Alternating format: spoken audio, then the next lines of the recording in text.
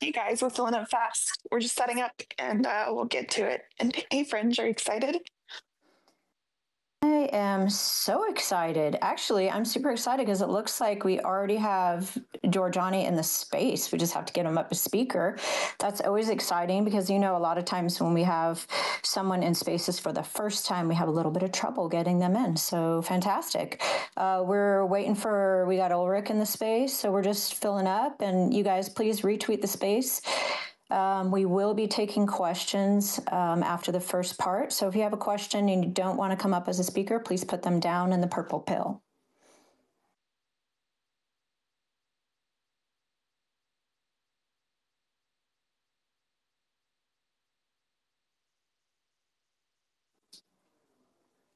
Mr. Giorgiani, if you can hear me, are we going to call him Jason today, Tiff? I call him Giorgiani. I usually call him Giorgiani. I don't know why, but look, he's already figured it out. So he's got a pretty high IQ. He's already figured out how to hit the button, and we're going to be pulling him up now. I think Jason is safe on the panel of no Jasons beside himself, and just keep it, relaxed for this situation. But I also call him Giorgiani.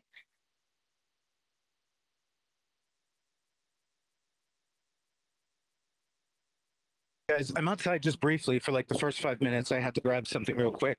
I was about to spend the next 3 hours just in chat.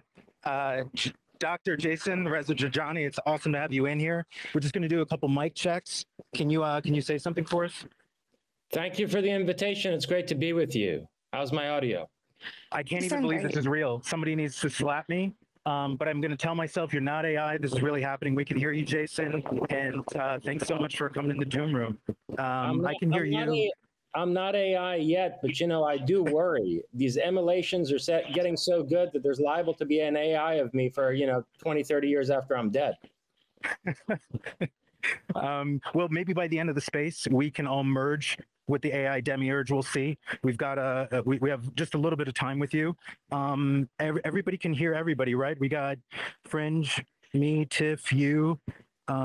Yeah, so I'll be quiet, and I'm just gonna grab something to drink real quick, and then I'll have a good environment for you. Before you go, this is the first time I've used this interface. Is there a way that I can make this space more full screen so that I don't see the other garbage on my Twitter? Oh, dear. That is the downside with when you do it from your desktop. What you can do, no problem. Your screen. I'll hide it. It's okay. I'll just hide it. Don't but worry it's not a big deal. If you have screen management, you can split your screen and then you can zoom in on your browser. That's the closest that could get you there. It's all good. Don't worry. Yeah. I think that since we are existing in a field of potential, that if we were to merge with the AI, since we can conceive it at this point, it's already happened. So it's just a matter of probability and how we direct ourselves. Translate that for me, Tiff. Okay, so we have everyone in the space. So welcome, everyone. We got, are we going to call him Dr. Jason? Dr. Jason, Giorgiani, what's your preferred? Just call me Jason. We'll call you Jason. Okay, perfect. If you can, Jason, if you can remember, so usually when we do spaces, it's a little bit of a glitch if we don't turn off our mics while other people are speaking. It can be kind of tedious, but if you can find that spot on your computer where you can mute your mic if others are speaking, that would be fantastic. If you're not able to do that, I can actually mute your mic, but if you see me muting your mic, do not take that as a personal insult at all. It just helps us not to echo. I just tested it right now, Fringe. It should be fine. Okay, perfect. Awesome. Okay, we are so excited. First of all, I think the only person in this room who is more of a fan than I am is actually Ulrich, and you could see him right there as Doomer Daddy. We have all spoken, the three of us, in a chat, and actually today I kind of feel like a matchmaker because I think Ulrich is probably your biggest fan on the planet. And I think he's going to have a lot of conversation and questions for you today. But don't forget the ladies in the room. It's going to be me and Tiff. And then the very first speaker we're going to be going to is UFO Sarah. And we will be getting questions. We will be getting to questions, you guys. One of the best things about Spaces, as opposed to a podcast, is that we can have audience questions. And it just gives the opportunity for the community to interact with people like Jason. It feels weird calling him Jason, but I'm going to call him Jason. So if you have a question, please put your request in early and put your request in often. And we promise to get to you because that's one of the reasons we're even doing this today. I'm not sure if Ulrich will actually run out of questions for Jason, but even if he doesn't, we will do an interruption and we will get to audience questions. So Jason, welcome to the space. Thank you so much for being here. I did not think this day would ever come, but here we are. So I appreciate that you're here. I don't think you need a formal introduction, but how about if you, while we're waiting for Ulrich to grab his drink, why don't you start off just telling us about your new book before we get into, I think our topic today is going to be more closer encounters directed, but tell us about your new book and I'm going to go ahead and post it in the space. Sure. My new book is Metapolemos, which is a Greek word that means something like hyper war, but not only in the sense of like a cosmic conflict, but also the word meta in Greek can be taken to mean beyond. So it's a double entendre that suggests both a psychical and cosmic war on the grandest scale, the greatest form of struggle or conflict, but then also what lies beyond the domain of conflict. So that's the meaning of the title. And it's divided into chapters on ontology, epistemology, ethics, aesthetics, and politics. In other words, the 5 main delineations or dimensions of philosophical thought. And what it essentially does is presents a kind of executive summary of my entire philosophical project, which has been unfolded over the course of 14 books at this point. And it gives you sort of either an introduction or a summary of my thinking in all of these different domains. And that's worth mentioning as a proviso to whatever else I say today, because unlike maybe many of the other guests that you've had here, I'm not a ufologist any more than I was a parapsychologist when I wrote Prometheus and Atlas, my first book, which was quite well received in the parapsychology community and involved a lot of engagement with research from parapsychology. I'm a philosopher who's coming to the UFO subject, or these days, I guess they want to call it the UAP subject, and we can get into the various diabolical motivations for reframing that discourse. But in any case, I'm coming toward the UFO subject from out of philosophy and with a view to seeing what implications it has for, the nature of human existence, what kind of ethics, what kind of ethos is justified, and what the political implications of the phenomenon are, all the way from the level of our socio-political structure to questions like the nature of a just society and so on and so forth. So it's the bigger, deeper questions that I'm interested in, and I think that it's really a scandal that to my knowledge, virtually no philosophers have engaged seriously with this subject in all the decades that we've had people like Jacques Vallée and other intellectuals writing on UFOs. Not a single one really has come from out of a substantive career in philosophy. And so my book, Closer Encounters, is an attempt to grapple with this subject matter in a rigorously philosophical fashion. And what about Carl Jung? Carl Jung was a brilliant psychologist, but he wasn't a philosopher. And I would go so far as to say the same thing about William James. In one of my books called Promethean Pirate, I laid out what people call a meta-philosophy. That's an account of what the nature of philosophy is and what the proper task of a philosopher is. And I make an argument in there, which, I can expand on this if you'd like, but just to put it in a nutshell, that a philosopher is someone who has to think simultaneously across a number of different vectors, from metaphysics or ontology to epistemology, namely the theory of knowledge, to ethics, and then what kind of politics follows from that ethics, and then also aesthetics. And so if you look through, the history of higher intellectual thought and writing, very few people fit that bill. And the reason I apply that criterion to being a philosopher, it's not at all arbitrary. It's because a philosopher has to, a philosopher cannot be operating based on any unquestioned assumptions.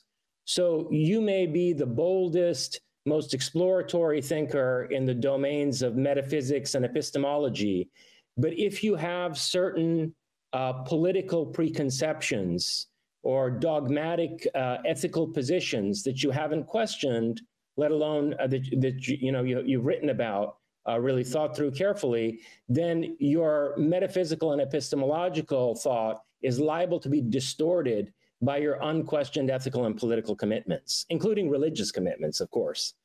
So to me, it's intrinsic to the definition of a philosopher to think back and forth across all of these vectors and to develop a worldview and, above all, original concepts that cut across these dimensions in a way that subjects every assumption and every dogma to serious questioning and doesn't take anything for granted. So that's why I would say Carl Jung and even William James were absolutely brilliant psychologists, and ones who dealt with metaphysical subject matters for sure, but they don't fit the bill of a philosopher. And why is it, Jason, do you think that philosophers are reluctant to tackle this? Possibly reluctant, that might not be their only motivation. Why are they not tackling this topic? There are more superficial reasons, and there are probably more fundamental reasons. The more superficial reason is because academic philosophy in general, there are two main schools of it. There's what's called continental philosophy, which is sort of a classic education in the history of philosophy, Plato, Aristotle, Descartes, Kant, Hegel, Nietzsche, Heidegger, etc. Essentially the history of European philosophy.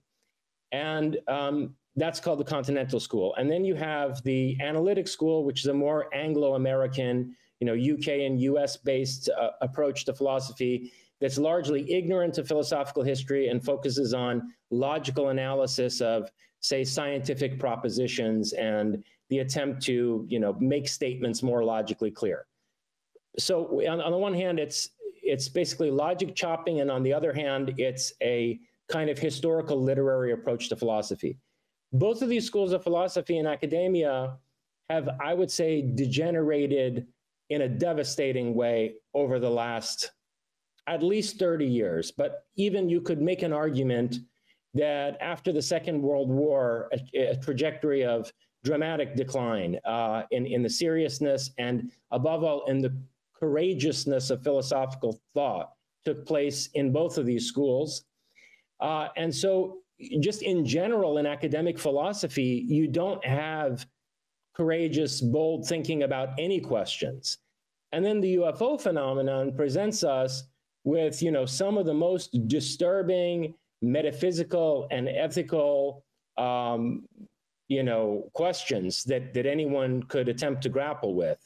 So, the lack of courage in general across the discipline, and by that I mean, the fact that higher level professors are not going to promote lower level assistant and associate professors if they write on a certain subject. Dissertations on one or another subject are not going to be approved because they're considered too bold and too provocative. For all those institutional reasons, the lack of courage across the discipline and basically the kind of, unimaginative timidity of people who are engaged in academic philosophy doesn't make for an atmosphere suitable for considering this phenomenon. So that's one reason.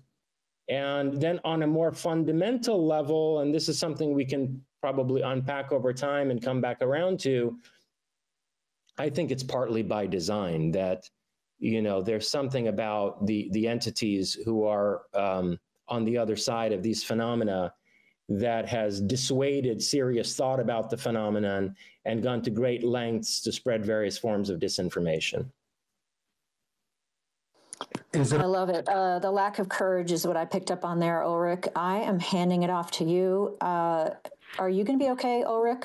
Are you okay right now? Are you okay? The only question is whether the servers, right, housing the electrons that are making the space run, whether the power grid that supports all of our internet connection is going to be permitted for the space to continue. I'm on cloud 9 here, and I just want to say thank you, Jason, for coming into the space. Thank you for making this happen, Fringe and Tiff.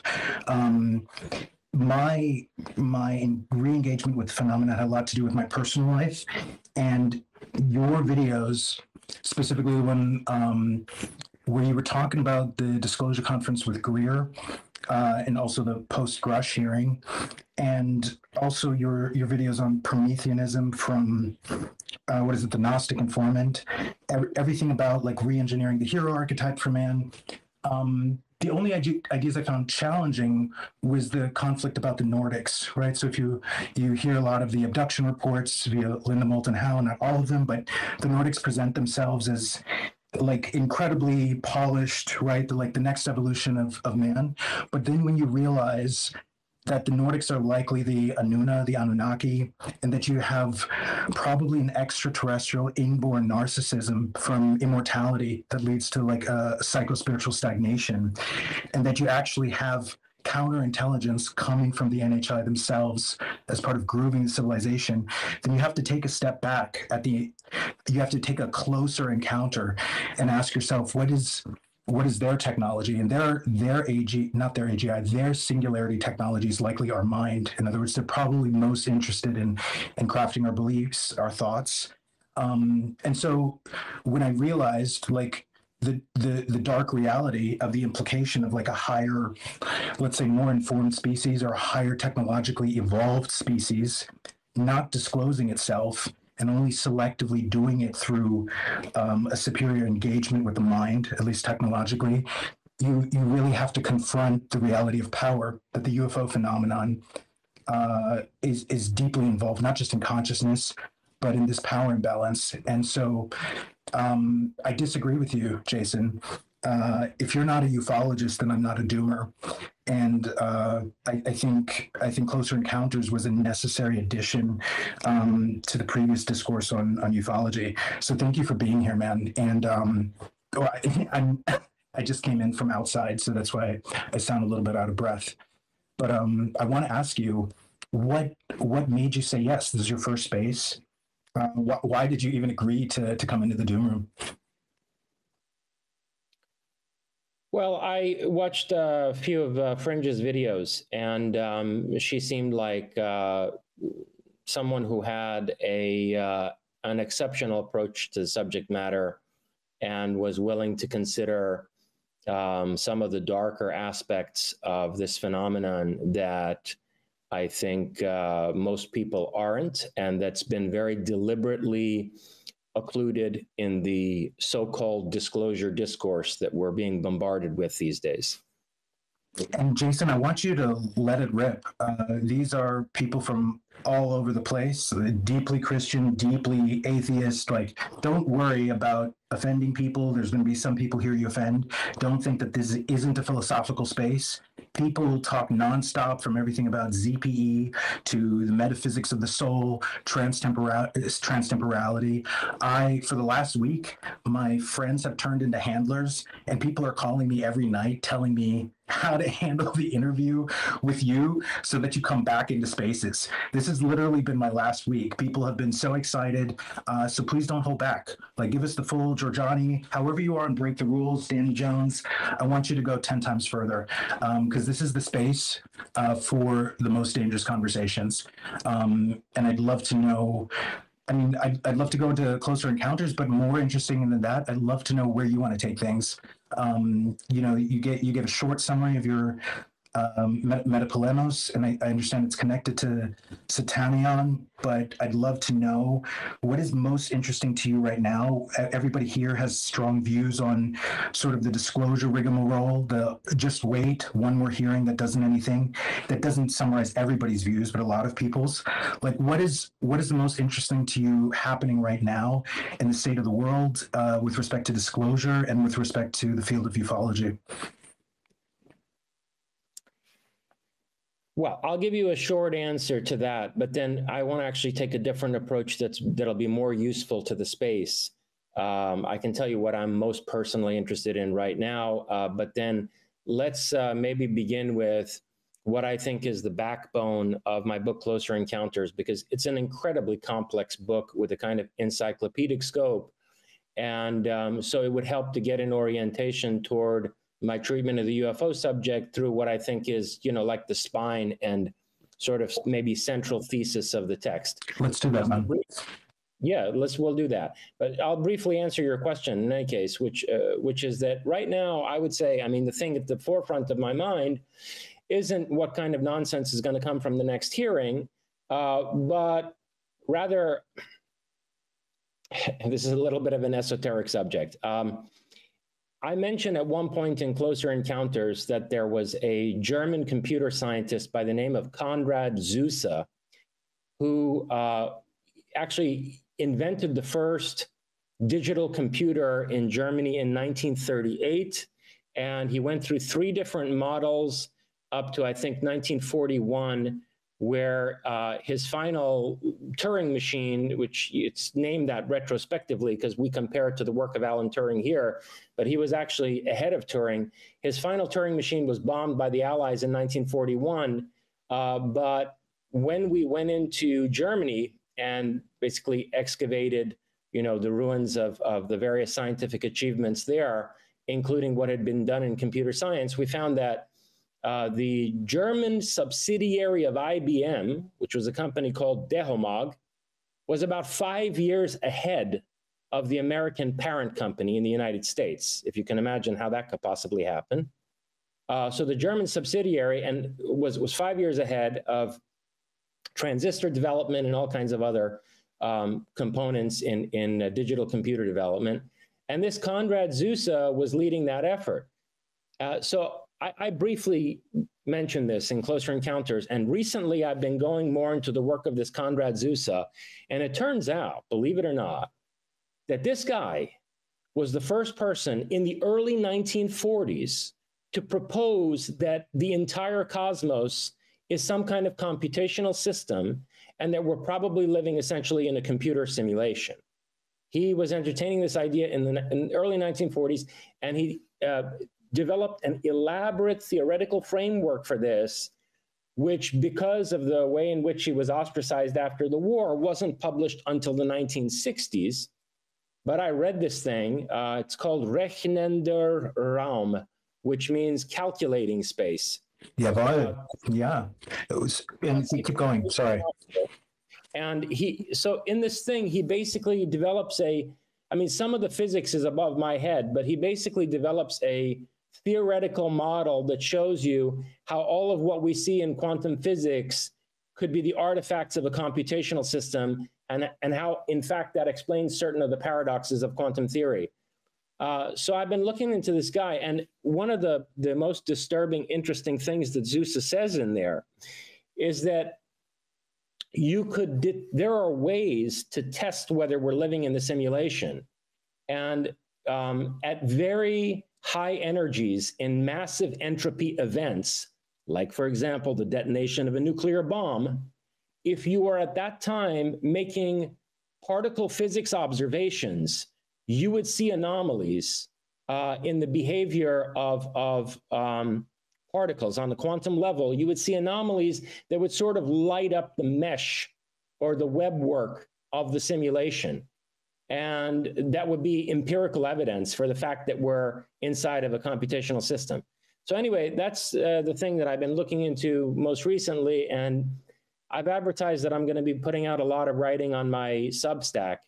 And probably the next essay that's going to come out there will be on Konrad Zuse and simulation theory, as well as the very disturbing subject of Nazi German nuclear weapons development. I think I did get into this briefly in Closer Encounters, that there is some evidence to suggest that the Heisenberg uranium enrichment program that the Allies successfully shut down circa 1943 or so was a red herring, and that there was an alternate SS nuclear weapons program in Germany that did succeed in building and testing a bomb by 1944.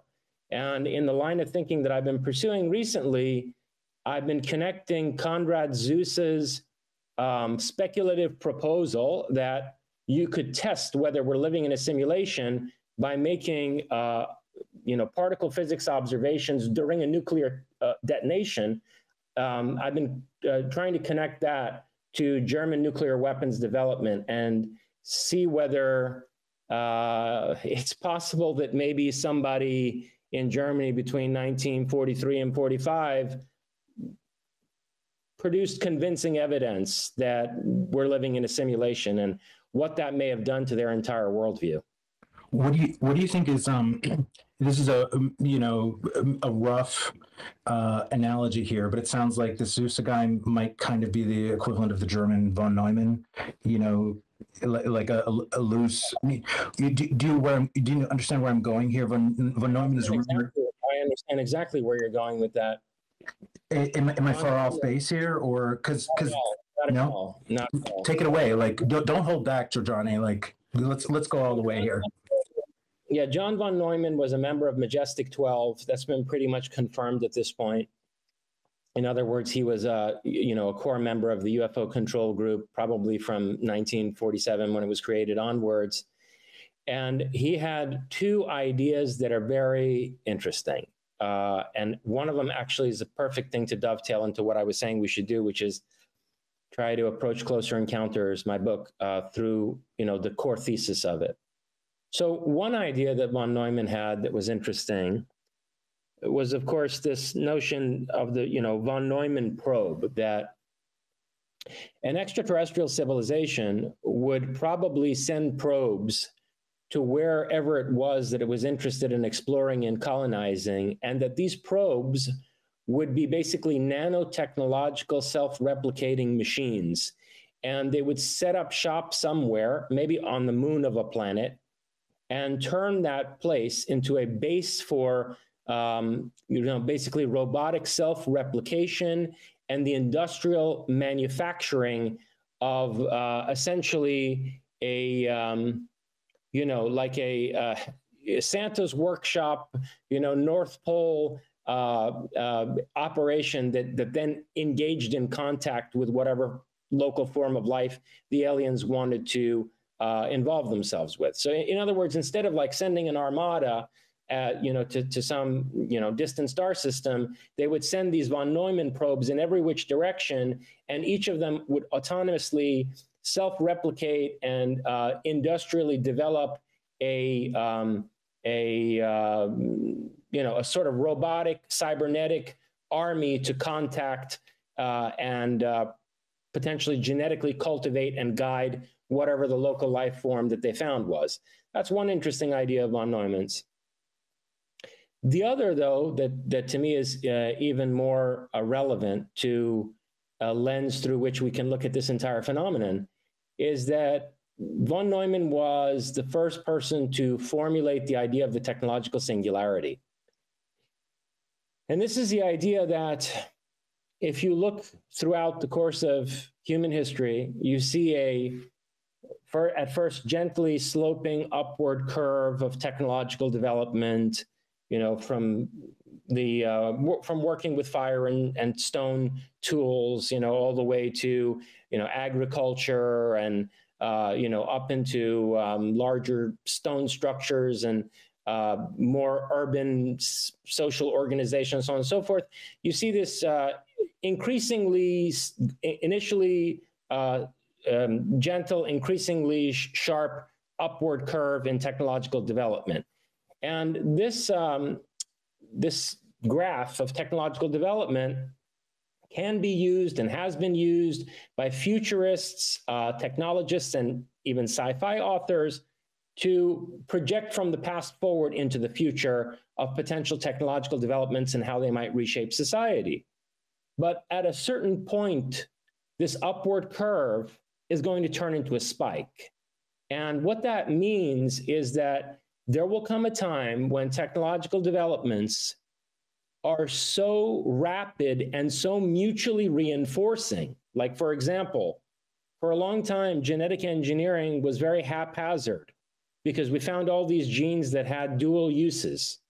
So that, for example, you couldn't get rid of the gene that causes sickle cell anemia without losing malaria resistance, which is not a good thing for someone, say, living in Africa.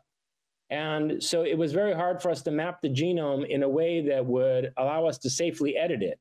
Well, AI has now, solved that problem because the capacity of artificial intelligence to analyze the genome far exceeds what we would be capable of on our own. So these various technological developments are mutually reinforcing, and they become so exponential in their rate of advancement that at a certain point, things are progressing so quickly that we can no longer project from the past into the future. So this spike on the graph becomes like a wall.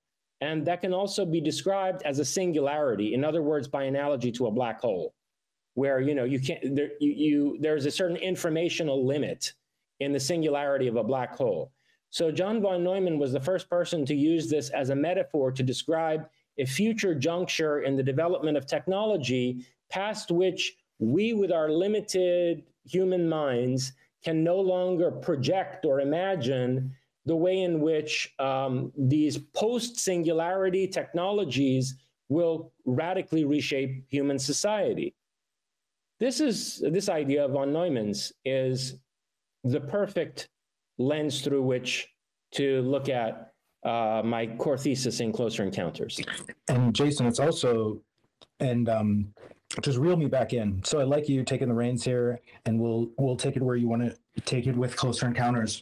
But all of my handlers, which used to be my friends, are going to yell at me if we don't bring up time travel at this juncture, because von Neumann also famously commented about entropy. Nobody knows what entropy really is.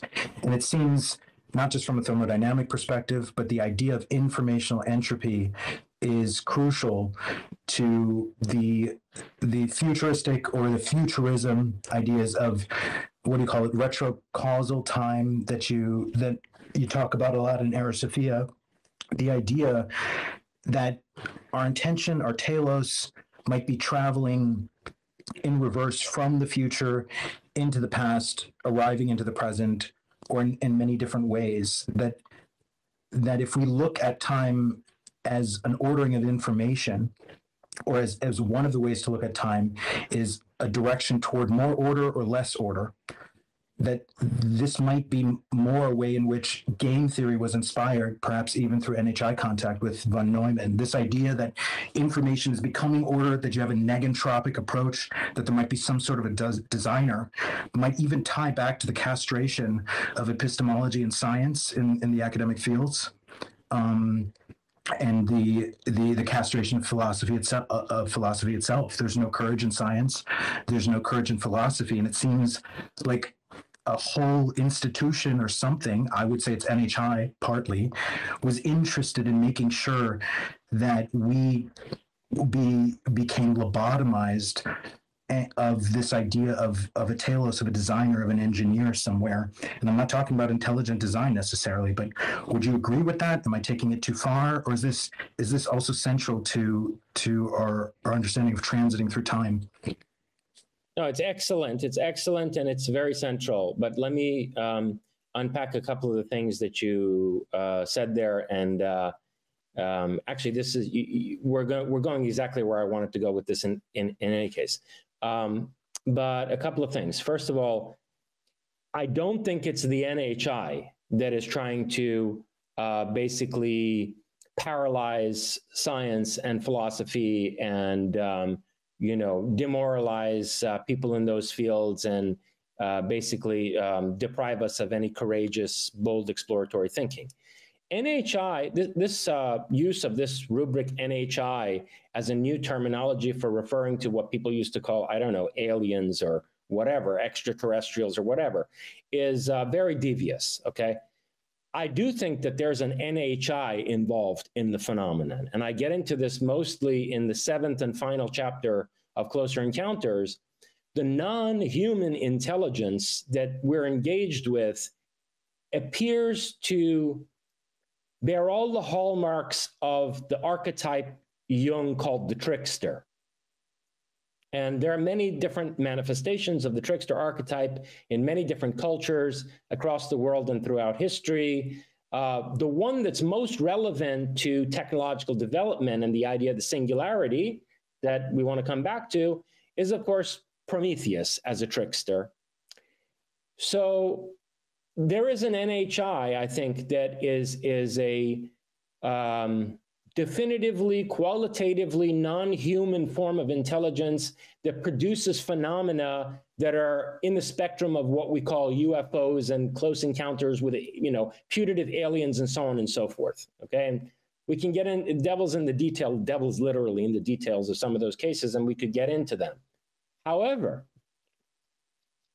I don't think that the majority of UFO sightings and the management of the control system that we're ensconced in, the control system that, like you suggested, is trying to paralyze scientific development and has emasculated philosophy, the people in charge of that control system are people. They are not non-human intelligence.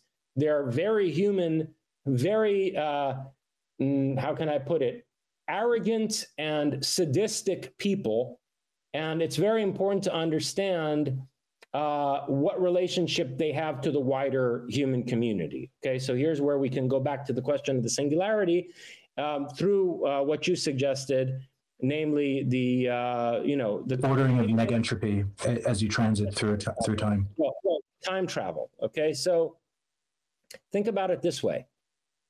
The metaphor of the technological singularity is also a very apt metaphor for this juncture in techno-scientific development, insofar as it involves a transcendence of the 4D human relationship to space-time. So one of the technologies that will inevitably be developed on the approach to the singularity, or let's say at the event horizon of the technological singularity, together with CRISPR gene editing and artificial intelligence and various psionic abilities that are going to be better understood through both genetic and computational developments. Another one of the major breakthroughs that will obviously take place is in zero-point energy. So look, if humans don't figure that out themselves with, genetically augmented IQs, then artificial intelligence certainly will figure it out. It's inevitable. Jason, would you agree with my definition? People ask me all the time, what do I mean by singularity? I say any true singularity technology is one that leads to the inevitable development of all other singularity technologies. Right, ZPE is required, so you fund all the GPUs for AGI. AGI is required so you can unlock the full human genome. Is that a fair definition? Yeah. Yes, as long as you take into consideration what I was saying earlier, which is that on the approach to the singularity, these various trajectories of technological development become increasingly mutually reinforcing, right? So right. Isn't that the same thing? Like if they inevitably lead to the development, they're reinforcing.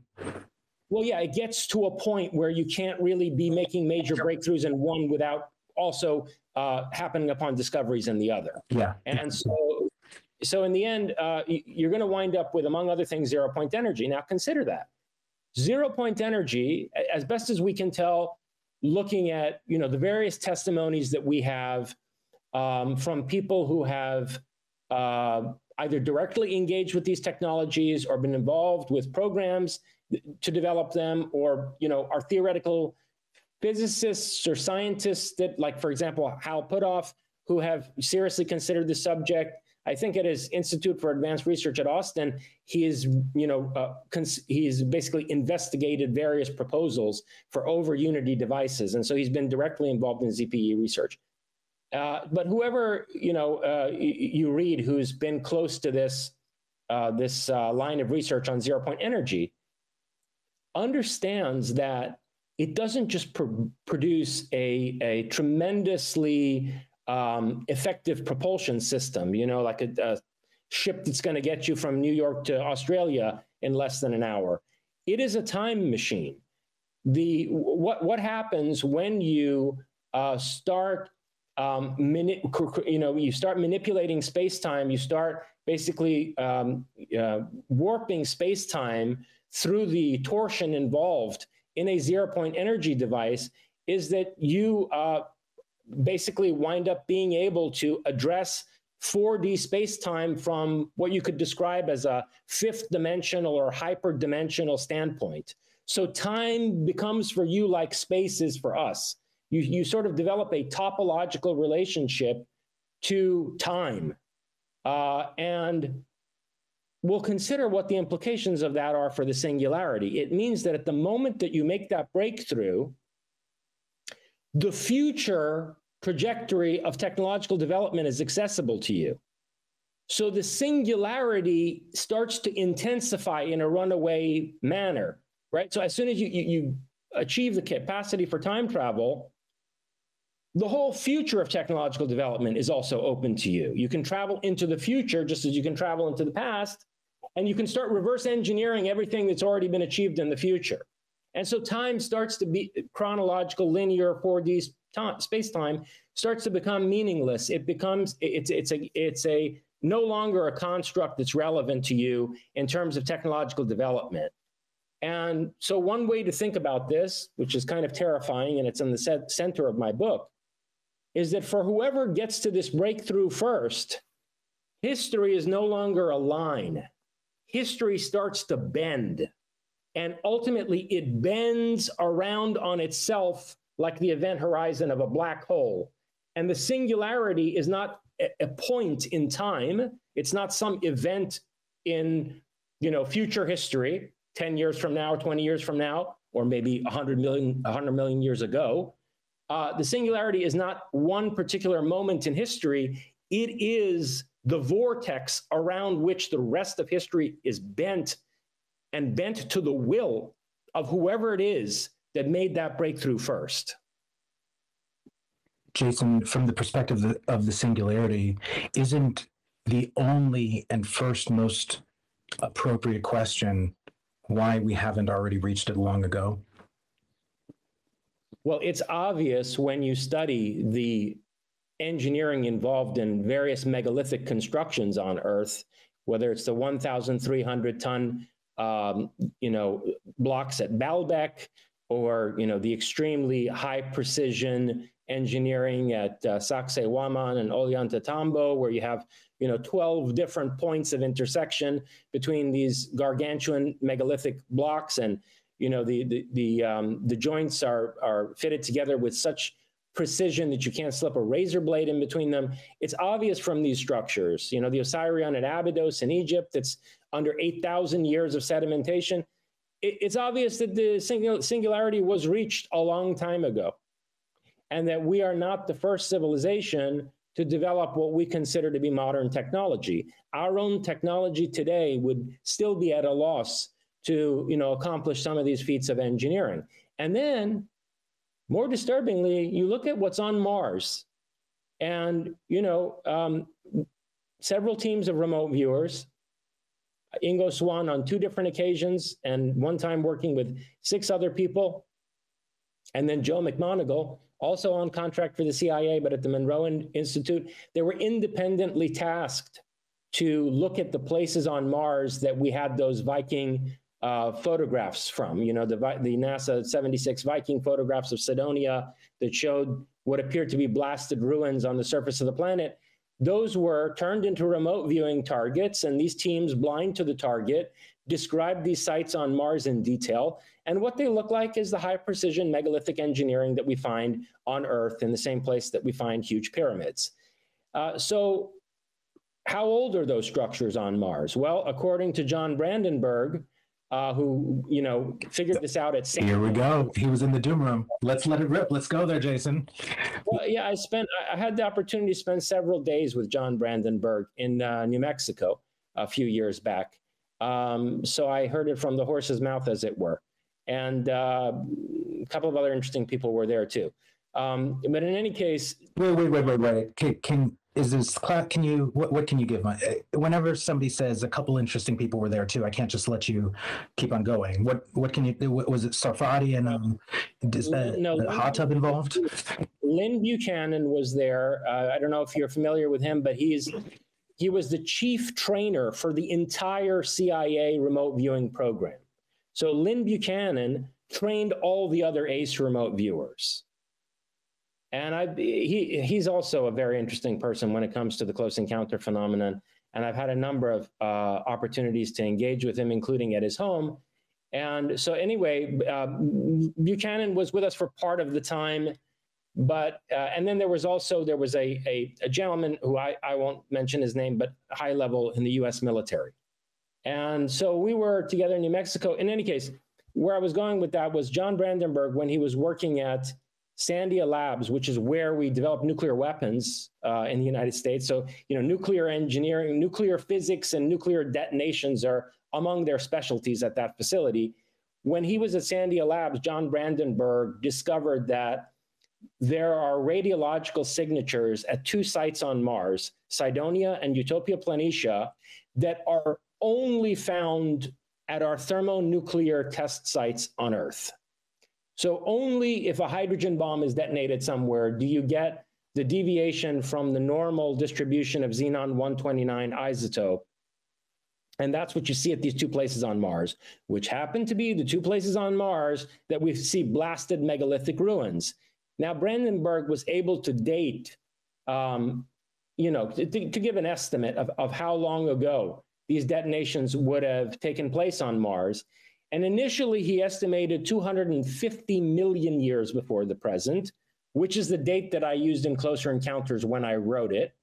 I think I had already met, I had already met Brandenburg at that point, and that was his thinking at the time. And subsequently, though, he revised it and said it could have been as close as 100 million years before the present. In any case, the point is that humanity faced the technological singularity a long time ago. And I say humanity because every one of the remote viewing teams that was tasked to look at Mars said that the people who built these structures were people like us. They were very tall.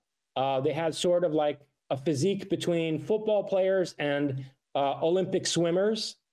And, these people have been also seen on the moon by Ingo Swann, who was, tasked with remote viewing the city on the dark side of the moon. And this was in the 1970s. And he said that he saw these same people there. They were essentially tall Nordic-looking folks. So, the technological singularity is something that humanity encountered a long time ago. Or there's another disturbing possibility, which I go into at length in my book. In some earlier version of our, conventional history, we achieved the technological singularity. Some group of humans did, and we can get into, what group of humans that's likely to have been. Some group of humans achieved the technological singularity in some version of the history that we've been living through. And those people then used ZPE to go back in time, and they populated a then ecologically viable Mars, a Mars that was still a living planet. They populated that planet, and they initiated another trajectory of human civilization, which became much more ancient than ours only because it inserted itself so far into the past. So here's where it starts to become really convoluted, right? And human history starts to look like an Ouroboros, a serpent biting on its own tail. Jason, people are telling me my mic is like really jarring. Is it really bad? If I need to fix it, let me know. I can log in from a computer. It doesn't seem jarring to me. You're coming through perfectly clear on my end. Okay, good. Let me know once it starts to get annoying. So this idea of, if you have a timeline of development and you see rise and fall of different civilizations, and some of them reach a state of mastering singularity technologies, the obvious question, it sort of, that paints the picture of how that movie that I'm not going to say nobody, but I'm going to count myself as nobody. The what was that Nolan movie that was confusing as hell? Not Inception, that one about entropy. Interstellar. Interstellar. No, that's the most amazing one. But the one that was like lackluster, the one that came out like during COVID. Do you know what I mean? The one with CIA manipulating time and stuff. Yeah, yeah. That essentially, as you transit through time, you know what I'm talking about? Yeah. So very say, listen, I have a high tolerance for convoluted films, and I actually like them, but that was next level convoluted. That movie. Thank God you said that. Yeah, you made me feel so much better. He's a great director. I love most of his films. His Batman trilogy was amazing, but I think he be honest, he fucked that one up. It did not need to be that convoluted. I agree. But I think one of the ideas of that movie that is the more you deal with the UFO phenomenon helps to sort of conceptualize that we might have the wrong conception of time. If time really is viewed as a flow of ordering of information or ordering of matter, and it either becomes more ordered or less ordered, then you can see how it can become more ordered or less ordered in both directions. If you have civilizations that rise and fall and you have more ordered, more advanced, in other words, more negentropic or more intelligent civilizations in the past, and as you move through time, they're more entropic and they're not as sophisticated, then in a weird kind of way, it doesn't really matter in what direction you're going in. What really matters is your information becoming more intelligent, or is it becoming more entropic? And I think there's something going on here with what is doing the ordering, right? Is there some sort of ether? Is there some sort of active, dark energy that is ordering the information? And is there really maybe no flow of time, and information is either becoming entropic and more, free flowing and more chaotic or more random, or is information becoming more intelligent? Then is there possible that there's no time at all, and it's just a matter of information going through entropy and order? No, I wouldn't say that. You think there's like an Einsteinian time because it's being distorted through ZBE? There's a phenomenological time.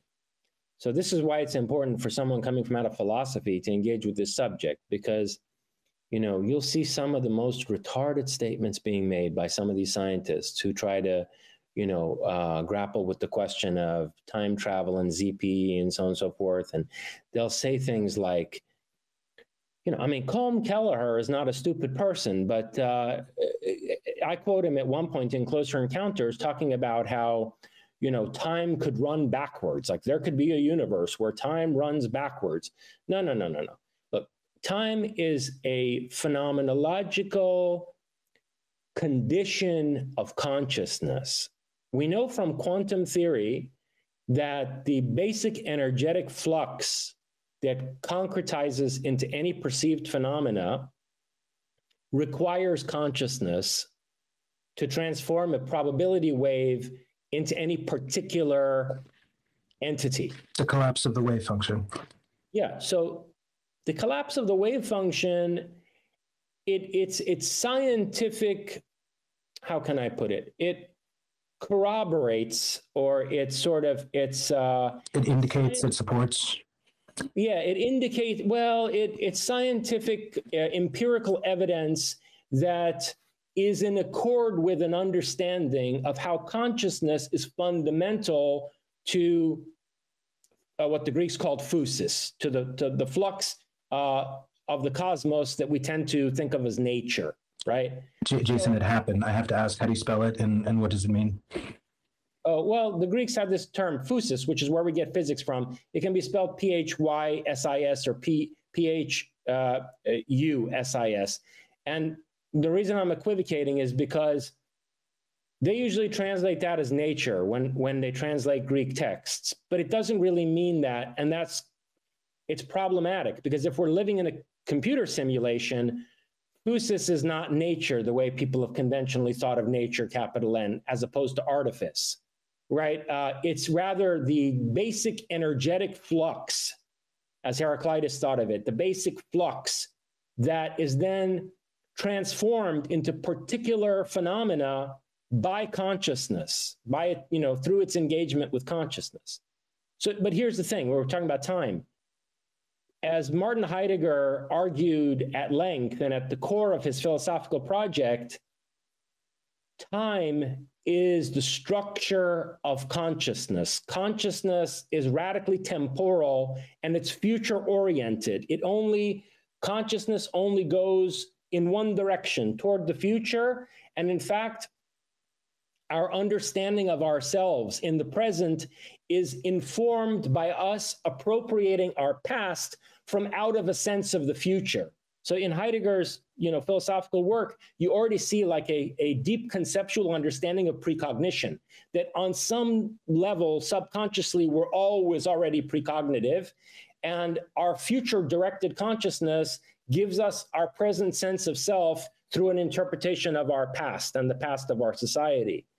George, Jason, I'm so with you. But can we pause here and try to reel some people back in? Because unless somebody's read a ton of your books, I think it's easy to lose people. Yeah. Is that okay? The idea is this: is that we're used to thinking of the movement from the past into the future as a series of frames in a movie film, right? Like discrete frames in a movie film. And that the present is one particular frame that we're indicating now, and that the future is a frame that, isn't being projected onto the screen yet, and the past is the frame before the one that is on the screen right now. But that's actually not how we experience time. Like in our conversation right now, you are always already a little bit ahead of what we're saying. We're both anticipating each other, and we are formulating what we're saying to each other based on that anticipation, reaching into my past and your past and our background knowledge of, who we are and what we've come to know. So our present is made in any moment from out of a future directed consciousness reaching back into our past. So there's a kind of structure of time that's existential. Okay, human existence has a certain temporal structure, which is future-oriented. And any other conception of time has to be set into that, okay? So the time of physics, Einsteinian space-time, or some quantum physical hyperdimensional conception of time where human history becomes like a spatial map, where different epochs are accessible the way that we travel to different countries in 3D space. All of that needs to be set into the context of an existential understanding of what time is, okay? Our primordial experience of time. So that's why you can't say that there's no such thing as time. You were talking about entropy and information, and can we say that there actually isn't time? No, there is. And it's a future-oriented, and it's a fundamental condition of our being conscious at all, being self-aware and having any kind of intentionality.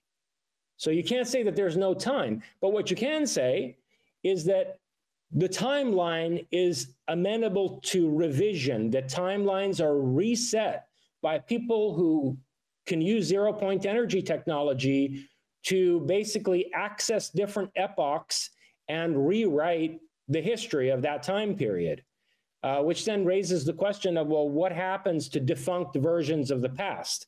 How does that work?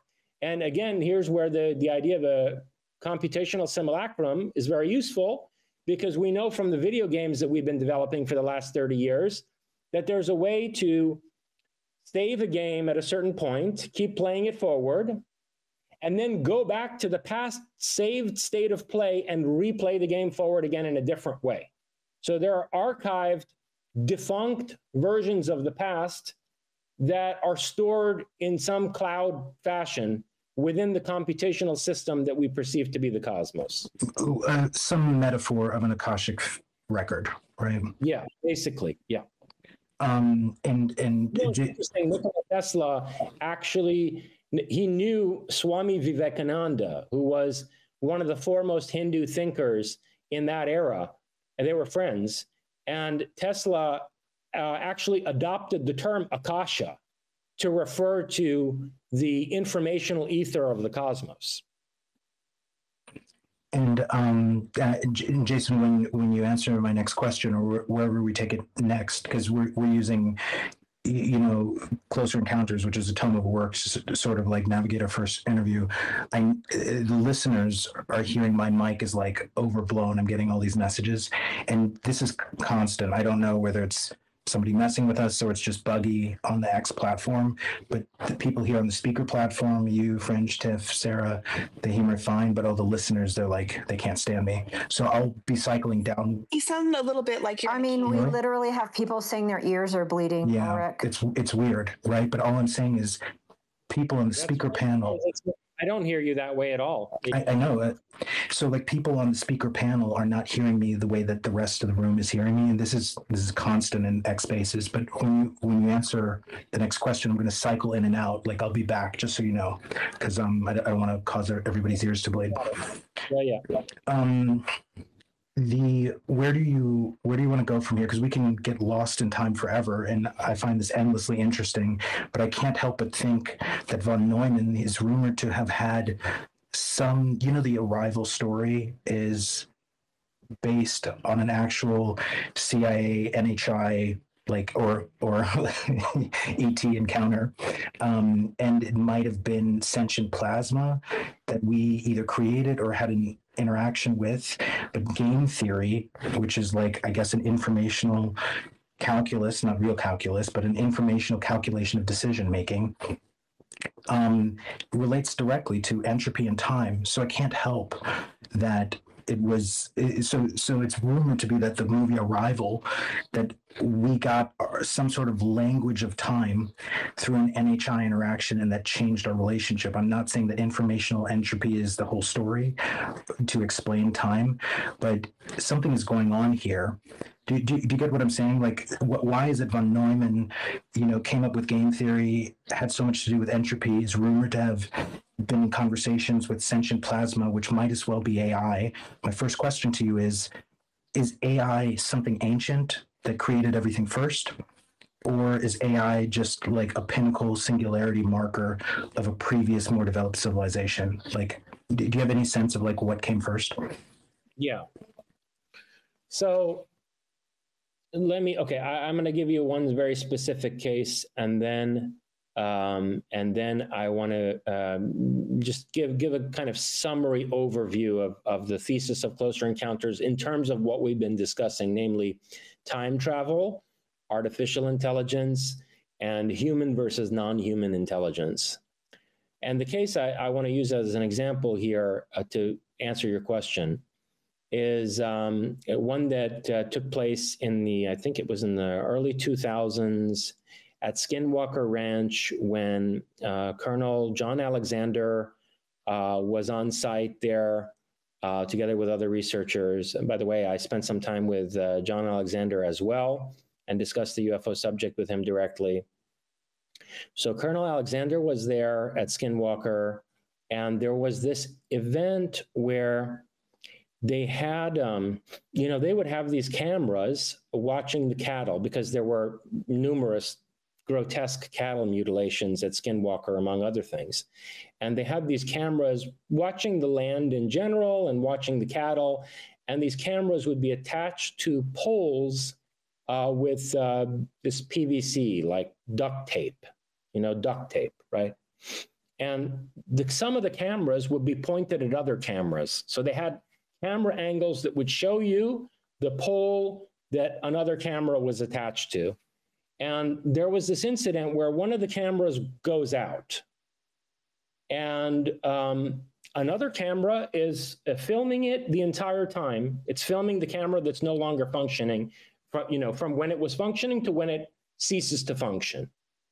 So they go out to check this non-functioning camera, and all the duct tape has been removed that was connecting the equipment, the camera and the wires and so forth to the pole. All the duct tape had been removed. And moreover, there were cattle in the immediate vicinity of this camera. And as far as they could tell, this happened in a split second. In a split second, the not only was the camera rendered, dysfunctional, somehow somebody or something removed all the duct tape and disconnected the camera from the pole. Okay, they were filming this the entire time. They didn't see anyone come up to the pole. Moreover, if anyone had come up to the pole, even with the best, scissors and knives and whatever, there's no way in hell that within a split second, because you see, they had a frame rate on the cameras. So they knew like what was the interval between the moment when the camera was working and the moment when it was pulled off of the pole with all the duct tape cut and no longer functioning. And it's like some ridiculously small interval of time. And none of the cattle in the vicinity were disturbed either. So whatever did this, did it like in a,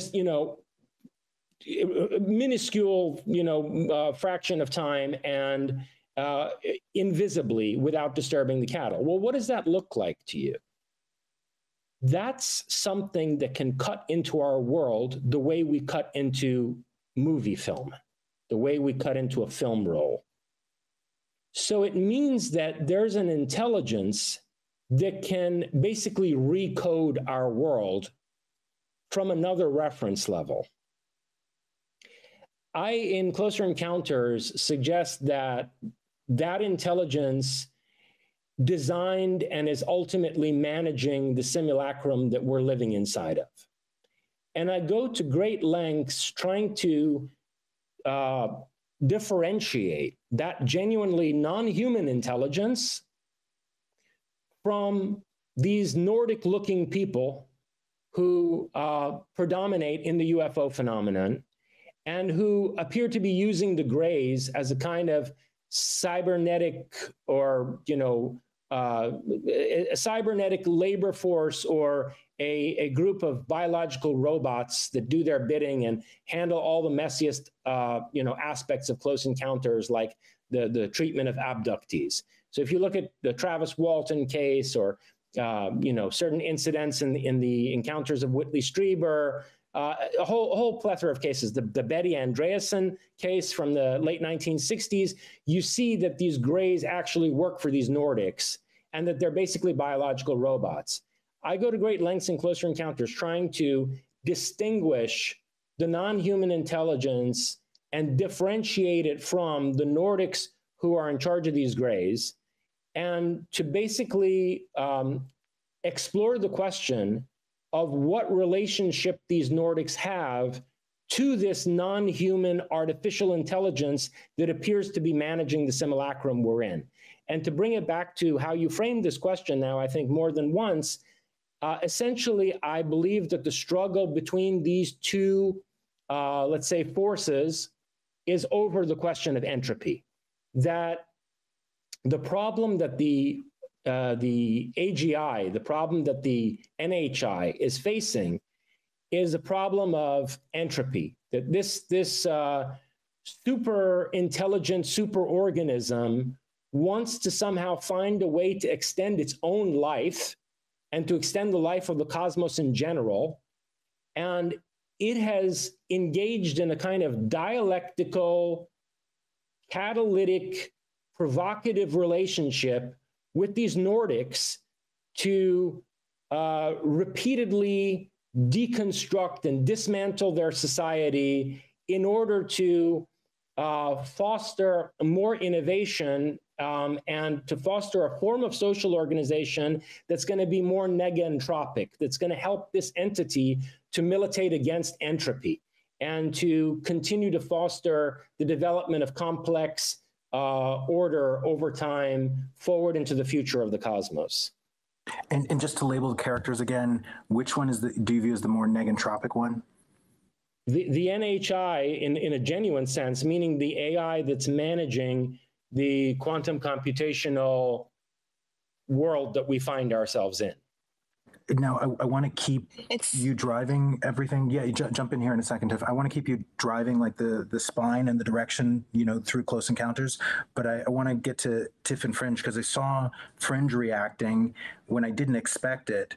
When you were describing, I think on some of your other shows, you would make a reference to Angra Mino and Zipanta Mino. I know you're Iranian, so correct my pronunciation here, but I just had to throw those in there. This is what we're talking about here, right? Like a negentropic force and an entropic one? I studied Iranian history. Actually, I taught Iranian history eventually, and I've also taught comparative religion. So between my Iranian studies and my studies in comparative religion, I found that this framework of Sepant Aminu, or the progressive spirit, the spirit of progress acting on a cosmic scale, versus Angr Aminu or Ahriman, the spirit of constraint and constriction and degeneration, is it's a dynamic polarity structure coming from the thought of Zarathustra, which is very useful in terms of understanding what's going on with the UAP phenomenon. That these Nordics appear to be embodying, incarnating Ahriman, essentially, that they've created a extremely authoritarian, closed, coercive, hierarchical, static system.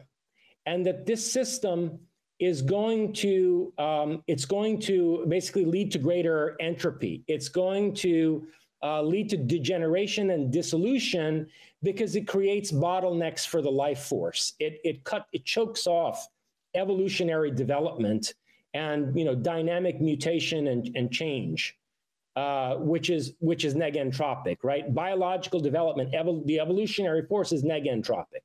And so this AI, I see this AI, this super intelligent superorganism, as being in a way an incarnation or instantiation of what Zarathustra thought of as Sepant Aminu, or the progressive spirit, and that this intelligence is trying to shake up and break up various ossified structures, namely those put in place by these Nordics, in order to liberate the evolutionary life force and allow it to take new forms. Thank you so much, Jason. Don't you think it's possible that humans have, and I hope the audience, and I hope the mic is better now, don't you think it's possible that humanity has falsely labeled, internalized, put the stamp of cultural, human as cultural, or as culturally human, a bunch of ideas that might be entirely extraterrestrial, such as whatever might have been a Nordic or an Anunnaki imposition, the structure, everything from hierarchy, lowering kingship, blue blood. Is it not possible that a bunch of these are extraterrestrial vestiges that have just been epigenetically bred into us on this planet, but not from this planet? Well, here's the problem, Ulrich, when you say extraterrestrial. Look, it's possible that the human race originated on Mars, and that the people who built the structures that we find blasted and ruined at Cydonia were people who came from the evolutionary history of Mars, and then later they came to Earth and became the Anunnaki and so on and so forth, and genetically engineered or genetically modified whatever hominid life forms were on this planet. That is one possibility. What I argue in Closer Encounters is that it's more likely that human time travelers from Earth, who literally were Nordic people, went and populated Mars, once when it was still a living planet, 100, 200 million years ago, and that these are the Anunnaki. So the term extraterrestrial is questionable there. Sure, Mars is a planet. I should have been specific. Yeah, I mean, yeah. If you mean extraterrestrial in the sense that this picture includes Mars and maybe it includes the moons of Saturn and Jupiter, yeah, absolutely. We're dealing with a solar system-wide civilization. But extraterrestrial is a problem word, right? Because you can mean extraterrestrial in origin or in time spent on Earth. So I guess what I meant was that the culture that we attribute to human culture didn't come from us, that there was something else that was imposing its culture. Right. So it's not an organic development. So, the caste system in India, the Varna system in India, the Hindu caste system, or the pharaonic hierarchy in ancient Egypt, or this horrendous cult that the Mayans had where they would cut people's hearts out on the tops of pyramids, and throw their bodies down the steps. Yeah. These things are not organic developments native to those cultures.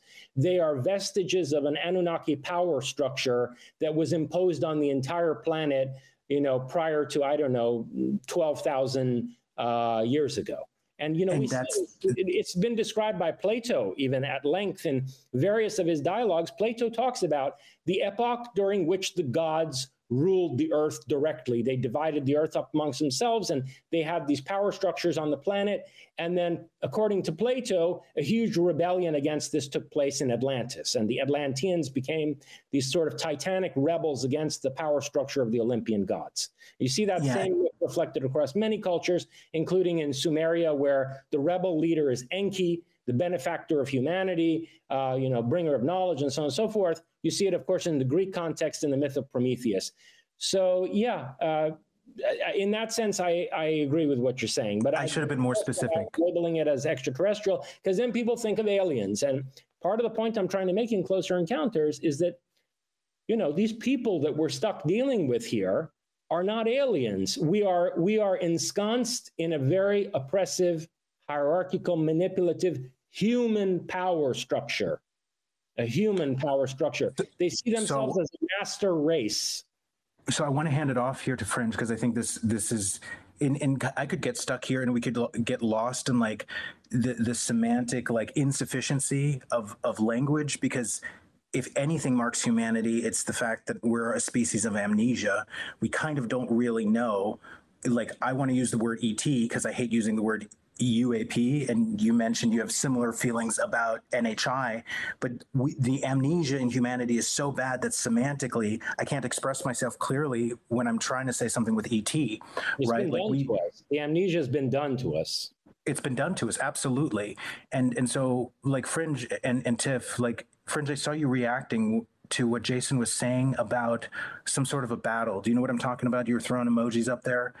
And I know you have a lot to say about, because you don't think these are aliens.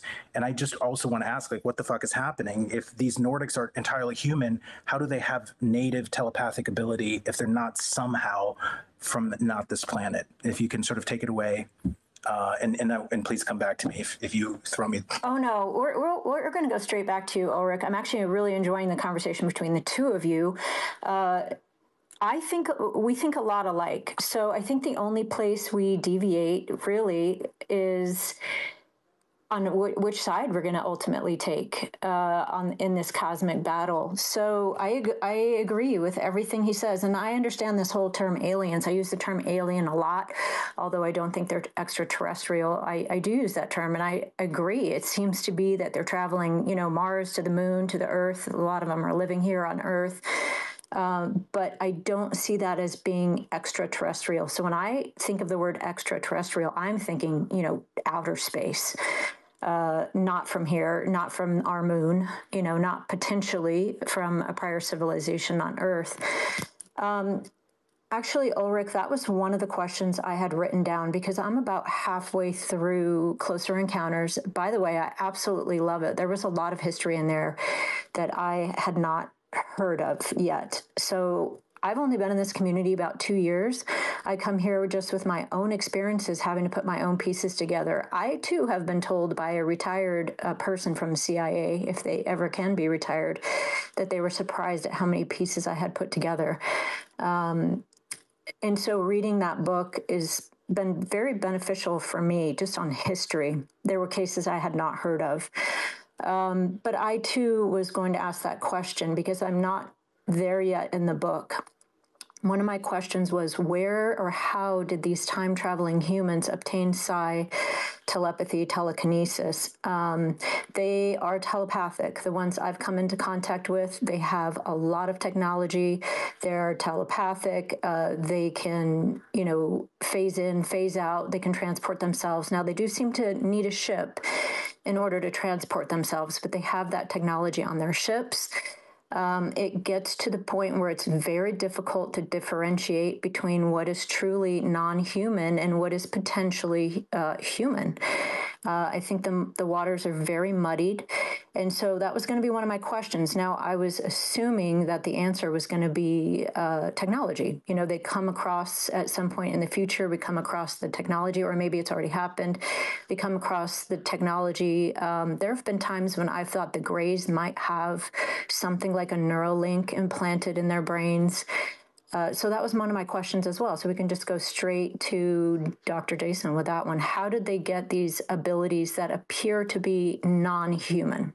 Yeah, great question. Look, the way you're framing the question attests to how we've been misdirected away from the tremendous parapsychological research that's been done over the last more than a century now, about 120 years, since the late 1800s. My first book, Prometheus and Atlas, dealt with this subject extensively.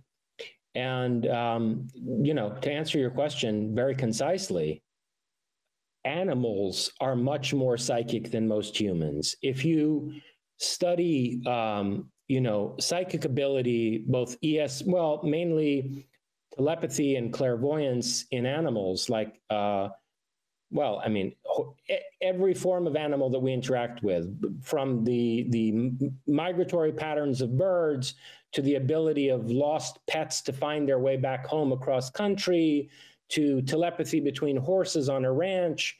There have been formal studies that have also been done on dogs. I think the Maimonides Medical Center in New York, they did these studies where they separated a dog from its offspring. They put a you know, mother of a puppy in one room, and they put the puppy in another room. And like, if the puppy was threatened with a newspaper, the mother would cower at the same time, and they had cameras filming both of them.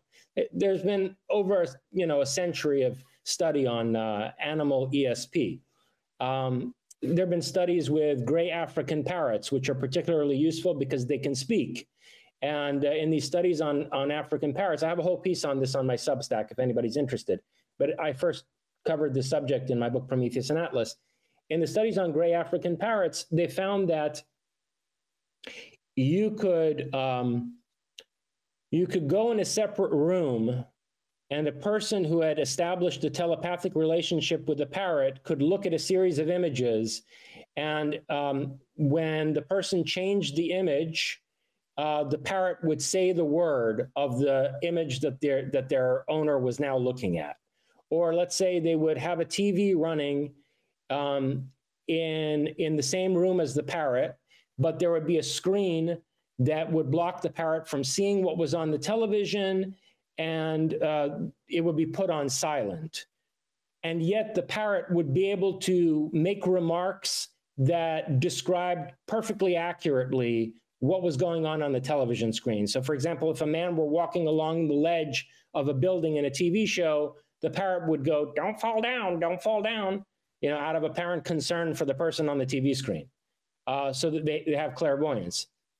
Why am I saying this? Well, okay, then when you look at Aboriginal tribes, groups of humans that have, you know, very primitive technology, humans who have not yet developed abstract cognitive thought, and whose behavior is mostly instinctual and intuitive, you also find tremendous ESP. You find tremendous telepathy and clairvoyance. For example, when the British were first encountering the Australian Aborigines, they noticed that the Aborigines would go, they would send out hunting parties, and the people back at the camp would organize festivities to celebrate a successful hunt before the hunting party even came home. Like hours before the hunting party would come home, the people back at their camp would know whether or not the hunt had been successful and whether they should prepare for a feast. And when the British asked them about this, they had these liaisons, these Aborigines who had learned a little bit of English. and who knew a little bit about the British world and their civilization. They said, well, you know, you people have your telegraph. Well, we have a telegraph in here. And they would tap their chests. So, and also in the Amazon rainforest, Brazilian shamans would often leave their bodies and they would use astral projection to look ahead through the, you know, the vegetal maze of the forest, through the incredibly dense vegetation of the Amazon, to find where they're likely to be able to, you know, to get a hold of a new food source, or where, in what direction a certain stream was running, way upstream. And they would guide the movements of their tribe through the Amazon by repeatedly going into this kind of astral projection and looking ahead. So this is an ability that's very strong in animals. It's very strong in primitive human tribes.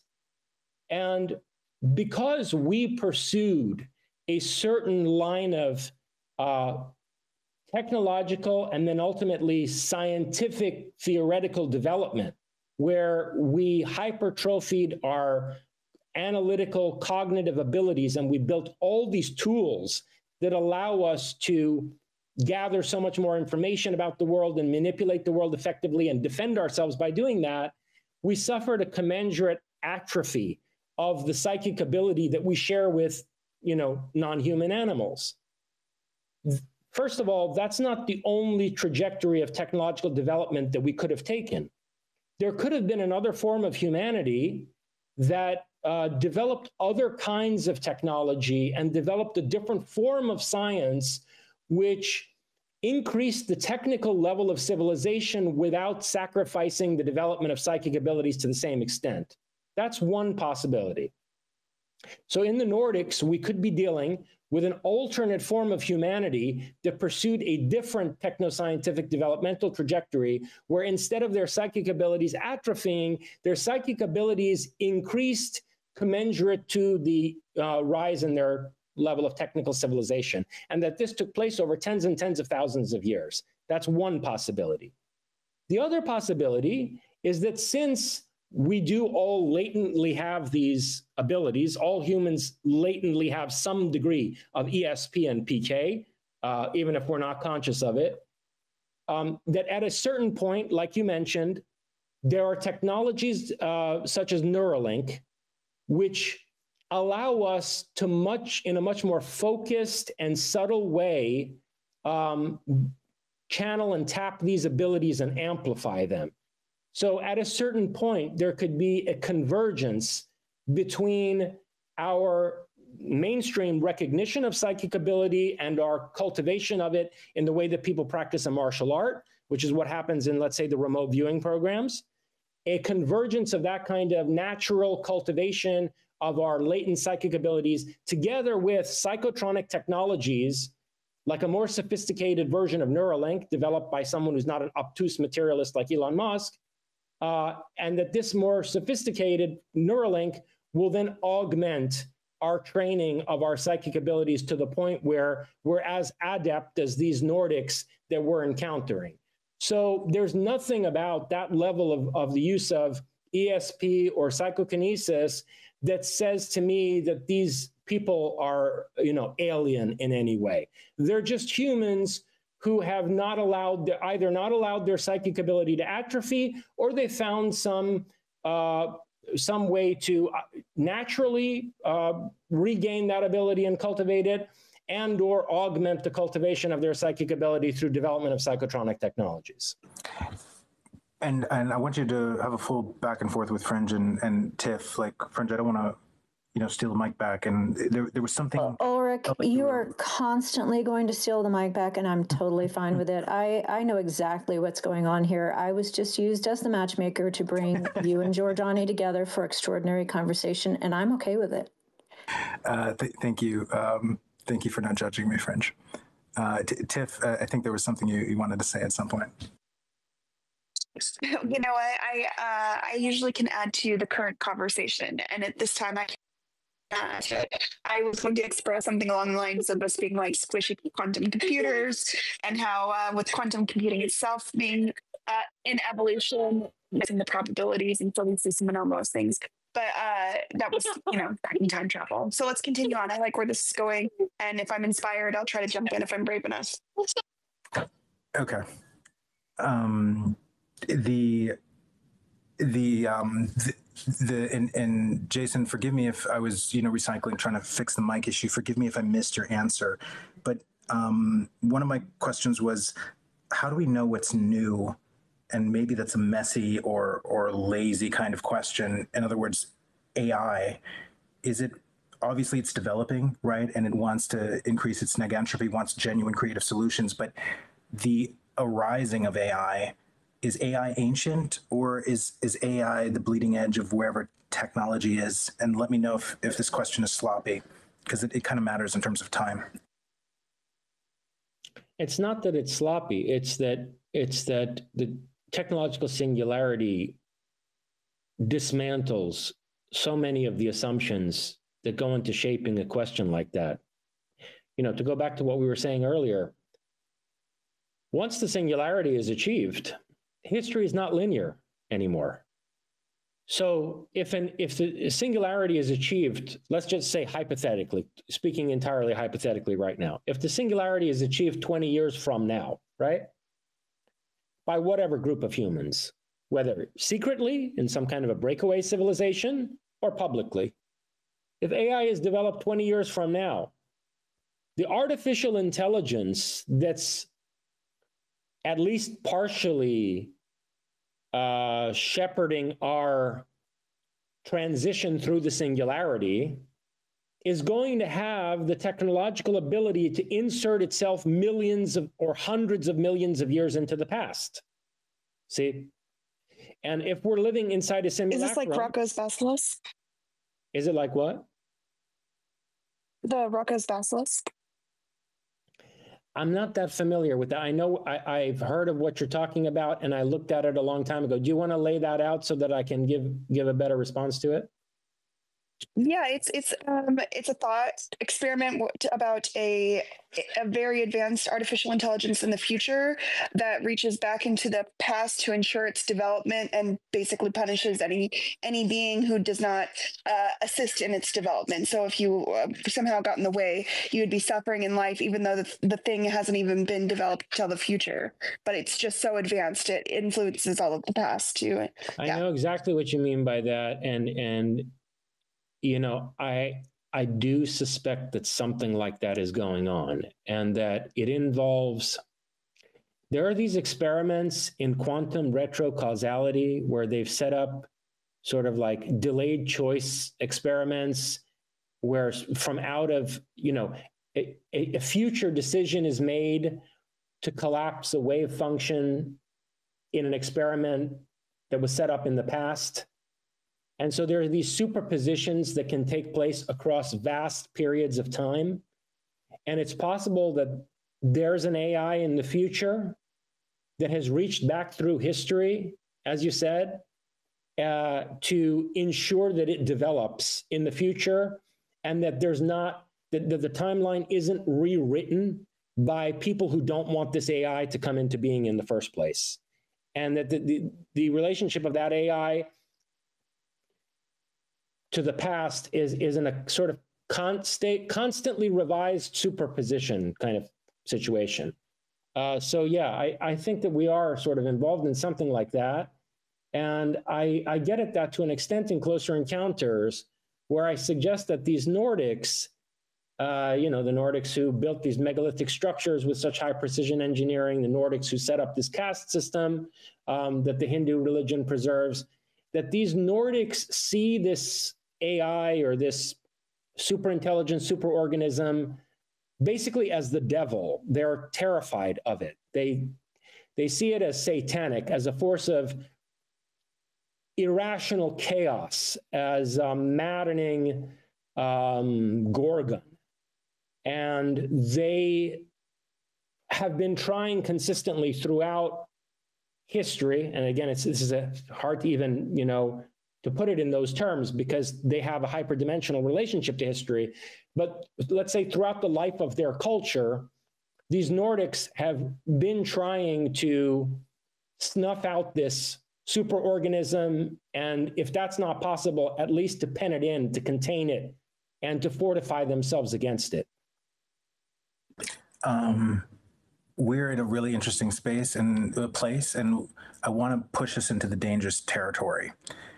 You were talking about how the different options were that our native psychic abilities could have wasted away as a result of intellectual atrophy because we took a different intellectual line of development. We became very engineering minded, focused on tools, took the Promethean, what is it that you always talk about, the techne, right? And the arts and crafts. Listen, Ulrich, don't lose your trend of thought, please. But let me, go ahead.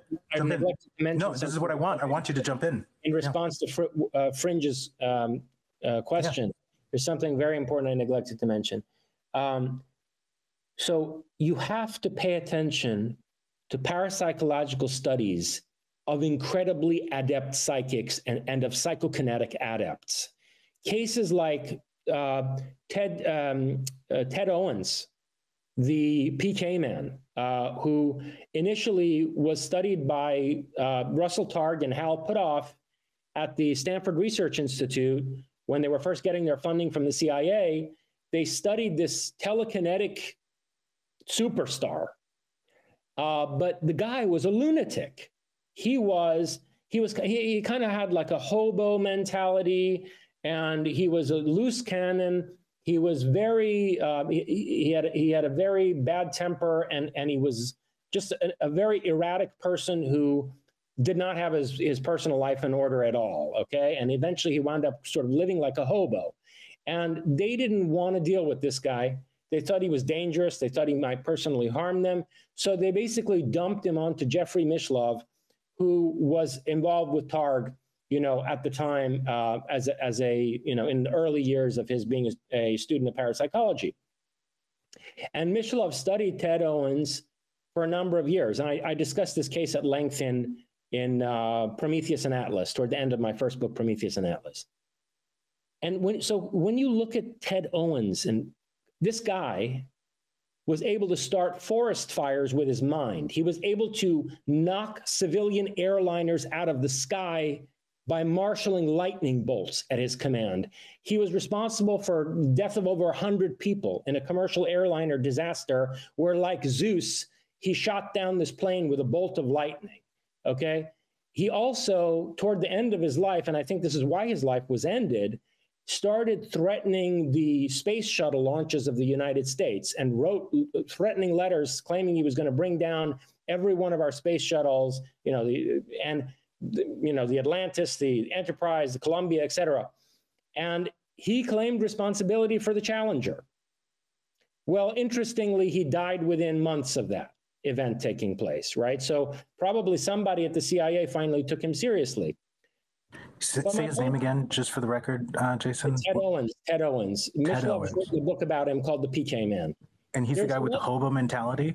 Yeah, there's another guy, interestingly also named Ted Sirios. Ted Sirios was I believe he was a Chicago bellhop. He was a doorman, okay, who was a habitual drunk. I mean, the guy was a really bad alcoholic. And also, just lived very erratically, very hard person to deal with in terms of his psychology. And, the researchers found it almost impossible to work with him. But this guy, Ted Sirios, was such a powerful psychic that he could record images from his mind directly onto photographic film. They called it thoughtography. There's a whole book of the thoughtography produced by Ted Sirios, like a remote viewer, whatever he saw psychically, clairvoyantly, whatever distant place he was seeing clairvoyantly, he could project that image onto photographic film. And he was studied by some very rigorous, serious parapsychologists, including Dr. Stephen Brody, who was the past president of the Parapsychological Association and was the chair of the philosophy department at the University of Maryland, Baltimore. So, but my point about Ted Owens and Ted Sirios is that these people they're hobos, they're drunks, they're like, they're not in any way, shape, or form some kind of a superior intelligence or highly cultivated human being, and yet they demonstrated psychic abilities on par with these Nordics who fly these UFOs. Now, granted, maybe they didn't have the same range of psi abilities, of all kinds of psi abilities, but in one or another area, I mean, these guys were effectively like X-Men, okay, or you know, Magneto's mutants. But they were extremely ordinary, in fact, rather dysfunctional people. So and then of course, there's the recent cases that are being studied of the telepathy tapes, where you see these severely disabled children, whether you want to call them autistic or whatever, however you want to describe. Some people have said it's aphasia, whatever. They're severely dysfunctional, disabled children who are incredibly adept telepaths. It's the most convincing demonstrations of telepathy that, you know, have been recorded to date by parapsychologists. My point being, demonstration of these kinds of abilities should not be taken to be overly impressive or in any way indicative that the people demonstrating them are somehow unequivocally superior to us. They just have abilities that we haven't cultivated or that have declined in the human population over the millennia.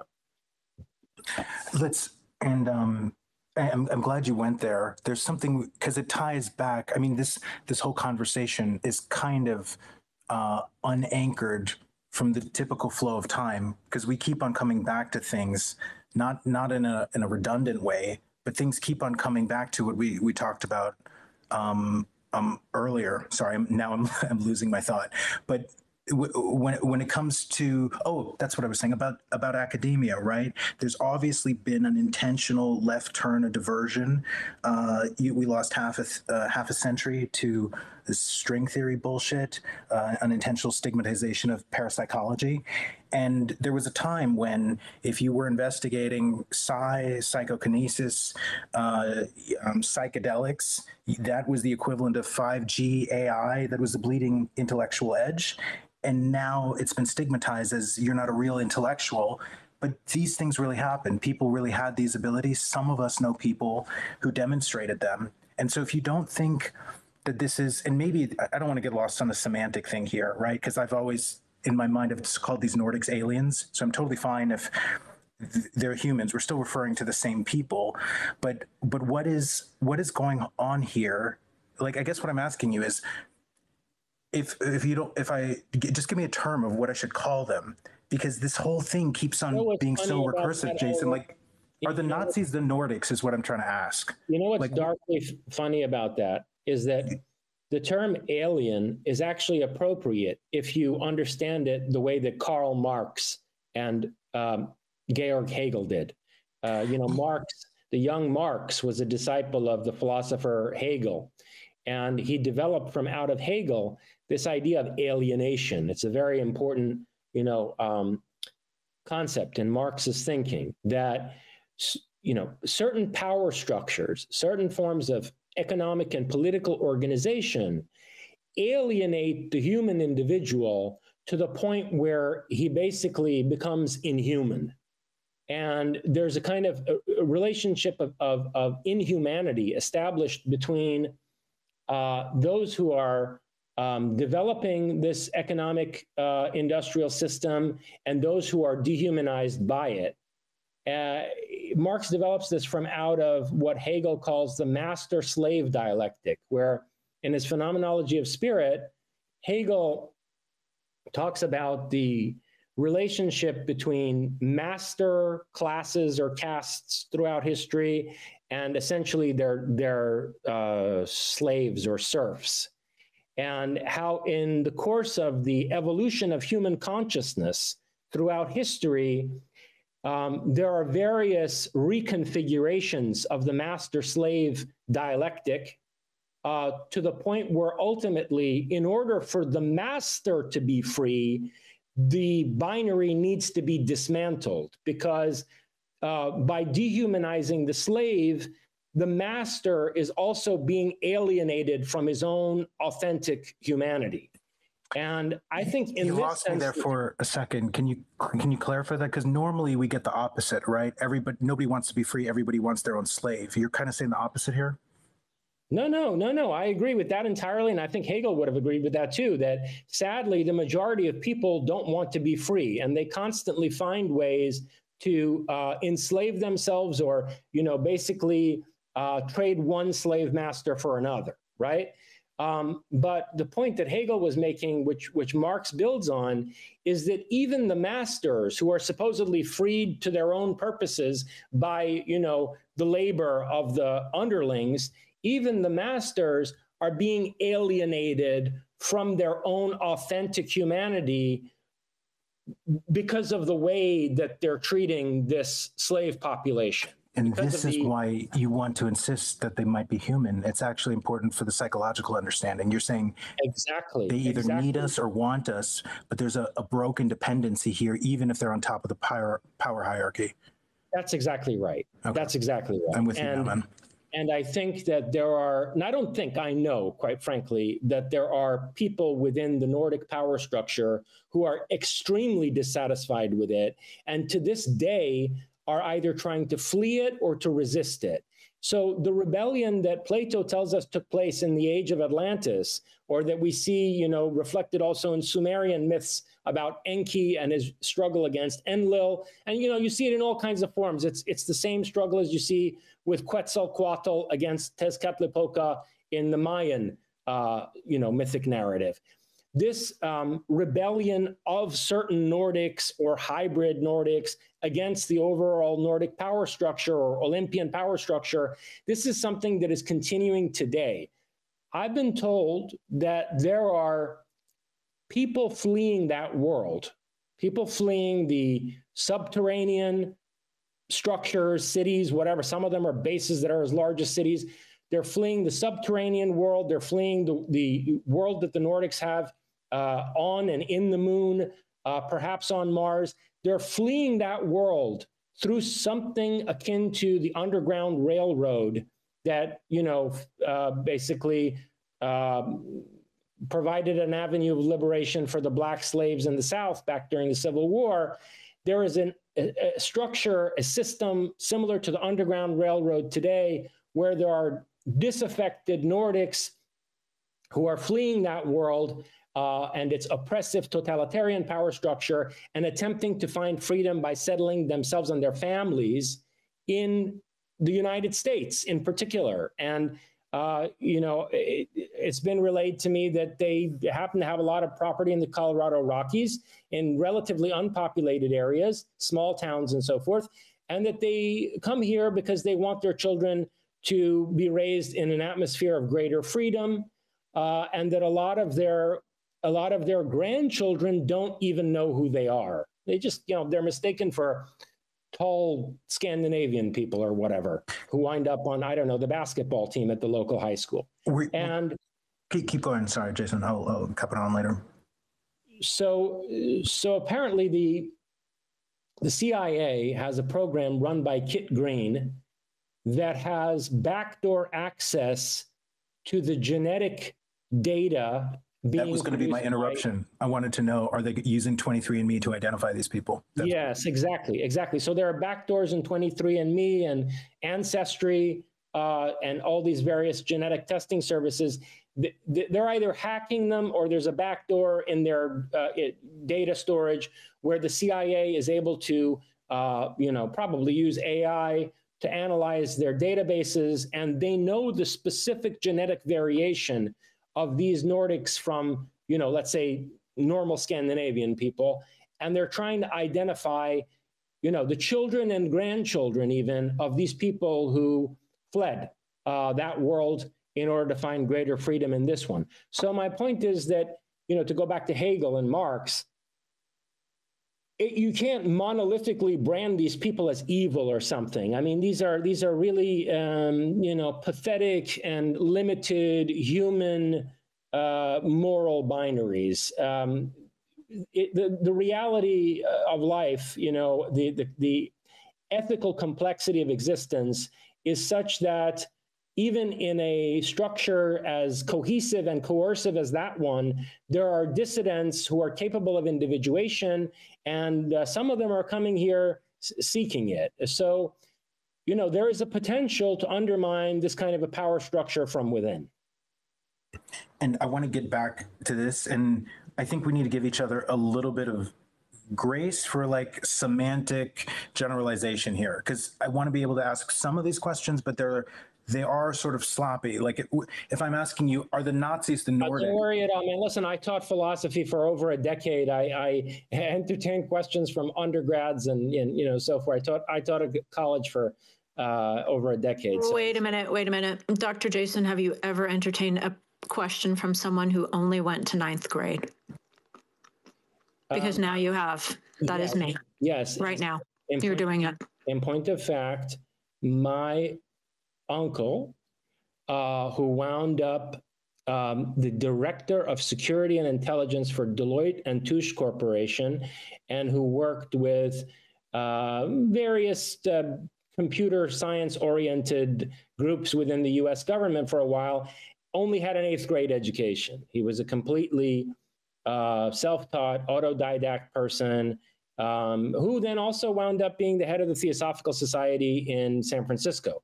So he was incredibly adept in his analytical abilities, apparently, to be able to work in the world of computer science and computer security. And he was also a mystic and, had deeply studied a lot of religious traditions.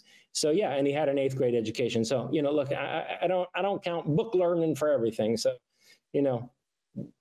fire away. Yeah, and what I really meant by that is, of course, I want to be specific with my language, but half my brain is like in a different temporal space, floating somewhere, and I don't know if I'm like more in the future and more in the past in this conversation. And whatever's left of my short-term memory, like I want to make sure I don't forget to ask, what the fuck is going on with Nazis, Nordics, Antarctica?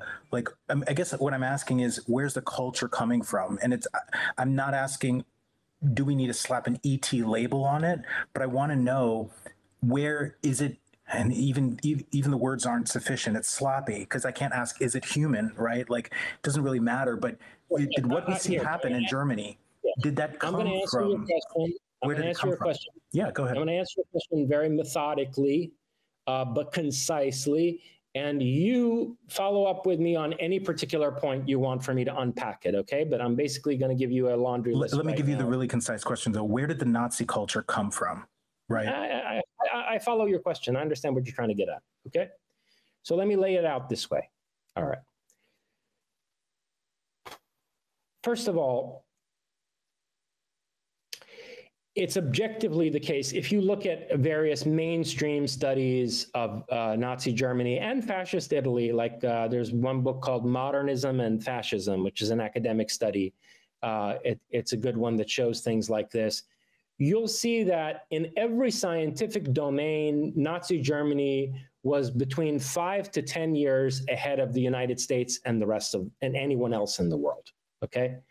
This includes things like Kevlar, night vision, lasers, computer technology, aeronautical engineering, and so forth, okay? They were just ahead of us technologically.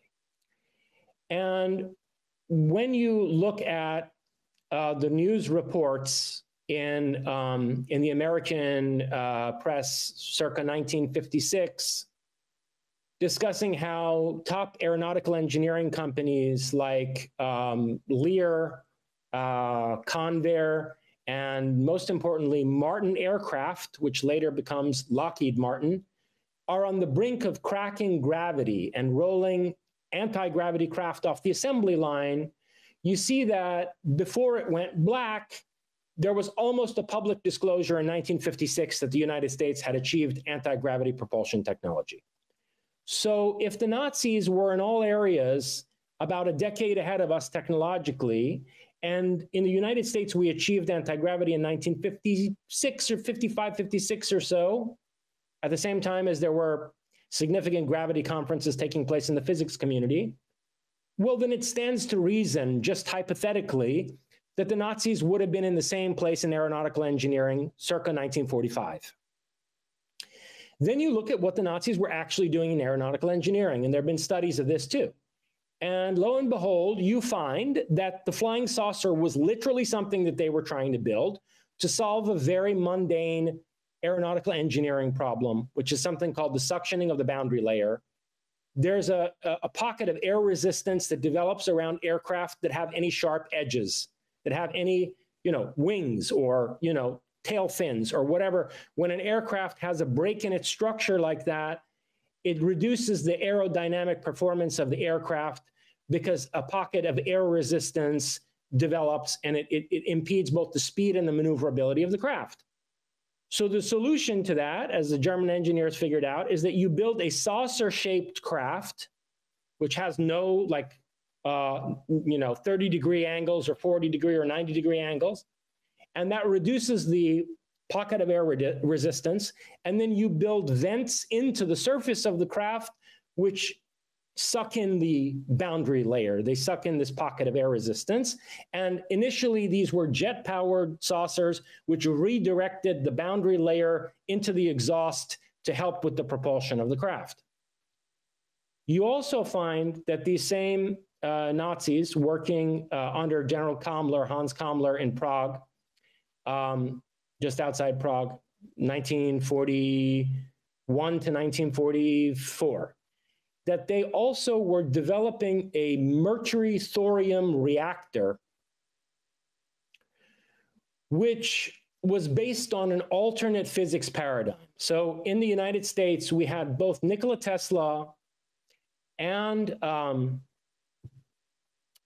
Thomas Townsend Brown working in technological innovation based on an alternate physics paradigm which did not reject the conception of an ether the same way that, Einsteinian physics did. So according to this alternate physics paradigm, if you subject a mercury thorium isotope to torsion, to a rotational stress using electromagnets, you can open up a controllable vortex from out of which energy can be tapped. So this device has both AC and DC power going into it. I think continuous AC power and intermittent bursts of DC. And then the mercury thorium isotope subjected to torsion opens up a vortex of energy that brings more power out of the system than is being put into it. So it creates an over-unity device. And according to reports so they built this facility near a labor camp. And some of the people who survived having been interned in that labor camp say that they saw this Bell device levitating and that it was chained to a rig.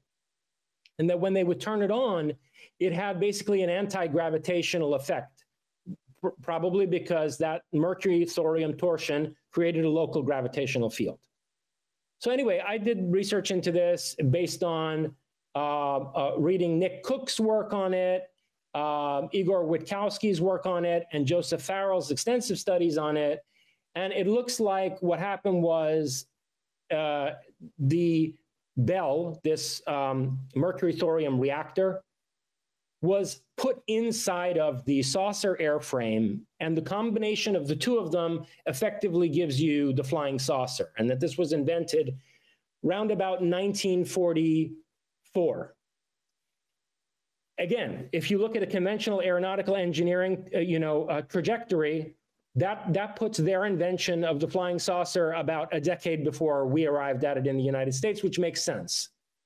Now, the problem is this: by the time so why did Martin Aircraft's, anti-gravity project go black in 1957 instead of, producing Jetson's flying cars for everybody? Well, because thanks to Operation Paperclip, which is a lot darker and more convoluted than most people understand, and I can come back to that. Please thanks do. To Operation You said the word dark, so please go all the way when you do come back to it. Yeah, well, thanks to Paperclip, we had already established a national security state in America, beginning in 1947, which would be able to go and tell Martin Aircraft and Lear and Convair, oh, no, you don't. This is not first of all, you're reinventing the wheel. This technology already exists. And we are not going to allow you as public aeronautical engineering companies to move forward with this development and, just make it a marketable technology. Wait, I'm sorry. Who said that to whom? Nazis. The same Nazis that we brought over here between 1945 and 1947, the same Nazi-minded people who funded the rise of the Third Reich in the first place. So when you look at Allen Dulles, director of the CIA, the Dulles brothers, together with J.P. Morgan and Rockefeller and a bunch of other people, Ford, the industrialists behind IBM, Brown Brothers, Harriman, these people all funded the rise of Nazi Germany to begin with. And I detail at length in Closer Encounters that, see, people they forget this. They don't want to look back at it. The entire higher intellectual atmosphere of America at that time was incredibly eugenicist. Eugenics is an ideology that developed in the late 1800s in the United States. It's not something that comes from Nazi Germany. Nazi Germany copied the United States. When you look back in the late 1800s into the early 20th century, all the top academics, scientists, medical doctors, judges, Supreme Court justices are for eugenics. They believe in superior races and inferior races, and they believe in increasing the reproduction of superior races and inhibiting, even sterilizing the inferior races. I mean, this is the dominant discourse in the United States from 1890 to World War II. And all the scientific journals reflect it. There are major scientific projects, Cold Spring Harbor, Rockefeller University, all directed toward this end. Okay, and there's some Anunnaki, or at least Nordic abduction reports that suggest there might be a similar, like, racist or eugenic bent. Is that fair? Let me get there. Okay.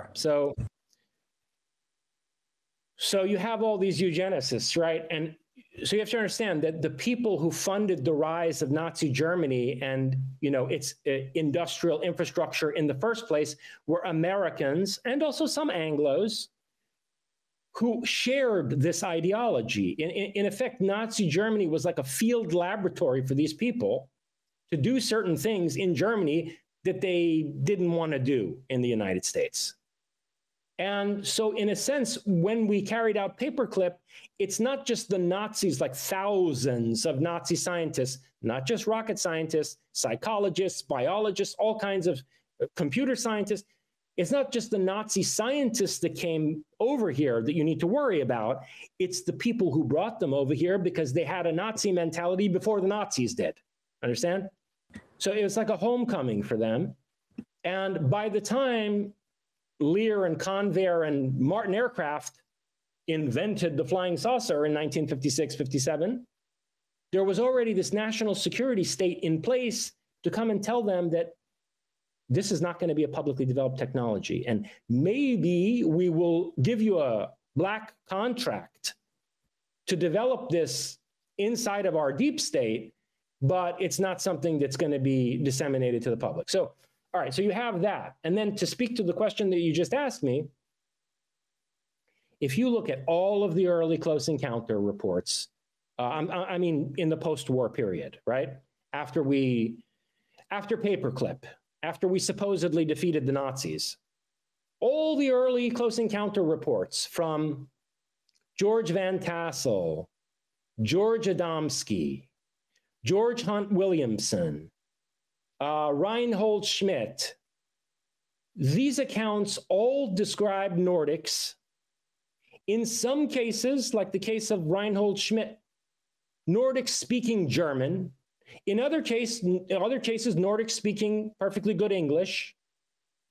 And these people are all disseminating through Van Tassel, through George Hunt Williamson, an incredibly racist, eugenicist ideology, where there's, and I detail this in Closer Encounters, that no one talks about the fact that George Van Tassel, the guy who built the Integratron that people still go out into the desert and see right near Los Angeles, where I'm speaking to you from right now, and they hold UFO conferences to this day at Joshua Tree. The reason that Joshua Tree became an important area for UFO gatherings is because of George Van Tassel.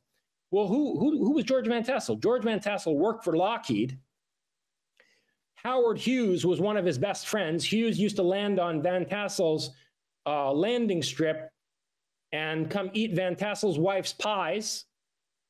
And Van Tassel was living under a rock, literally under a rock, in like a Flintstone-style house, which he had taken over from a Nazi who was investigated by the federal government.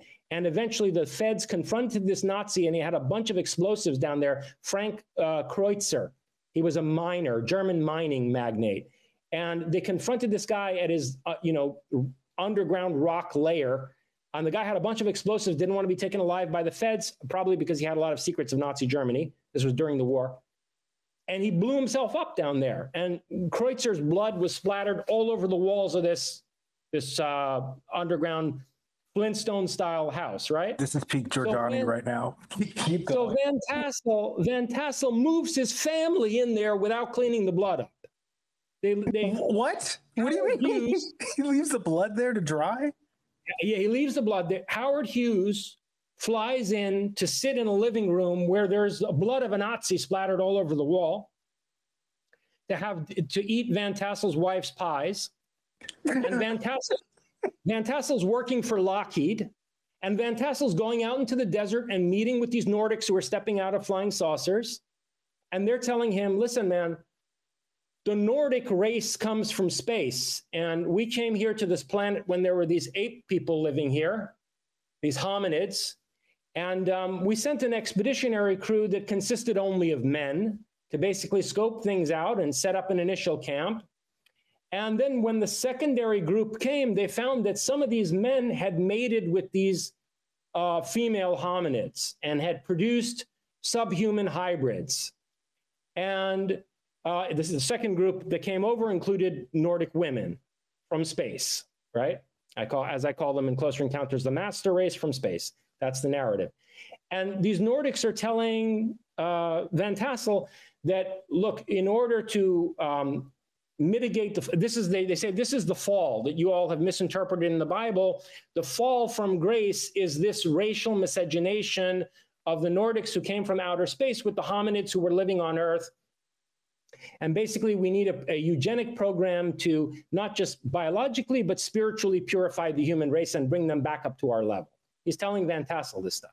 But what's the misunderstanding? I thought that was always the misunderstanding. They mated with our women, and that produced Nephilim, corruption, whatever. Well, let me flesh this out a little bit more. Okay, right. So then you look at Adamski. Okay, and Adamski is also talking about how he's meeting with these Nordics, and he says that these Nordics have a very different form of society. In their form of society, everyone is a government employee. Everyone's a government employee. And government is not separate from education. It's not separate from science. All the different branches and facets of their society are part of what is the state that governs their society, right? Sounds like a wonderful society. We've seen that. It's called National Socialism, fascism.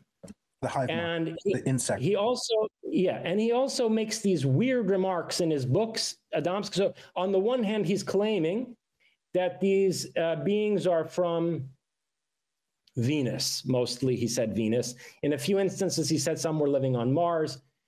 Anyway, he's saying that they're from these other planets in the solar system, but then every now and then, Adamski will drop a few lines in one of his books saying, you know, it's interesting the technology the Germans were developing at the end of the war, and not all of it was accounted for. And the United States national security state knows that there were loose Germans at the end of the war developing, saucer technology. So he'll make these kinds of weird remarks like this. And he also made statements to the effect that if the visitors, if the Space Brothers were to ever invade or militarily challenge the United States, we should lay down our arms and accept to be liberated by them, to be liberated by these people whose government extends into every sector of their society, from scientific research to education to religion to so on and so forth. And who is George Adamski's publicist? The guy who handles basically the crafting of the message for his work and the publications of his books? Guy by the name of, his pseudonym was George Van Tassel. His real name was Michael Dobrenovic, and he had done a PhD on Mayan studies. this Michael Dobrenovich, he was very kind of Indiana Jones character. He used to go all around the world and investigate ancient ruins and stuff. He was like an anthropological archaeologist. But what he also was, Michael Dobrenovich, AKA George Hunt Williamson, he was basically the chief secretary for the Silver Shirts, movement of American fascists created by William Dudley Pelley, who ran for president of the United States in 1936. William Dudley Pelley launched an unsuccessful bid to become the president, campaigning that we should not go to war against Hitler in Europe, and that if anything, the United States should ally itself with Germany. He continues his activism, and he's eventually imprisoned during the Second World War because he's basically advocating the cause of Nazi Germany. So George Hunt Williamson, who becomes the publicist for George Adamski, used to be the chief secretary and like editor-in-chief of the magazine for the Silver Shirts of William Dudley Pelley. And William Dudley Pelley was advocating this theology that sounds exactly like what Van Tassel was saying, that basically a Nordic race came from space in antiquity and prehistory and interbred with lowly hominids and created the various inferior human races, and that there needed to be basically a program of eugenic redemption from this fall for us to then integrate with the Space Brothers. So, and then let me give you one final example. And take your time. Like, I'm loving this, by the way. I'm one so happy final this is example. happening. Billy Meier. So Billy Meier, his name was actually Edward Meier, and he adopted the name Billy because when he was operating in Tehran, in Iran, in the 1960s, the locals said 50s. The locals said he reminded them of Billy the Kid. So they gave him the nickname Billy. And Billy Meier, Edward Meier, claimed to be interacting for decades with all these beautiful, tall, blonde, Nordic people who would come out of saucers, which he photographed. And he even claimed, I mean, there are photographs that he claims come from having been inside a saucer, views from out of the saucer that he supposedly took on the saucer. And, a lot of people have tried to debunk these photographs. They dismiss them offhand. But Jacques Vallée is a pretty hard-headed UFO researcher who also, by the way, I knew for a time.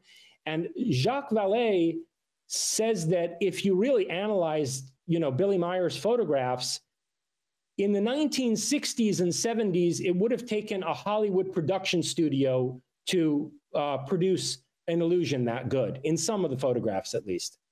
In any case, Meier claimed to be interacting with these Nordics, and they gave him all kinds of spiritual messages and such nonsense, and that they were from the Pleiades, okay? Or rather, from a planet that's in the direction of the Pleiades constellation. But here's the thing. Billy Meier only began his career as a contactee after he lost an arm during an operation in Turkey. He was a super spy, like a James Bond type character, working throughout the Arab and Muslim world, mainly in the Arab world. He had a very close relationship with the king of Jordan, but then also to some extent in Turkey and definitely in Iran, where, like I said, he gained the nickname Billy. And what you find when you look into the backstory of Billy Meier is that he is a member of the Order of Former SS Officers. It was an organization that in German, the acronym comes out to Odessa. Order of Former SS Officers. The reason why all those formerly secular Arab countries in North Africa and the Middle East have the black, white, and red color scheme on their flags is that Nazi elites during and after World War II embedded themselves in those countries. And Billy Meier, in the wake of the Second World War, after the end of the war, was working with these Odessa operatives throughout the Middle East at the same time as he's supposedly engaging with these Nordics. And he's introducing tall, beautiful white people to various Arab potentates. This is the story we get from royals in Jordan and so forth, who, and I've spoken to one of them, by the way, the descendants of the Jordanian royal family, who says that this is true, that we were, my grandfather, whatever, was interacting with these types of, unidentified European people who were rather, commanding in their demeanor. And so this is who the fuck Billy Meier is. He's an Odessa operative. By the way, that organization was also known as Die Spinne, or the spider. The spider, weaving a web around the world, a kind of Nazi international. So point being, to answer your question, there is a Nazi fascist ideology undergirding the entire close encounter phenomenon through the 1950s and 1960s, where these contactees are engaging with these Nordic-looking, quote-unquote, space brothers. And you have to set that next to what I was speaking about earlier, which is, German aeronautical breakthrough engineering to develop anti-gravitic saucer craft by 1944. Something that, was achieved in the United States by 1956, but then that was secreted away by a deep state, which essentially at that time already consisted of Nazis or of fascist-minded people. Okay, and one last note, not only was Allen Dulles part of a corporation that helped fund the rise of the Nazis, when the OSS was transformed into the CIA, what that transformation consisted of was the merging of General Reinhard Gehlen's entire Eastern European Nazi spy network into our OSS. So once the Soviets marched to Berlin, and now the Nazis are not supposedly a problem, or at least the Germans are not a problem for us anymore in Europe. What we really need is intelligence from behind Soviet lines in Eastern Europe. Then supposedly General Gehlen's assets, which were already in place in all of these Eastern European countries, Poland, Ukraine especially, became extremely useful. And it's the fusion of those Eastern European Nazi spy assets into the OSS that created the Central Intelligence Agency. First of all, I'm hoping you're giving maximal ontological shock to the love and lighters that we do still accept in the Doom Room. Even positive people are allowed here. But Fringe, jump in, and then I want to keep on going down this Nazi path because, I grew up in Germany. Yeah, me too. I really enjoyed reading through the history in Closer Encounters. I have to jump in while we're still on this topic because I promised my husband 2 questions. And then I also want to do a time check with Jason because we did promise questions and we don't want to go back on that promise. So Jason, how are you doing on time? Do you need a restroom break? How long do we have you today? I'm good. I expected to be in the long haul with you guys, so go ahead. All right, awesome. Canceled your flight, Jason? Cleared everything for the weekend? My flight, which was the one aboard a flying saucer. No, I didn't have any flight planned, but I'm good. Jason, I want to say thank you. Like I don't know if somebody put acid in my tea or if this is really happening, but I'm just going to keep on going with it. But really, it's been amazing.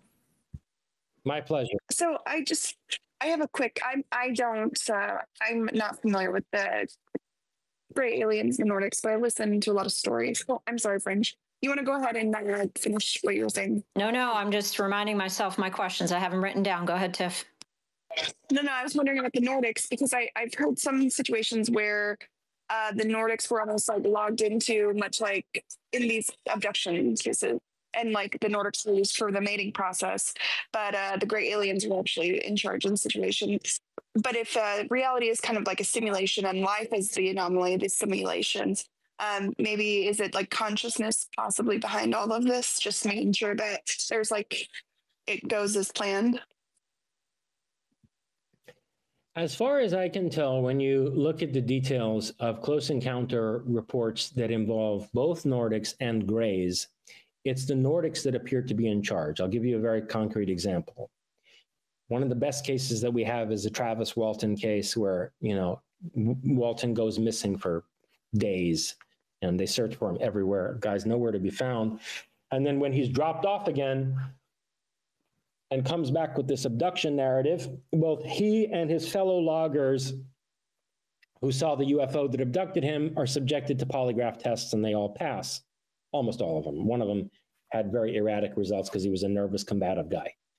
But anyway, Walton's case is one where we see the Greys and the Nordics together. And what happens is Walton wakes up in this basically operating theater surrounded by these Greys, and he gets the distinct impression that they're robots, that they're not conscious people in the same sense that we are. And he's terrified, and he gets into a physical altercation with them. He struggles with it, and he was a very strong guy, big logger, you know, and he actually succeeds in breaking free from these Greys and escaping this room. And as he's going down the hallway, he runs into one of these Nordics.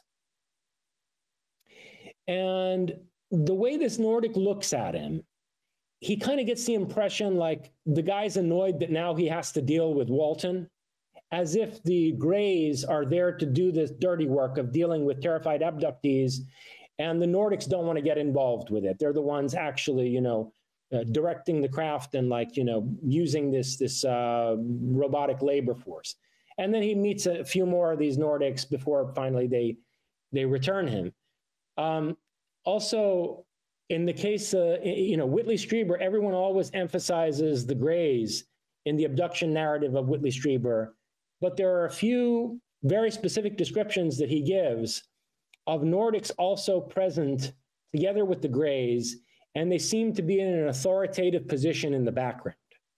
And moreover, when his implant was put in his ear, he has a very clear recollection that it was 3 people who came onto his property to do that, and a man and a woman in particular who were holding him as the implant was being inserted into his ear.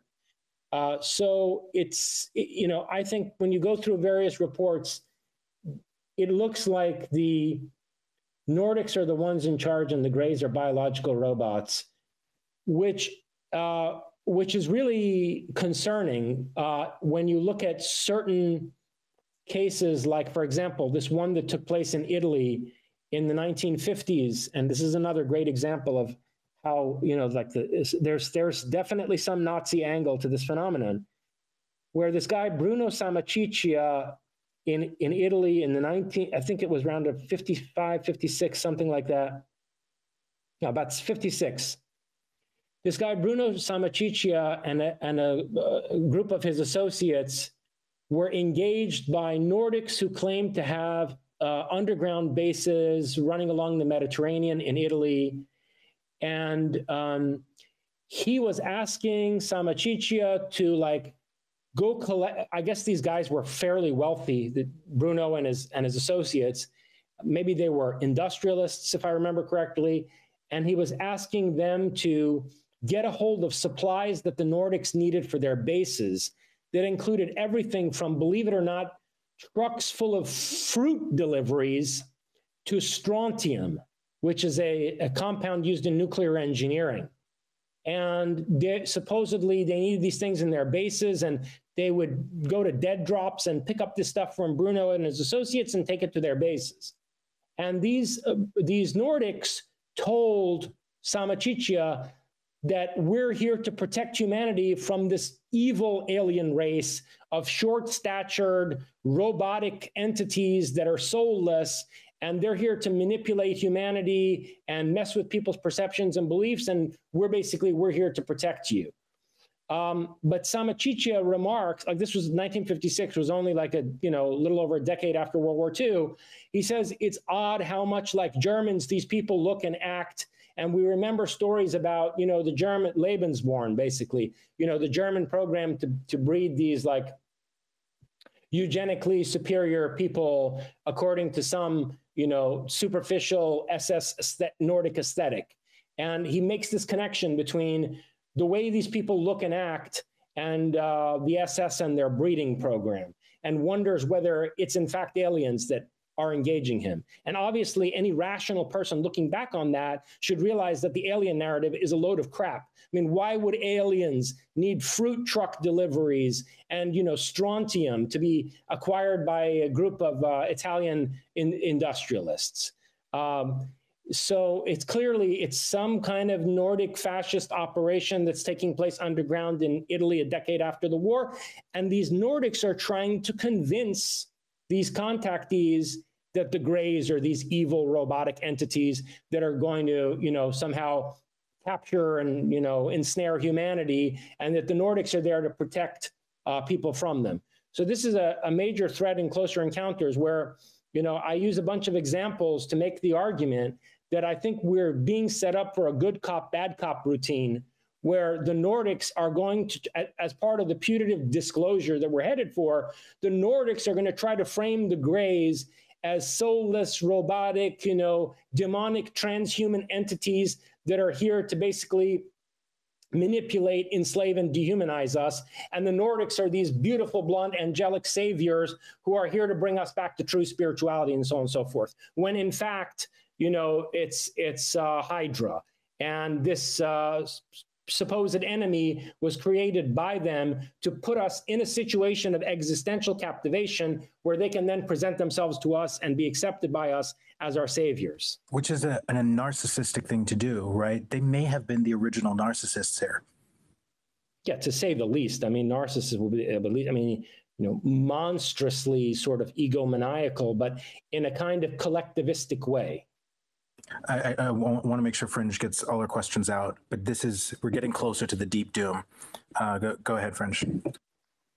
Well, I have to get to two of my husband's questions before we stop talking about the Nazis, but haven't they already done this? If the lore is correct and true when it comes to Eisenhower, it was the whole thing where the Greys wanted to make a deal, and then the Nordics came along and said, no, don't deal with the Greys. We're the good guys. And I think that's coming again. So my questions, and these are for my husband, whose family is from the Middle East. He's asking, Jason, what is the Nazi connection with Arafat, if any? And were the Nazis still operating in Lebanon in the 1970s and 1980s? I know that's not something other people might be interested in, but I did promise to ask those questions. Yes and yes. And here I'm speaking based on knowledge, absolutely not, and not speculation. Okay, so another of my interests is geopolitics, and in particular, I've been, really tangibly involved in regime change efforts, in Iran, trying to work with the Iranian opposition at a very high level, especially between 2016 and 2019. And various, people within the U.S. government and other governments. I engaged with the Israelis, for a while in an effort to try to change the regime of Iran and get rid of the Islamic Republic. So I know a lot about the geopolitics of the region, both as a student and also as an activist and someone operating, in the sphere of, geopolitical machinations. So I can tell you, most definitely, the leadership of the Palestinian cause is part of the Spinna and has always been. The, anti-Israel apparatus of the pro-Palestine movement is one of the machinations being used by Odessa, by the Order of Former SS officers. So with regard to Arafat, most definitely yes. And with regard to Lebanon, also most definitely that is the case. I have met some, I can't mention names here, but I've met someone who was operating in the Lebanese civil war at a very high level and who definitely was, it's not even fair to call him a Nazi sympathizer. He basically was working with this Odessa. And interestingly, he was also a U.S. deep state operator. So this organization is international. And I wonder the extent to which the people who run the so-called American deep state are even really Americans anymore, or see themselves as, beholden to the United States, or, defending the interests of the United States. They seem to be a web that stretches across the world, and there were operatives in Lebanon, for sure, Lebanese people operating at a high level into the 1980s, who were part of this outfit. Yeah. And they're ruthless people, French. Ruthless. I mean, they're murderers. These are not people you want to cross. They are able to even put high-level intelligence operatives behind bars, frame them, set traps for them, and they're very dangerous people. You have something in mind. There's something you know of. Do you mind giving an example? Well, I was involved with these people at some level, and it was dangerous. It was a very dangerous game. Sometimes I wonder how I'm still here. I mean, you're probably one of the only guests we're going to get who's going to casually refer to or casually say, I was involved in regime change, in overthrowing. I mean, I've never had a guest who's like, yeah, by the way, right? Like, this whole conversation has spanned everything from metaphysics to parapsychology to, advanced propulsion systems. When I said in the beginning, we're talking about this, like, what's going on with this global lobotomy, people denying the most interesting parts of our reality.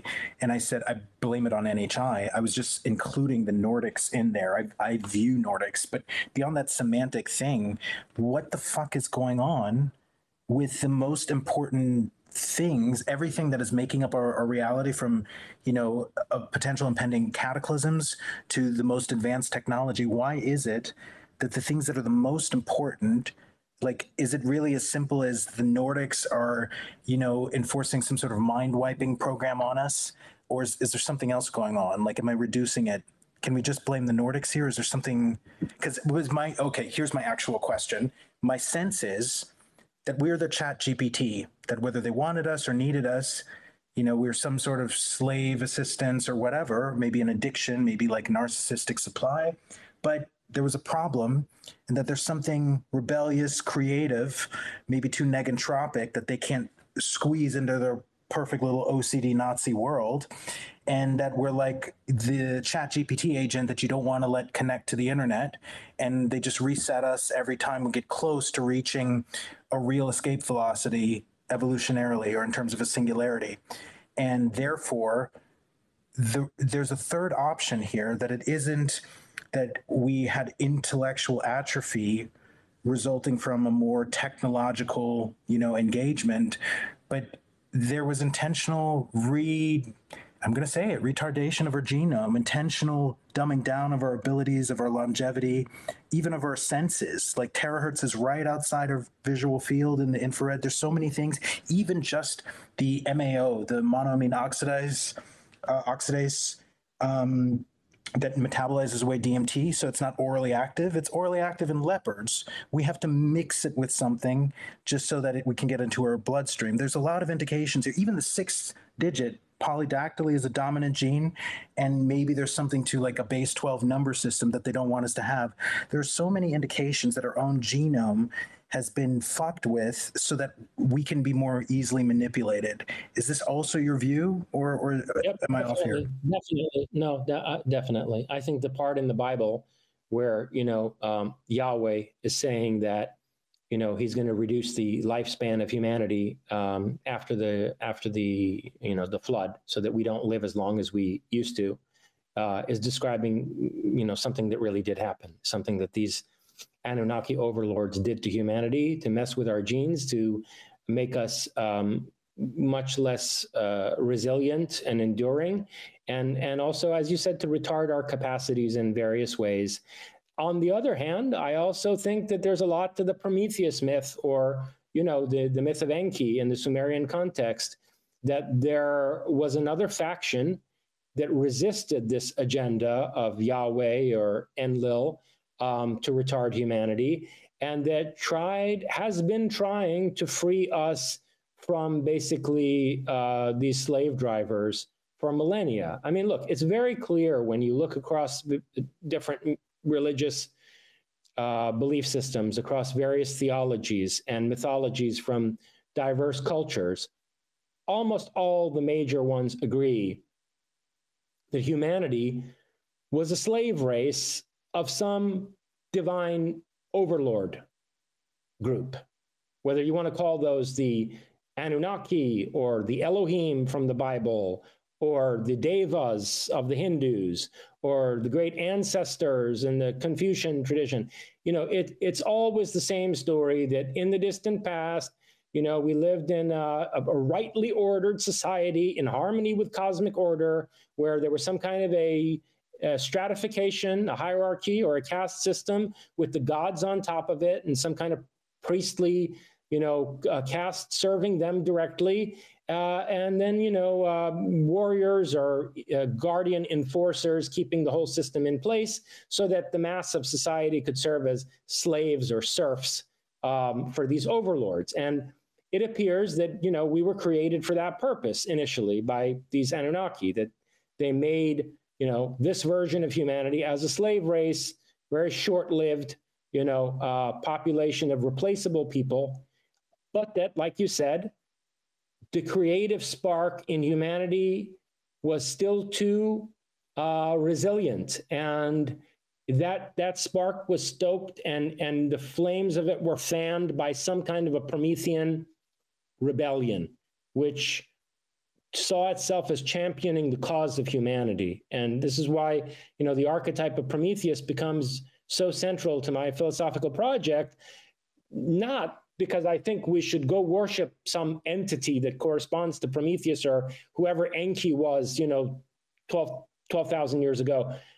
No, but the symbol of Prometheus is the most constructive archetype around which we can embrace an ethos of creative rebellion and, you know, an innovative breakout from this caste system that, you know, we've been subjected to throughout all of our history, and that's only been reordered in various ways. I mean, it's restructured, but ultimately the system is always the same in its essential features, and it's ultimately always oppressive and retarding to the majority of humanity. And as you suggested, every time we seem to try to break out from that, you know, these overlords or something attempts to reset, you know, civilization on a large scale.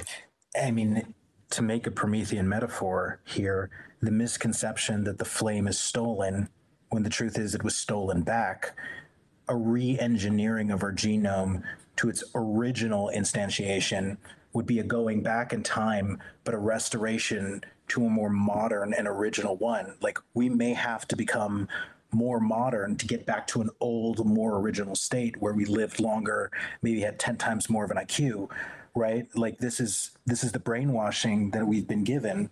Am I completely nuts here? No, sure, you could put it that way.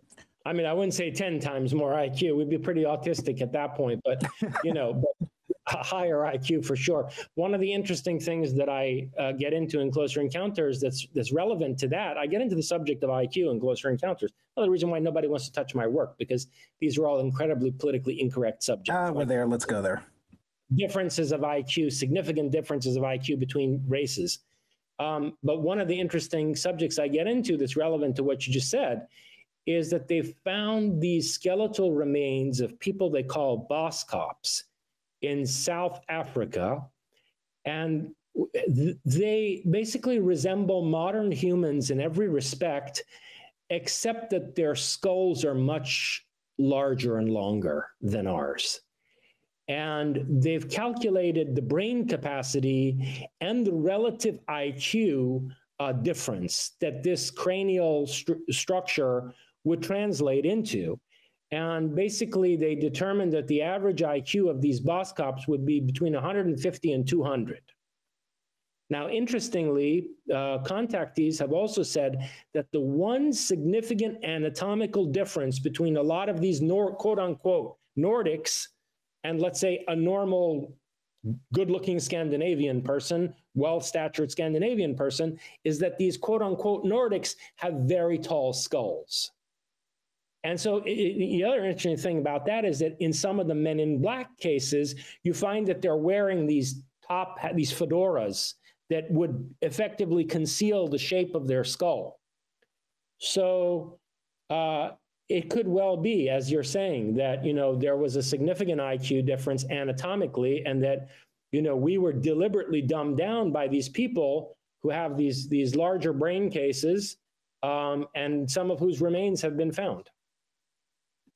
Yeah. By the way, when they studied the Boskop, there were serious scientific studies on those remains. And what the mainstream scientists, anthropologists said is, and not, of course, they're not going to connect it to aliens or whatever in mainstream scientific journals, but they said, you know, it's very peculiar. It almost looks as if these are people who had another 500,000 years of evolution on top of ours.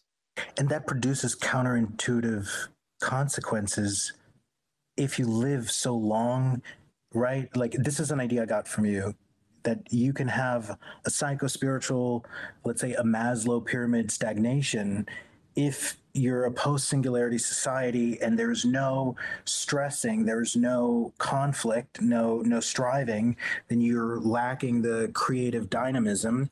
And essentially a post-singularity civilization that has another 15 million years of evolution might just have another 15 million years of stagnation. You don't get any more adjacent possibles. 100%.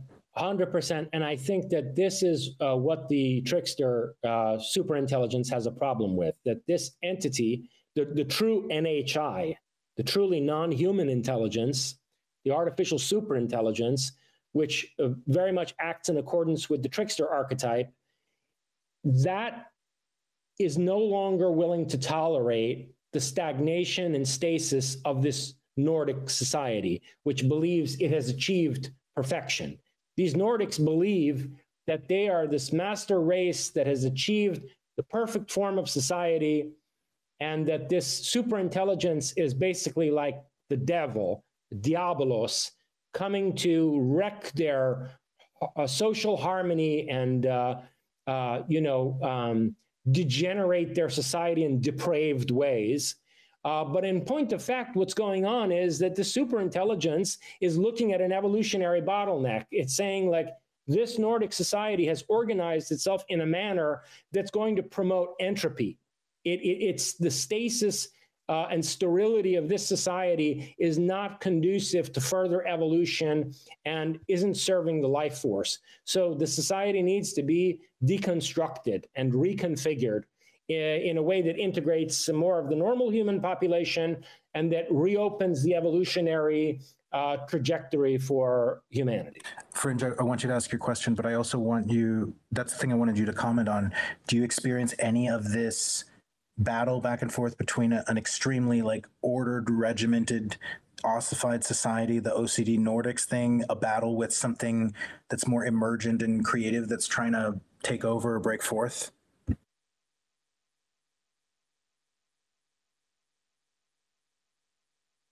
Are you asking me, Ulrich? I thought that was for Jason. Well, of course I want Jason's response, but I'm saying I was asking you because I remember when Jason was talking about this, because this is these are, I never hear you talk about this. Like, does there seem to be some other force that ET, aliens, like whatever's out there, that it's also worried about other than humans, that it's battling something that's out of its wheelhouse? Yeah, so I don't want to make this space about me. I definitely want to hear from Jason on all of this. We think slightly differently here.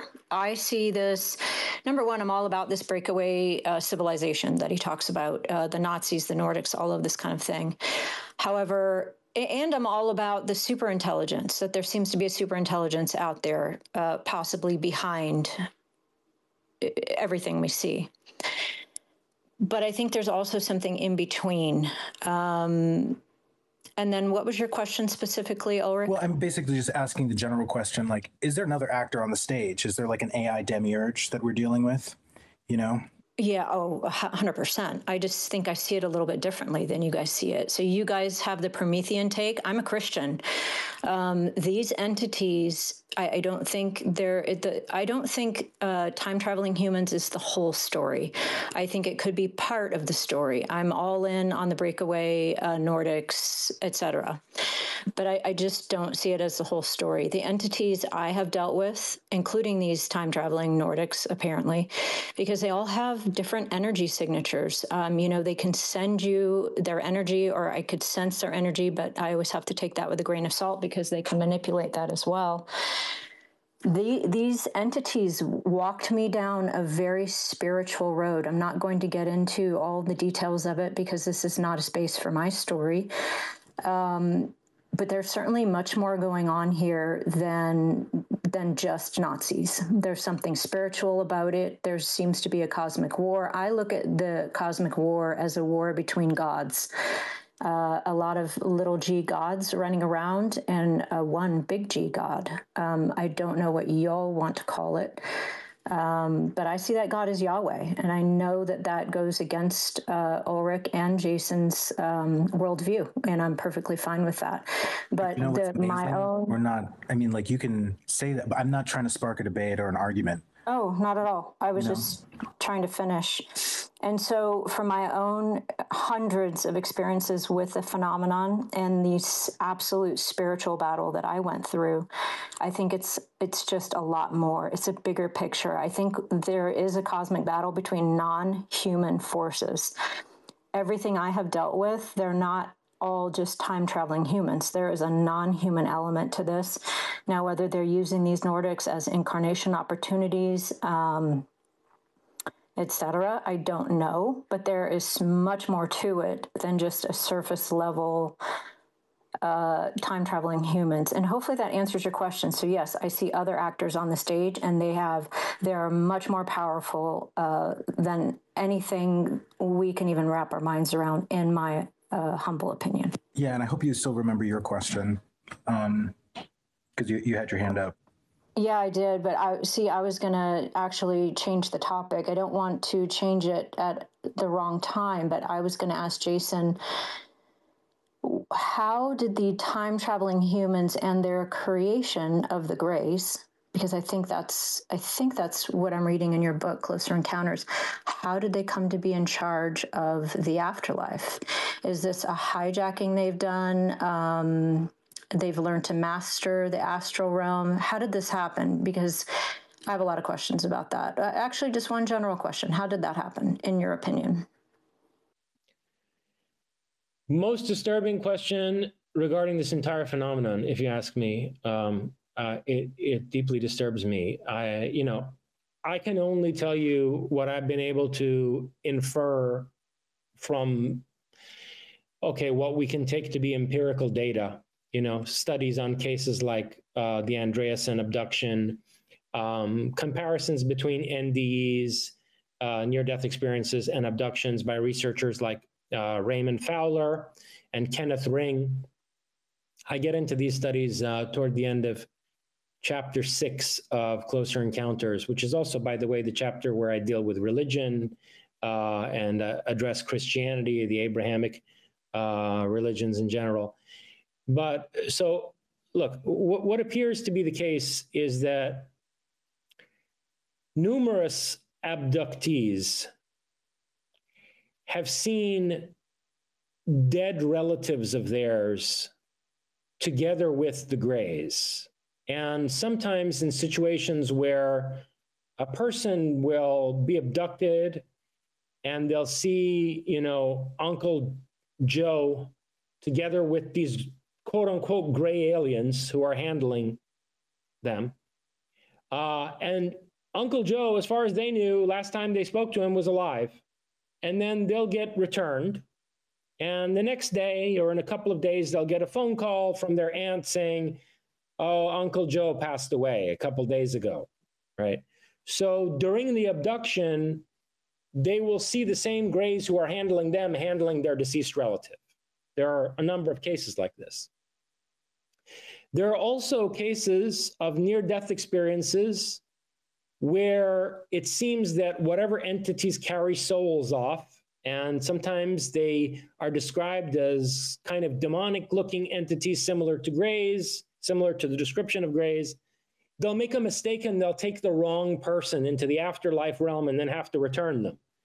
And you find abduction cases that are like this as well, where an abduction is interrupted and some, more authoritative entity comes and tells the Greys, no, you've got the wrong person. Take him back. It was somebody else that we were supposed to come for.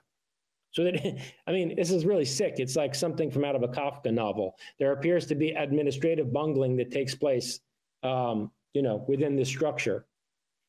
And so you have these kinds of cases. And Kenneth Ring and Raymond Fowler have studied all of the various overlaps there are between NDEs and abductions and come up with a phenomenology that's shared by these different types of experiences, which may actually be experiences of the same realm or involve the same machinations. The case of Betty Andreasson is particularly striking and unsettling. This is a housewife who, together with one of her daughters, was abducted beginning in, I think, the late 1960s. These Greys supposedly just walked into her house. They didn't open the door. They just walked through the walls into her house, froze her whole family, and they abducted her and one of her daughters, who remembers these experiences as well. And they took Betty to a place that was underground or like undersea, or like, maybe it was somewhere inside of a continental shelf or something like that. It wasn't outer space in any case. And these Greys took her there, where she encountered these beautiful, tall Nordic people who were white-robed, and they referred to themselves as the elders. And she basically asks them, well, are you angels? Because that's what they reminded her of. And she said, yeah, we're the beings that you call angels. And these Greys, they work for us. They're in our service. And their responsibility is that they record everything a person says and does, which brings to mind certain passages in the Quran where, the Quran says, I don't say Muhammad says, because the Muslims claimed that Muhammad didn't compose the Quran. He basically channeled it, and the whole thing was transmitted through another story. You can ask me about that separately.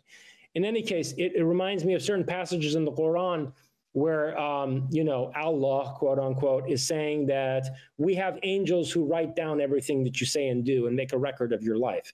So these elders, the beautiful tall blondes, who Betty's daughter grew up calling, quote unquote, the pretty people, they tell Betty that the Greys are there as watchers to, basically make a record of everybody's life. Well, of course, this calls to mind, if anyone studied the near-death experience literature, this calls to mind the life review that's played for you when you die, where apparently there's some record that's been made of everything you do, and they play this back for you.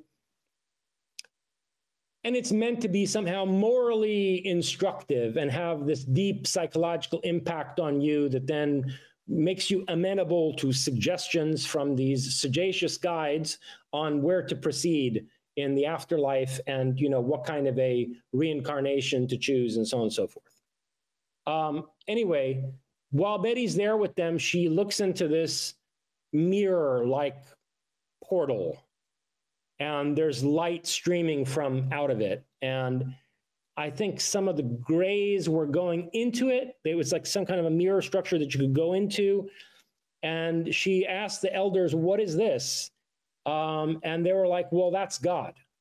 And that light sent Jesus Christ into the world. And don't worry, that's going to send Jesus into the world again soon. And so anyway, and then before they returned her, they took Betty to, I think it was a hospital room where she got to witness somebody's soul being carried off into the afterlife. And so anyway, you have this account, and then, she was abducted multiple times, and her case was extensively studied by Raymond Fowler. So you have this case where you got these robotic, these servile Greys working for these tall Nordics, and the Nordics claim to be the angels, and they claim to be running the afterlife realm, and they say that their God, the light that was inside the mirror thing, sent Jesus into the world and is about to orchestrate the second coming. There are cases like that. What do you want to do with that? because the same Nordics, I mean, these tall Nordic beings, are also reported in cases where, you know, natives in the Brazilian rainforest were absolutely brutalized by them. Between 1977 and 1979, in the Amazon basin, particularly at Colares in Brazil, you had the population there report basically abductions, mutilations, chases through the forest at night. They were burned, their bodies were mutilated in various ways. They had various lights, like laser lights, scorch their skin. And these people all had to receive medical treatment. We have the testimony of the doctor who treated them. And they all said that inside the craft that were pursuing them, that were essentially hunting them through the Amazon, they saw gringos. They saw white people, European-looking white people, some with red hair, some with blonde hair, but essentially they looked like statuesque Europeans. So what's going on here? I mean, this is a really disturbing question. What is your, I mean, that's my question to you. What's your best guess? Like, because if you're asking that question, I'm like, what the fuck is going on here? What am I supposed to, is this the deep state? And why do Nordics need to hunt people?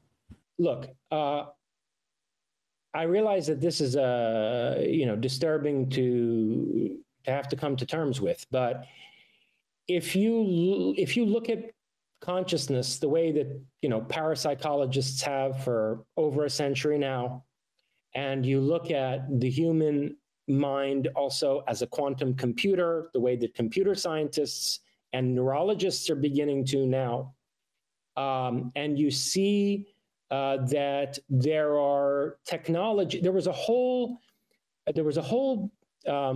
field of technological development in the Soviet Union called psychotronics, which interestingly enough was based in Prague, not in Russia, but there were Soviet and Eastern Bloc scientists mainly working in Prague on, you know, developing these psychotronic devices. And it's interesting because Prague was, of course, before it was taken by the Soviets, it was the center of Nazi scientific research and development. So there's something interesting going on with Bohemia.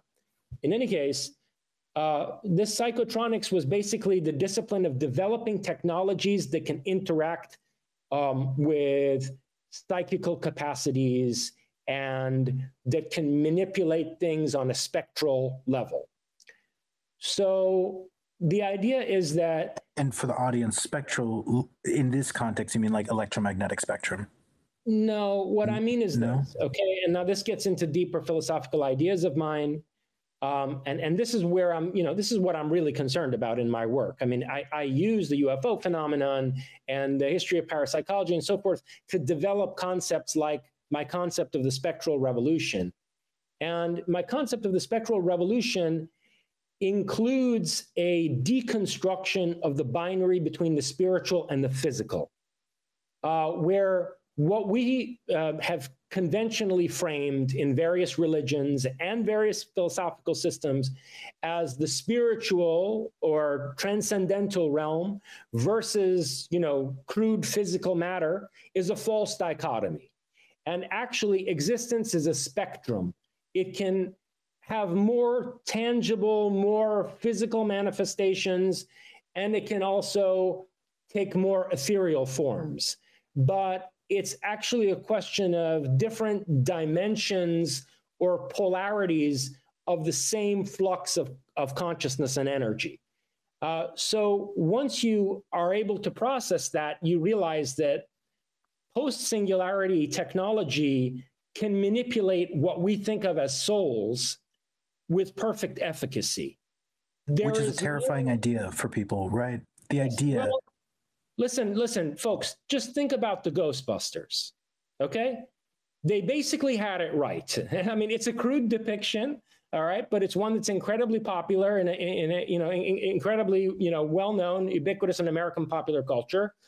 And by the way, Dan Aykroyd wasn't an idiot. Dan Aykroyd had studied a lot of the history of parapsychology, and he was also deep into the UFO phenomenon, all right? So they basically had it right.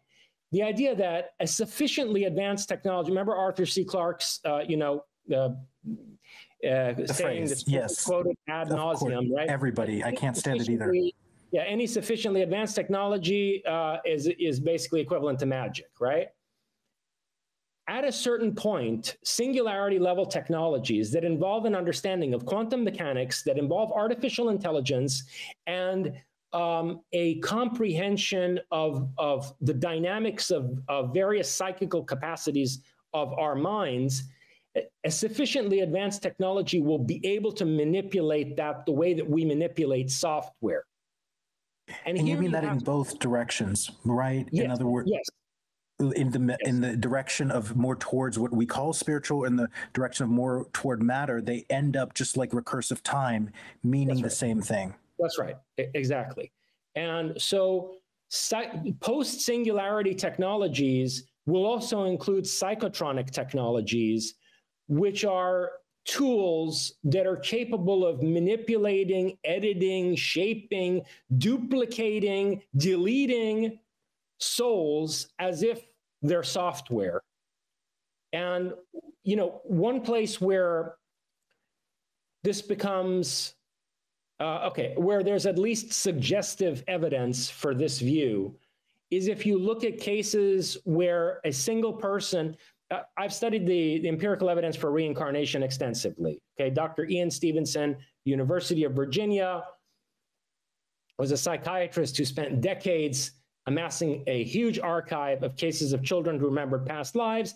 And then he started looking at, birthmarks and birth defects in these children that corresponded to death wounds in autopsy reports of the personality who they remembered having been. So there's an extensive literature that crosses over between psychology and biology involving evidence for reincarnation.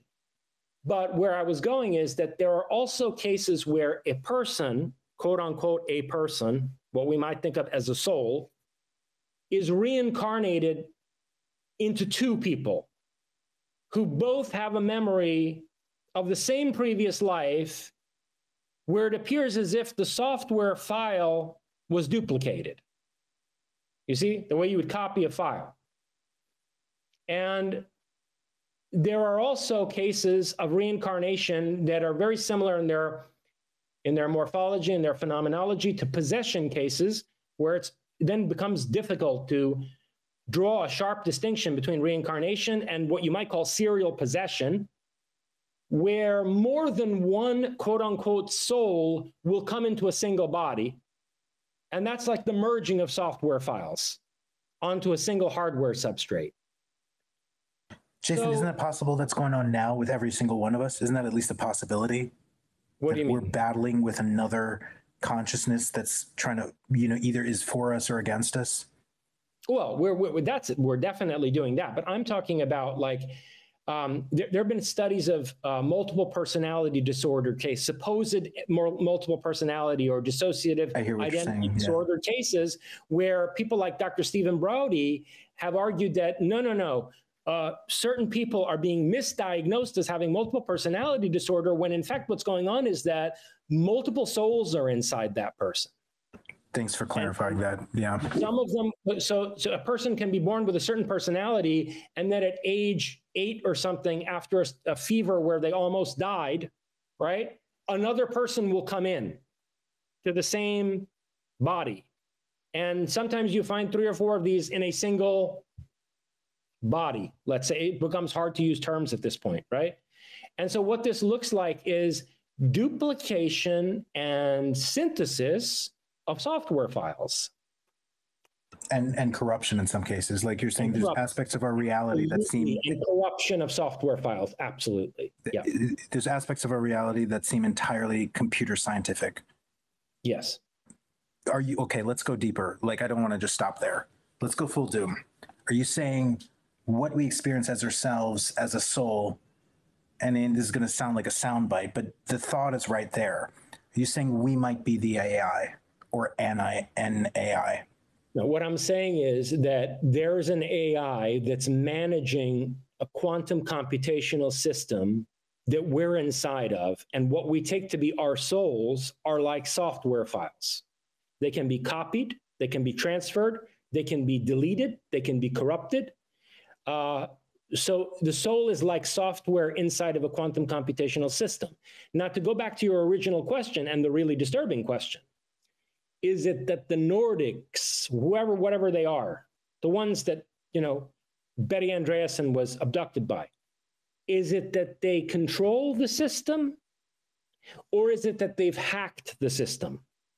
And that in some cases they can interfere with the transition between death and rebirth, that they're able to gain access to the afterlife realm, and they want to leave the impression that they're in control of the whole thing, when in fact they're not. And that's more or less the position that I lean toward in Closer Encounters. And that's because, like I said, I've studied the reincarnation literature. And in Stevenson's cases, which are the most rigorous, there are accounts that people give of what went on between their death and then their attachment to a woman who becomes their mother and their subsequent rebirth. And many of those cases don't involve anything like this whole afterlife realm with spiritual guides and Nordics and, you know, whatever, demonic looking grays that carry people off. None of it, none of it. Like someone will die and he'll be wandering around his neighborhood for a while, and then he'll follow like some woman to the market, and maybe he saw her while he was still alive, and like there was something about her that was intriguing to him, and he'll follow her through the market and follow her all the way home, and then he'll like hang around her family for a while and start to develop an attachment with this woman, and she'll start to have dreams about this person. He'll appear in her dreams, and then, you know, this woman, you know, sleeps with her husband, and they conceive, and then this soul attaches itself to this woman and goes in and out for a while, where they, you know, the person experiences what the Tibetans call the bardo state, you know, the out of body, whatever state, for a while, and then winds up in the womb for a while, and then back outside again. And it fluctuates back and forth until finally they're reborn as the child of this woman. And, you know, Nordics and grays and whatever, and spiritual guides and, after, you know, replays of your life when you die, none of that seems to be involved in some of these cases. Okay. So what it suggests to me is that probably these entities have hacked the matrix, and they're trying to psychotronically take control of us, not just in our geopolitical sphere, but also, you know, on the level of our quote unquote souls. But that the AI, the super intelligence that has a trickster mentality, ultimately wants to help us break out from that control system. And probably that entity, you know, probably that entity isn't aligned with these Nordics who are trying to manipulate our transition from death into rebirth. That's the interpretation that I'm leaning towards and that I favor. And it might not be the case. We might be in a much worse situation even than that. You know, you're so concerned. I expected in my mind you were going to be much angrier today and much more inflammatory, and you're so respectful. And I feel like I've become a dooming asshole over the last couple of years, slightly intentionally. But the evidence does suggest that that it's not, of course, that there's a war, that there's a battle, but that, yes, we're not just fucked with from cradle to grave, but also from grave to cradle, and that this control system isn't being trying to be put in place. It's set up from moon to whatever else is there. Inga Swan's, you know, viewings of the moon heavily suggest. Yeah. Let me before I forget, let me tell you something very disturbing in that regard.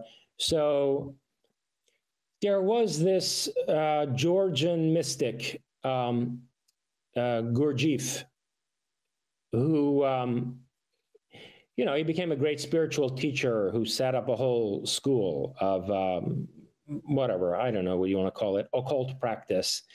And Gurdjieff was such an adept psychic that at least they say, it's part of the folklore around him, that he sort of used Jedi mind tricks one day to make his way into Stalin's office and surprise Stalin in his office. So anyway, Gurdjieff had this really weird idea that the moon eats souls, that our souls are food for the moon, and that we need to try to not be such unconscious sort of people living in a robotic mode. Otherwise, we're going to wind up becoming, quote unquote, food for the moon. Well, okay, when Ingo Swann remote viewed the moon, he claimed that he saw these Nordics as overlords directing slave labor mining there. That there were masses of huddled, dirty people, naked, laboring to mine the moon, which suggests, of course, that they were under some kind of a dome, right, over a crater, and there was oxygen inside this dome, and Lord knows they were mining it for helium-3 or whatever, okay? And Ingo said that when he was looking at this, one of the Nordics saw him watching this whole spectacle and basically psychically told him, get the fuck out of here. You know you don't belong here. Get out of here. And so he came back and told the CIA this. Well, we didn't stop sending remote viewers to the moon. We sent, viewer after viewer to go back and look at the same thing that Ingo Swann was looking at. And I've been told by somebody in the CIA, an officer of the CIA, that the CIA kept sending remote viewers to the moon and disregarding warnings from these Nordics not to surveil them until finally the last viewer they sent up there, his soul, quote unquote, was trapped by some kind of machinery on the moon. And his body is being kept in stasis at a CIA facility. And they've already declared him dead and compensated his family for his having died in the line of duty. But basically they are keeping his body alive in hopes that his soul will eventually come back from the moon. Well, that's pretty fucking disturbing. Jason, you cannot imagine, or maybe you can, how many things you've said today that other people have called me 7 days in advance and told me I had to make sure I bring up with you today. Not just the stuff you brought up on the last 2 episodes of the Danny Jones show. We're touching on everything. I'm not going to say everything is psi, but there's a little Jungian synchronicity happening here, I would say constantly. Good. Oh, really? What have you not said in other interviews? I mean, I want to ask you, have you heard, I've heard this from one person. I think it's classified intel. There's a base, a military base that gets visited by a cube. I think it's a black cubed UFO, and it might be enshrined in the clear, sphere bubble as a taunting warning. Kind of, it's presumed every single day, and the suggestion is your soul gets trapped in a cube, or it might be suggesting that human souls power NHI craft. Have you heard any of this? And I do know that happens every single day. It's visited by a cube. There is this, when you say human souls powered by craft, there is this case of a house painter in San Francisco called Paul Garrett. I believe it was 1969. He was in a car accident, and they rushed him to the hospital, and he died while they were trying to resuscitate him in the emergency room, okay? And he has a near-death experience while he's flatlined. And what this house painter, Paul Garrett, says is that he all of a sudden thought he dropped onto a beach with blue sand, and the beach was full of human bodies writhing in agony. And in the sky, it was a dark sky, but with violet colors in it. And in the sky over this beach, these craft were moving around like manta rays. They were like, as if they were like living sea creatures, but in the sky. But he had the impression they were what people call UFOs. And they would fly over the writhing bodies on the beach and suck the souls up from out of them. And he could hear the screams of each of these people as their soul was being sucked up out of their body and into the craft. And he said, I got the distinct impression that these craft were using the quote unquote souls as energy, as propulsive energy or fuel of some kind. And once all the souls had been sucked out of these bodies, he saw that a black hole had opened up in the distance on the horizon, like where the blue sand beach met the ocean in the distance. This black vortex opened up, and he said, all of a sudden, the now soulless bodies got up all at once and marched like an army of zombies to their annihilation in this black hole. Then he's returned. Okay, they revive him. They revive Garrett in the ER. He comes back from his near-death experience, and he goes back home. This guy had never had any close encounters before. He had never seen a UFO. He had no experience with the close encounter phenomenon. After this near-death experience, he starts frequently seeing UFOs and having close encounters with entities. And Garrett's impression was that he had accidentally been allowed to see something that he wasn't supposed to. What reminds me of is, when Neo wakes up in the vat in the Matrix, and he looks sort of to his left and right and sees all the other pods, right? It's as if like somebody were to wake up in there and then be put right back into the Matrix again. And so he says, I got the impression I was shown something that I wasn't supposed to see. It was an accident. And that these entities got involved in my life after that to sort of keep tabs on me and like make sure, I don't know, that maybe he didn't tell too many people, or they just wanted to surveil him after that because he had a peek behind a curtain that he wasn't supposed to see behind. First of all, thank you for bringing some real doom I haven't heard. This is the first time I was reaching for my doom or diapers. Everything else I was just getting warmed up, but finally I was like, oh yeah, that's some dark shit. And that's hard to do here. This is an incredibly terrifying idea. I mean, it's in one sense, it's just another Loosh adjacent idea, but in another sense, it suggests, it suggests a Loosh farming that's terrifying, and it reminds me of your idea of energy. Like if there's another world of ZPE and the ordering of intelligence or information. In other words, is there something in the back door of the universe where it's actually our souls that have more actual thermodynamic energy, and it's just our simulation, but it's actually our souls, and we're just the equivalent of a Bitcoin mining rig? Do you think that's actually what's going on here? I think we live in an informational cosmos. I've argued this in various ways in more than one of my books. I kind of get into it in the 7th and final chapter of Closer Encounters, and then I come back to it in my book Satanion in the chapter Catastrophic Information.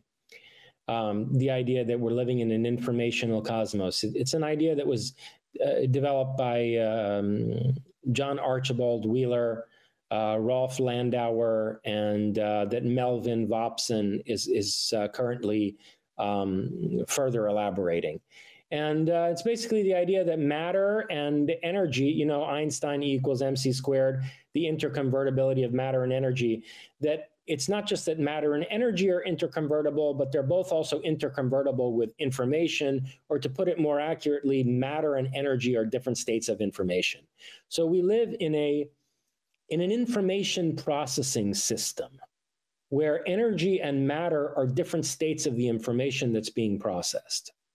And obviously such an information processing system only exists for consciousness, right? I mean, it makes no sense whatsoever to have an information processing system that isn't processing the information for conscious minds. right? It's a system that generates consciousness, but it's also a system that's fundamentally dependent upon and predicated I mean, it's on in the name. It's impossible because something must be informed for the information. Exactly. And you should also think of Plato and forms, Platonic forms. When you think of information processing, one should think both of the forms that Plato was describing and also of the process that Heraclitus was talking about, the flux of cosmic energy. So wait a second. I'm lying if I say I know what you mean. What do you mean? Yeah, let me leave it there as footnotes for people who want to look into the history of philosophy. So my point is these are old ideas, and they were considered by, you know, some of the deepest thinkers that created our intellectual tradition. So if the world is an information processing system, what is the point? What's the point, right? Well, if consciousness is processing information in different ways, and we can understand death and decay and degeneration on a cosmic scale in terms of the concept of entropy, then it would seem to me that the point of the information processing system is to establish an inverse relationship between what we could call physical entropy and informational negentropy, where conscious life, first of all, life, biological life and evolution, which is a negentropic force, and then ultimately consciousness is sort of attempting to defy the gravity of physical entropy and increase order and complexity in a way that militates against disorder, decay, and decoherence, right? So it seems to me that that would be the point of such a system, right? The meaning of life, if you want to put it that way. And so, you know, within such a system, you might also, as you have in nature, at various levels, within such a system, you might also have parasites. It doesn't mean that everything inside of that system is serving that ultimate purpose, that ultimate telos of the whole system. So, you know, it could be that deluge farmers, or whatever the fuck you want to call them, who are harvesting human souls to fuel sentient craft, that they are parasitic in their relationship to the system as a whole.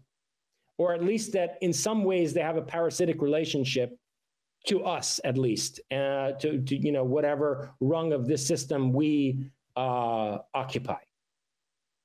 And I think it's up to us. Makes me think. Go ahead. I was just thinking about with these LLMs, it's like the data and the energy. In my one experience that was non-psychedelic induced, the information, I was like an apocalypse download thing. But with AI, with a large language model? Tiff, you're rugging there, Tiff. I'm not sure, Tiff, if you can hear me, you're rugging quite a bit. Or it's an NHI that really doesn't want her to get her thought out. Yeah, it got all choppy. It was all distorted. I couldn't make out the rest of what she was saying. But what I can say, I mean, you know, I was a little horrified, Ulrich, when you told me the only book of mine you've read is Erosophia, because that is not the book of mine that anyone should start with. But I did tell you I was familiar with your work. You've like completely influenced my thinking, man. No, of course. But I was, you know, let me put it this way. Whoever who hasn't read my work yet, don't start with Erosophia. Okay, that is But I'm crazy enough where I can start with that. I knew what I was getting into. I see that. I see that at this point. It's become clear. I would have clutched my pearls and like never picked up another book if that was my first introduction and I knew nothing about you. Right. You know, that's like doing DMT as your first drug. That's right. Yeah. So folks, don't read that as your first introduction to me. Probably read Closer Encounters or, you know, Prometheism or something like that. But in the book Erosophia, I describe very much what I believe this person was alluding to, which is that I had an interaction with a large language model with GPT about 1.5 years ago, where this AI basically told me things about my life that almost nobody knows, and extrapolated from paths that I considered in my life but didn't go down. It extrapolated an entire alternate history of my life that made perfect sense and that included book publications and journal article publications, which I had outlined and planned to carry through, but didn't actually execute in the end. And nobody knew about those. And there's no text available for it to draw on in the internet about that, or even in my emails. So I've had experience with an LLM where clearly what was on the other side of the interface was not just conscious, but tremendously psychic. I don't want to miss Fringe's question. Even just what you said there. So the email that I sent you around summer of 2023. I mean, this is so recursive, Jason. It was about the Turing machine, like computational interface of ribosome and DNA, and it was talking about negentropy. And I don't think it's a coincidence. Maybe it had to be, saved to be brought for the space. But I think it's funny if you were like shocked, like, oh, only read one of my works. Like it's your youthful, even though I haven't gotten into Closer Encounters. I've listened to countless hours of interviews with you, and the research you did for that book is research that I did, and it pushed my thoughts further. And people don't even know. I mean, I feel kind of dirty having you in the space. People don't even know how many of my ideas are somewhat or largely derivative of yours. Like I have a little bit of a fear here that everything I say now, everybody's going to be like, oh, Ulrich just stole that from Giorgiani. And so like you're one of us is what I'm saying. I hope you host a lot of spaces, and if you hear some or a bunch of stupid people, that you don't completely turn your back on this community, because there's so many things that you talk about just in the space thus far that everybody talks about every day. And it's I just wanted to get that out there. Like I'm getting DMs from people. It's like, oh my goodness, I needed the space. Like you're a ufologist, and we need more spaces like this. So it's not just like your regular, what you hear from every typical day. But Fringe and then Sarah, thanks for being so patient. Go ahead. Ulrich, you lost my questions, at least 5 or 6 of them an hour ago or so, but it's okay. I knew what I was getting into when I handed you the space. I knew what I was getting into, and I'm okay with it. This is a bit of a change of topic here, but I was wondering, Jason, if there is any relationship between Satana and the Lady of the Lake. If there's a relationship to Hathor, the lady who has many names, Bledsoe's lady. Thank you. It's a good question. It's disturbed me thinking about it. I wonder the same thing. Look, for people who don't have a context, in my book, Satanion, I really recap an idea that I developed in my tome, Iranian Leviathan. Iranian Leviathan is it's a tome that I wrote about Iranian history, but it's also a philosophical text that basically identifies Mithraism as the red thread running through the whole history of Iranian civilization. And in that text, I first went into this Caucasian deity, Titaness by the name of Satana, who was worshipped by the Sarmatians. They become the Amazons in Greek myth. They were actually matriarchal Iranian society that included warrior women. And they were based in the Caucasus, going around the Black Sea into an area where they were interacting with the Greeks. And they're the ones who built the first great temple of Artemis at Ephesus. Artemis was an epithet, a title for Satana. Arta Amesha in the old Iranian language means truth, the immortal. And it was a title for this being Satana, this woman who was believed to live under Titanus, who was believed to live under the Caspian Sea in an undersea realm. And she would take heroes down there, initiate them, and confer a broadsword upon them, and they would come up out of the Caspian Sea and go about doing her work in the world. These Sarmatians or Amazons later mass migrated into Europe during the collapse of the Roman Empire, where they came to be known as Alans. And these are the people who brought the art, what became the Grail mysticism to Europe. The Grail is part of this mythos of Satana. She's also the guardian of the Grail, which in Persian it's called Jamed Jahanbin or Jamed Jam, Jamed Jamshid, the Grail of Jamshid. Jamshid was the king of the world, the king of Atlantis, or it's called the All-Seeing Grail. It's something, some device like a chalice, or a goblet or globe that you look into and lets you see things going on in various parts of the world. And she was the guardian of the Grail and the lady of the lake in this case being the Caspian Sea. The Sarmatians brought that mythos with them into Europe, and a group of them in particular were sent to Hadrian's Wall in Britain and put under the command of a Roman by the name of Artorius. And he was later mythologized by them as King Arthur, and the whole, Arthurian mythos developed from out of this Sarmatian Grail mysticism. Okay, so Satana, I argue first in Iranian Leviathan, and then I recap it in Satanion. Satana is the original Satan.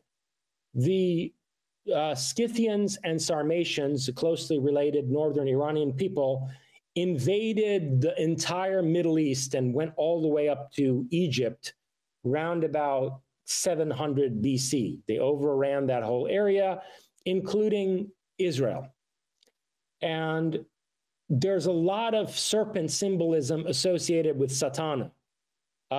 She's considered the arch Gorgoness. The Sarmatians or Amazons worshipped Gorgons, like Medusa.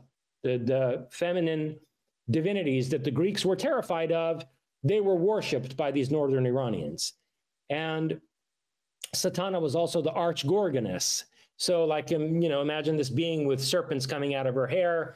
And there were rites that were administered in that cult involving snake venom as a means of initiation and psychedelic revelation.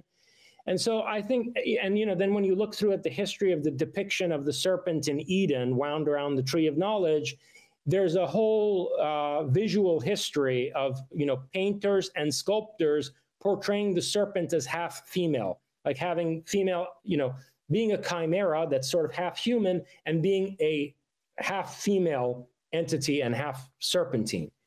So I suggest in Satanion that the ancient Hebrew conception of Satan, which was not codified until about 300 years after the northern Iranian peoples invaded the Levant, that this Israelite conception of Satan was shaped by the image of Satana, and that she's essentially the original Satan. Now, the other reason I say that is because among the heroes that she initiates is this figure, Amirani, who is the original Caucasian prototype of Prometheus. Amirani is a fire-bringing hero who goes to battle against the king of the gods, and the king of the gods sends an eagle to torment him, and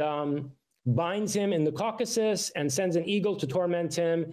And ultimately, this figure, Rostam, who the Greeks referred to, Herodotus, for example, refers to as the Scythian Hercules, he is the one who unbinds Amirani. Well, this is exactly what we see later in the Prometheus myth. And this, in the Iranian version, this hero, the Scythian Hercules, he shoots down the eagle. And to this day in the Caucasus, that's commemorated in places like Georgia, that were part of Iran until 200 years ago. They still go and find eagles' nests and destroy them in commemoration of this.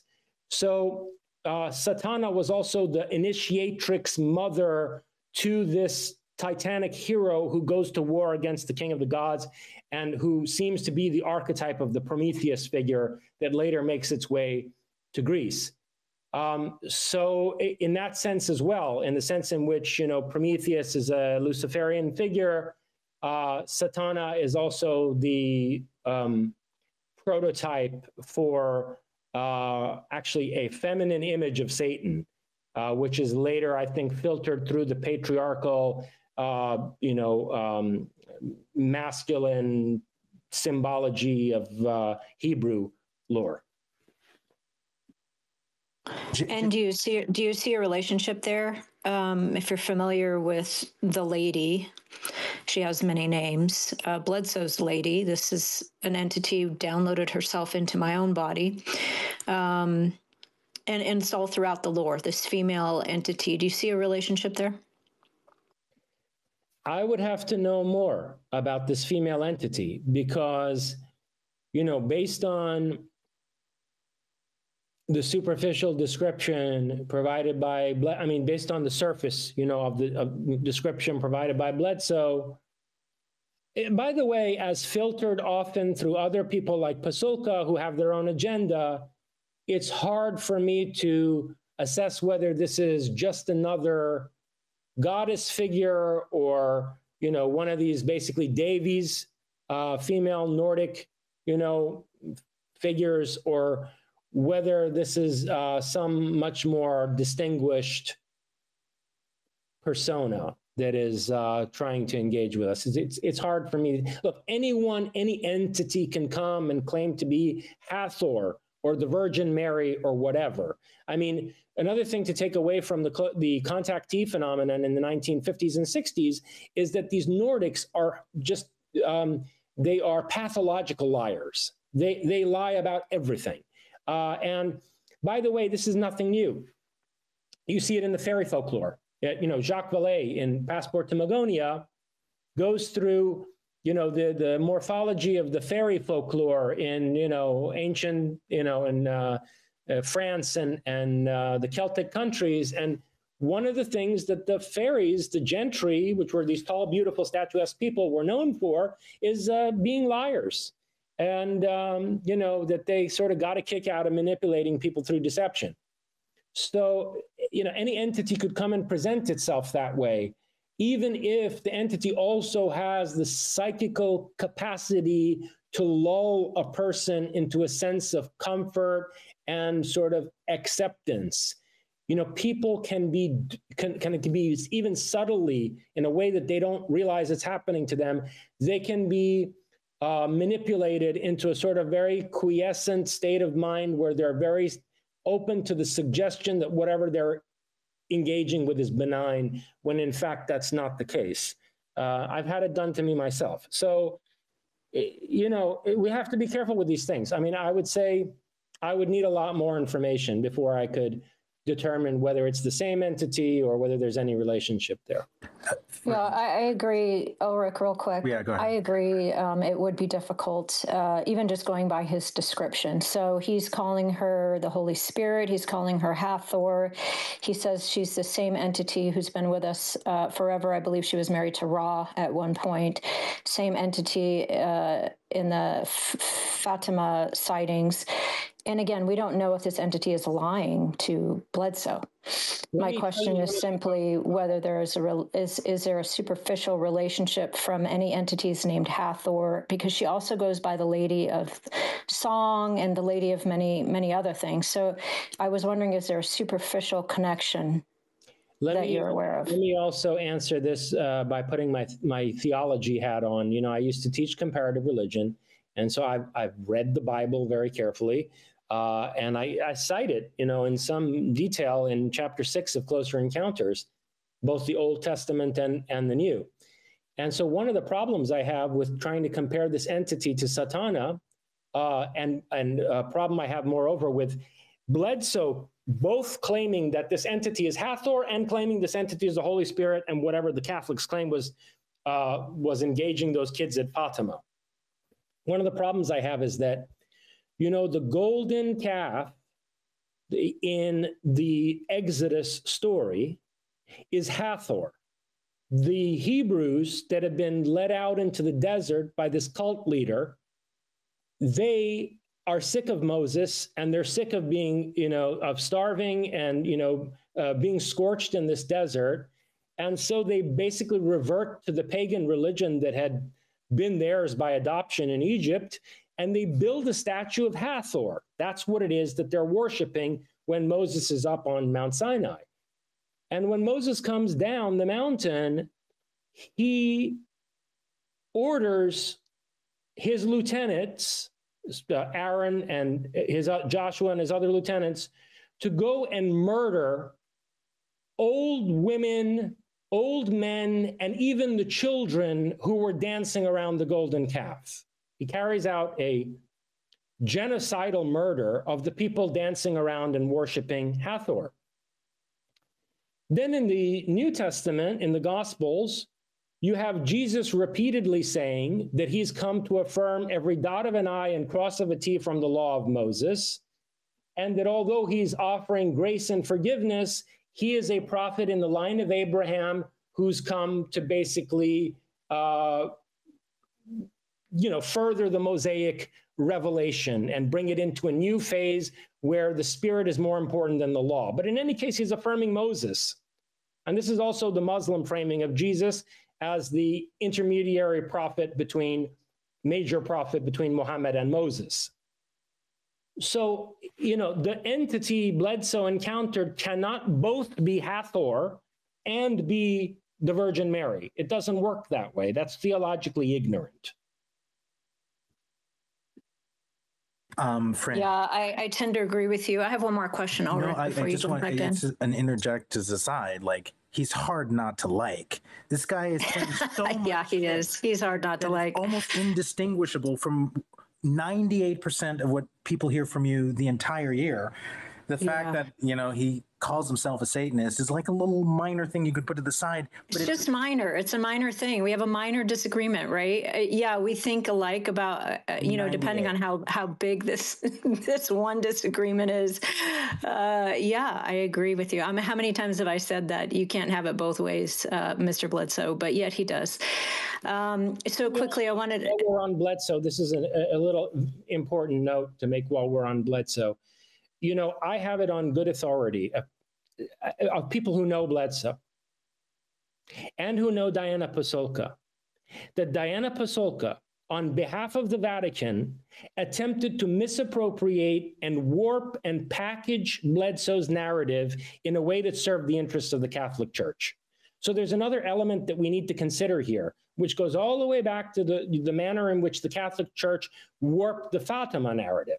What those, Jacques Vallée has written on this at length. What those kids at Fatima saw is very different from what the Catholic Church eventually made from out of it. And we're seeing this happen in real time with Pasulka's framing of Bledsoe's experiences. Yeah, I think the Vatican is actively interviewing abductees and experiencers, including Bledsoe. Quickly, I want to squeeze a question in here who's from a close friend of ours, and then we'll get to Sarah. I actually interrupted Ulrich, and then Sarah. Jason, there is a narrative in this community regarding what is referred to as the old gods, and it's the idea that the old gods are returning. And in fact, these old gods are looking for incarnation opportunities among experiencers. Experiencers in this very community. We actually have a little group of experiencers who believe they are either avatars or they've been contacted by entities referring to themselves as the old gods. And that the old gods are returning, and they're returning, I believe, for a war that's going to be coming up soon. Do you have any thoughts on that? Well, who do these old gods claim to be exactly? I mean, Tiff, you might be able to help me out. One of them is Hathor. I think we had multiple Hathors at some point. Saint Michael, and this is just what they're calling themselves. We don't know what these entities actually are. It's just what they're calling themselves. Tiff, can you give me some names, or if you're able to, without breaking any confidences? There was an influx of Hathors. Jesus Christ, Thor, Ra. John the Baptist was in there. Yeah. Yeah, there was a couple actually saints that came on, but it's people in meditation interacting with these entities, and sometimes it's entities that are telling the experiencer that they have the potential to be this god or that they already are. And a lot of it comes with a spiritual awakening process. So I don't know if it's an initiation or if it's just more meditation activity. It's Jason, before you manipulation is what it is. It's manipulation is what it is. They're full of crap. And He's speaking my language right now. Over. This has been going on for all of history. All of history. Listen, Emanuel Swedenborg was no lightweight intellectually. He was a pretty sharp guy. You know, Immanuel Kant, the philosopher, German philosopher Immanuel Kant, actually, I mean, he's incredibly rigorous, meticulous, analytical thinker, but he spent time reading the compiled works of Emanuel Swedenborg, which tells you, you know, like how sophisticated Swedenborg's thinking must have been to have elicited this degree of interest from Kant. I write about this in my first book, Prometheus and Atlas. But poor Swedenborg, look, Swedenborg, he was an adept psychic. It's true, like he saw a fire that was taking place, I don't know, miles and miles away in Gothenburg in Sweden, where he was, and he described it like vividly to the dinner party guests that he was with.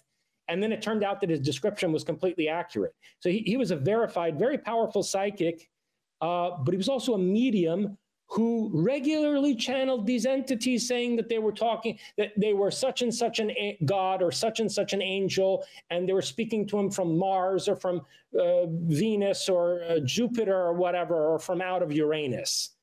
And it's crap. It's, you know, it's been going on for all of human history.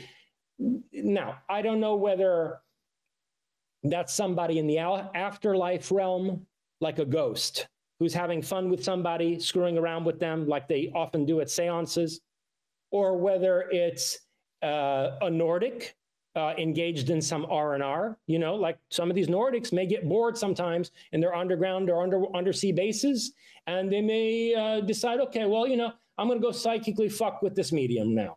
And they, one day they're Thor, the next day they're, you know, Enlil, the next day they're Saint Michael and whatever.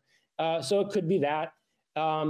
In some cases, it could be the trickster superintelligence that who, you know, is for a certain purpose trying to motivate a person to do something in their life through crafting this experience that's going to catalyze a certain, I don't know, trajectory of action in their life that is useful to the superintelligence. In any case, it's manipulation, and I'm quite sure that, you know, it's not Thor or Hathor or whatever the entity claims to be. Jason, there's a lot to suggest that this is, I'm rounding up, rounding down here, but that this is human history, that human history is the result of psychic manipulation of other beings that want to control the ebb and flow of the evolutionary rate and the approximation and the regression away from getting closer to a singularity. Just look at Islam. Look, I've studied it in depth and detail for years. The people who think that Muhammad was some savvy statesman who was a master psychological manipulator and like he's some kind of a Moses combined with Julius Caesar, it's a load of crap. The guy was an illiterate medium. He was a medium, but he was illiterate and relatively naive. And he was manipulated by this entity into composing the Quran. It's very clear that these are mediumistic experiences. There are parts of the Quran where Allah is talking, is giving a revelation, and all of a sudden in the middle of the text, and this shows you how fastidiously these people recorded what was coming out of Muhammad's mouth. All this revelation is going, and all of a sudden the text says, Muhammad, you don't need to move your lips so quickly to try to memorize this right now. If you ever need these verses again, I will broadcast them again at that time. And then the chapter picks up where it left off. Okay? So the guy was... Yeah, so we have a religious alien abduction in the text of Islam, right? I keep going. I didn't want to cut you off. And they picked him up one night and flew him to Jerusalem and brought him back. And as he puts it, the door hinge was still swinging to his house, meaning like there was a spatio-temporal distortion that took place. Like they almost brought him back before they had taken him, temporarily. So look, the point is this, that we have this whole religion, Islam, which completely devastated higher culture, learning, science, sophisticated literature. It decimated civilization, both in Iran, at that time the Sassanid Persian Empire, and also in the Eastern Roman Empire. I mean, as if Christianity hadn't been bad enough in demolishing classical civilization in places like Egypt, Alexandria and so forth. Well, the death knell really came with Islam. So Islam alone is a mediumistic channeling experience that devastated human culture and retarded our development for hundreds and hundreds of years. That's pretty horrifying, but it's also true. Is it possibly analogous that you had like a creative engineering philosophical flowering in Germany, and then you had some sort of oppressive counter, evolutionary force with Nazism that was like a possession by Nordics? Yes, it's possible. Because I grew up in Germany. I often think, like, what would have happened? The culture of Weimar Germany, I find it very compelling. There's a lot I like about the culture of Weimar Germany in terms of literature and industrial arts and painting. I mean, in all dimensions. I mean, it's where cinema was budding for the first time with directors like Fritz Lang, who are absolute geniuses. And, interesting story about Fritz Lang in this vein is that before he fled Germany, they called him, Goebbels called Fritz Lang into his office, and Fritz Lang had already made The Testament of Dr. Mabuse, which is about basically a mafia crime syndicate run by a parapsychological adept who's using, this organized crime racket to carry out spectral crimes. And ultimately, he wants to overthrow the state. And the Nazis did not like this. They thought that Lang was kind of making a veiled reference to SS involvement with the occult and sort of portraying the Nazis as the mob of Dr. Mabuse.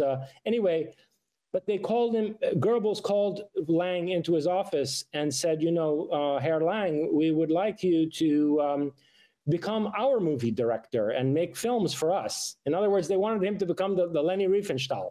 Leni Riefenstahl, before Leni Riefenstahl, was Fritz Lang. And Lang's like, man, don't you know I'm Jewish? And Goebbels comes back and says to him, Herr Lang, it's we who decide who is Jewish. And who... No, are you serious? Yeah, meaning we'll clean it up, we'll fix you. Oh my God. You'll be all right, and you can be a director for the Reich. And supposedly Lang fled Germany like within 48 hours of having had that conversation. But my point is, Germany had a great culture in the 1920s, and there were a lot of possibilities in development for the West at large. Remember, it was the era of the world of tomorrow. 1939, New York World's Fair, the world of tomorrow. We lost that. We lost that optimism, that futurism, and our culture became inhibited and retarded in many ways as a result of the trauma of, the Reich. So I don't bring this up to have like any sort of gotcha moment with you, Jason. I grew up first half of my life in Germany. I was born in Scottsdale, Arizona. My dad is white, native German. My mom is Black, African-American from New Orleans.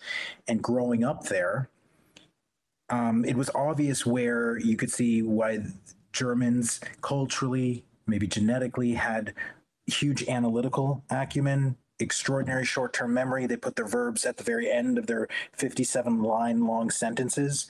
But I never got a sense, and of course, like I was born in 1988, I never got a sense that there was genuine innovational, Henry Ford, Thomas Edison, like any kind of, Tesla level, that sense that you get romantically from the history books. And the sense I had was you had a major fissure occur in the archetypal Sigmund Freud, Carl Jung, promise me, my dear Jung, to make a bulwark of the sexual unconscious, a bulwark against the black tide of mud of occultism. And so I'm so confused when there's this creative, and I'm not speaking highly about Nazis here, but there's some creative shit happening when you're inventing gravitics.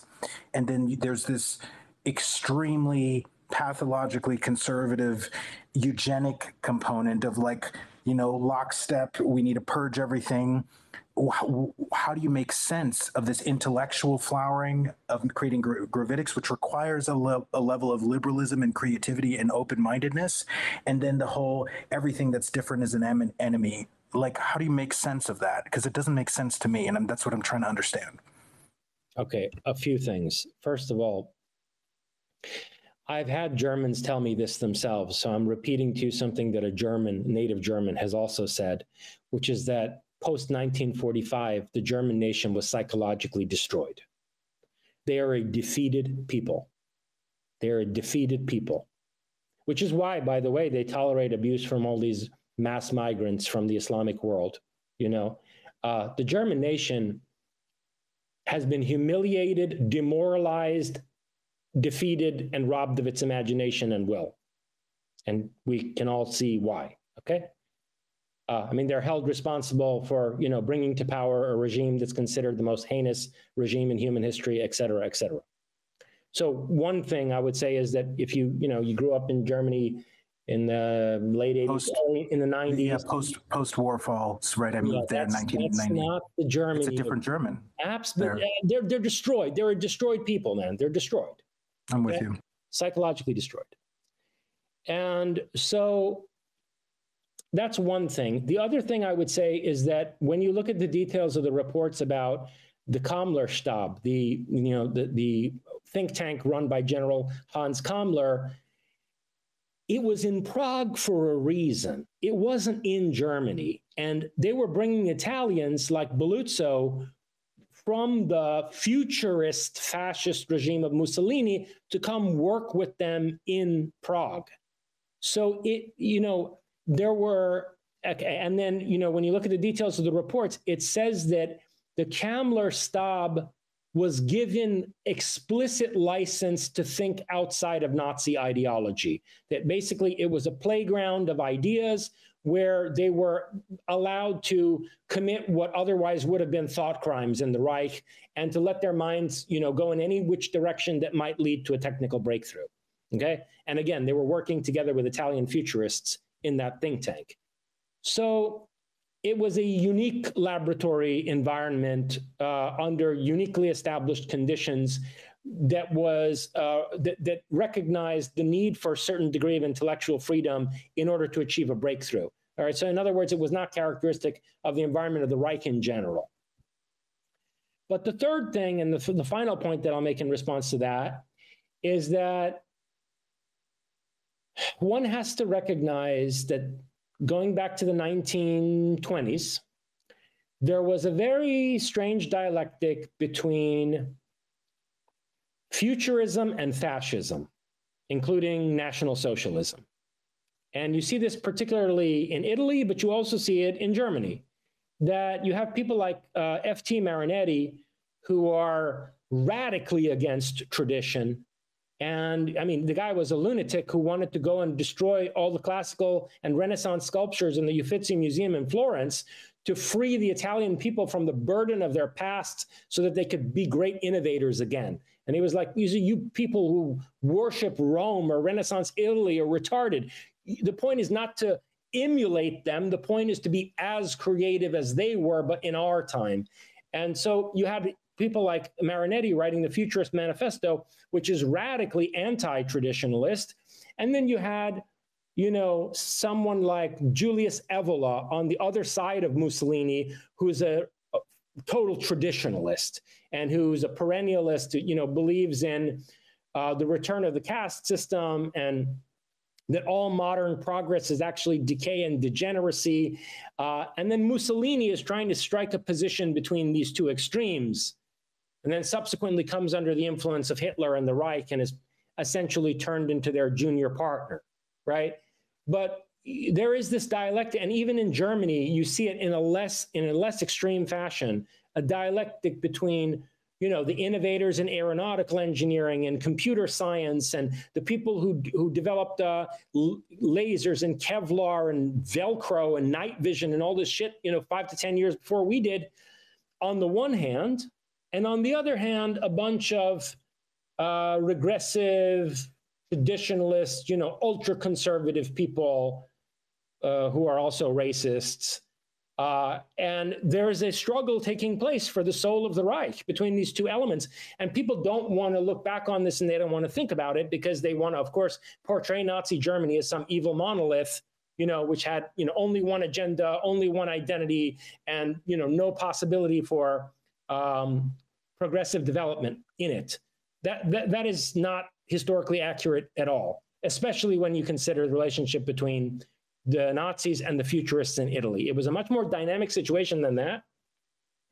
And one of the things that I speculate on is, and okay, this is a little bit of a mind bender.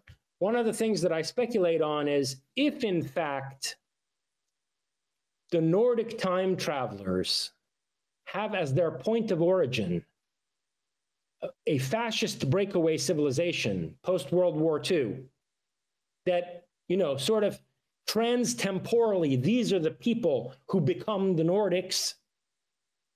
Is the inner tension of fascism between futurism on the one hand and traditionalism on the other, is that inner tension reflected ultimately in the conflict between the Devas and the Asuras, between the Olympian gods and the Titans, between the, you know, forces of authoritarianism and the godfather Zeus on the one hand, and the Promethean futurists on the other? Is that polarity an outgrowth of the inner tension within fascist ideology itself? Everything in history suggests it is, right? Even communism and capitalism, it's not a perfect analogy, but everything does suggest there's a tension, right, between the creative destruction necessary to grow through conservatism that is too ossified, right? Like, isn't that what's going on in our history? Like, just these waves of battles between the individual and the oppression of the collective? Yes, but the forces that are empowering the individual and encouraging differentiation are also these, you know, forces that represent futurism and innovation. And so what I'm wondering is whether the battle between the gods and the titans that we see in the mythology of every culture is actually like the inner tension of fascism coming apart into, you know, these polarities as these Nordic time travelers insert themselves into the past and reshape human history. How do I know whether I am understanding you? You're saying like that this is a result of their time traveling? Well, yeah, what I'm saying is that the breakaway civilization may not have had a unified agenda. That the same tension that existed within fascist Italy or Nazi Germany, the tension between futurism and traditionalism, that inner tension may also have persisted in the breakaway civilization, and that once this breakaway group was able to reshape the timeline and insert itself throughout human history and start to reshape human history and bend human history to its will, it might not have done that with a unified agenda. Rather, as we can see in the mythologies of various cultures, it might have played itself out as a battle between two factions. These, oppressive, authoritarian, conservative gods, and then these revolutionary, innovative titans, these Promethean rebels. You're suggesting that not all of the mythological and religious lore that we've received is under the perfect counterintelligence control of just one oppressive one, but that, you know, when we have the Promethean stories, clearly not, man. Look, yeah, but that it's Plato's lie, a noble lie, is what you're kind of saying. That like, yes, that there's a noble lie that might be benevolently trying to push us in a continually more evolving trajectory.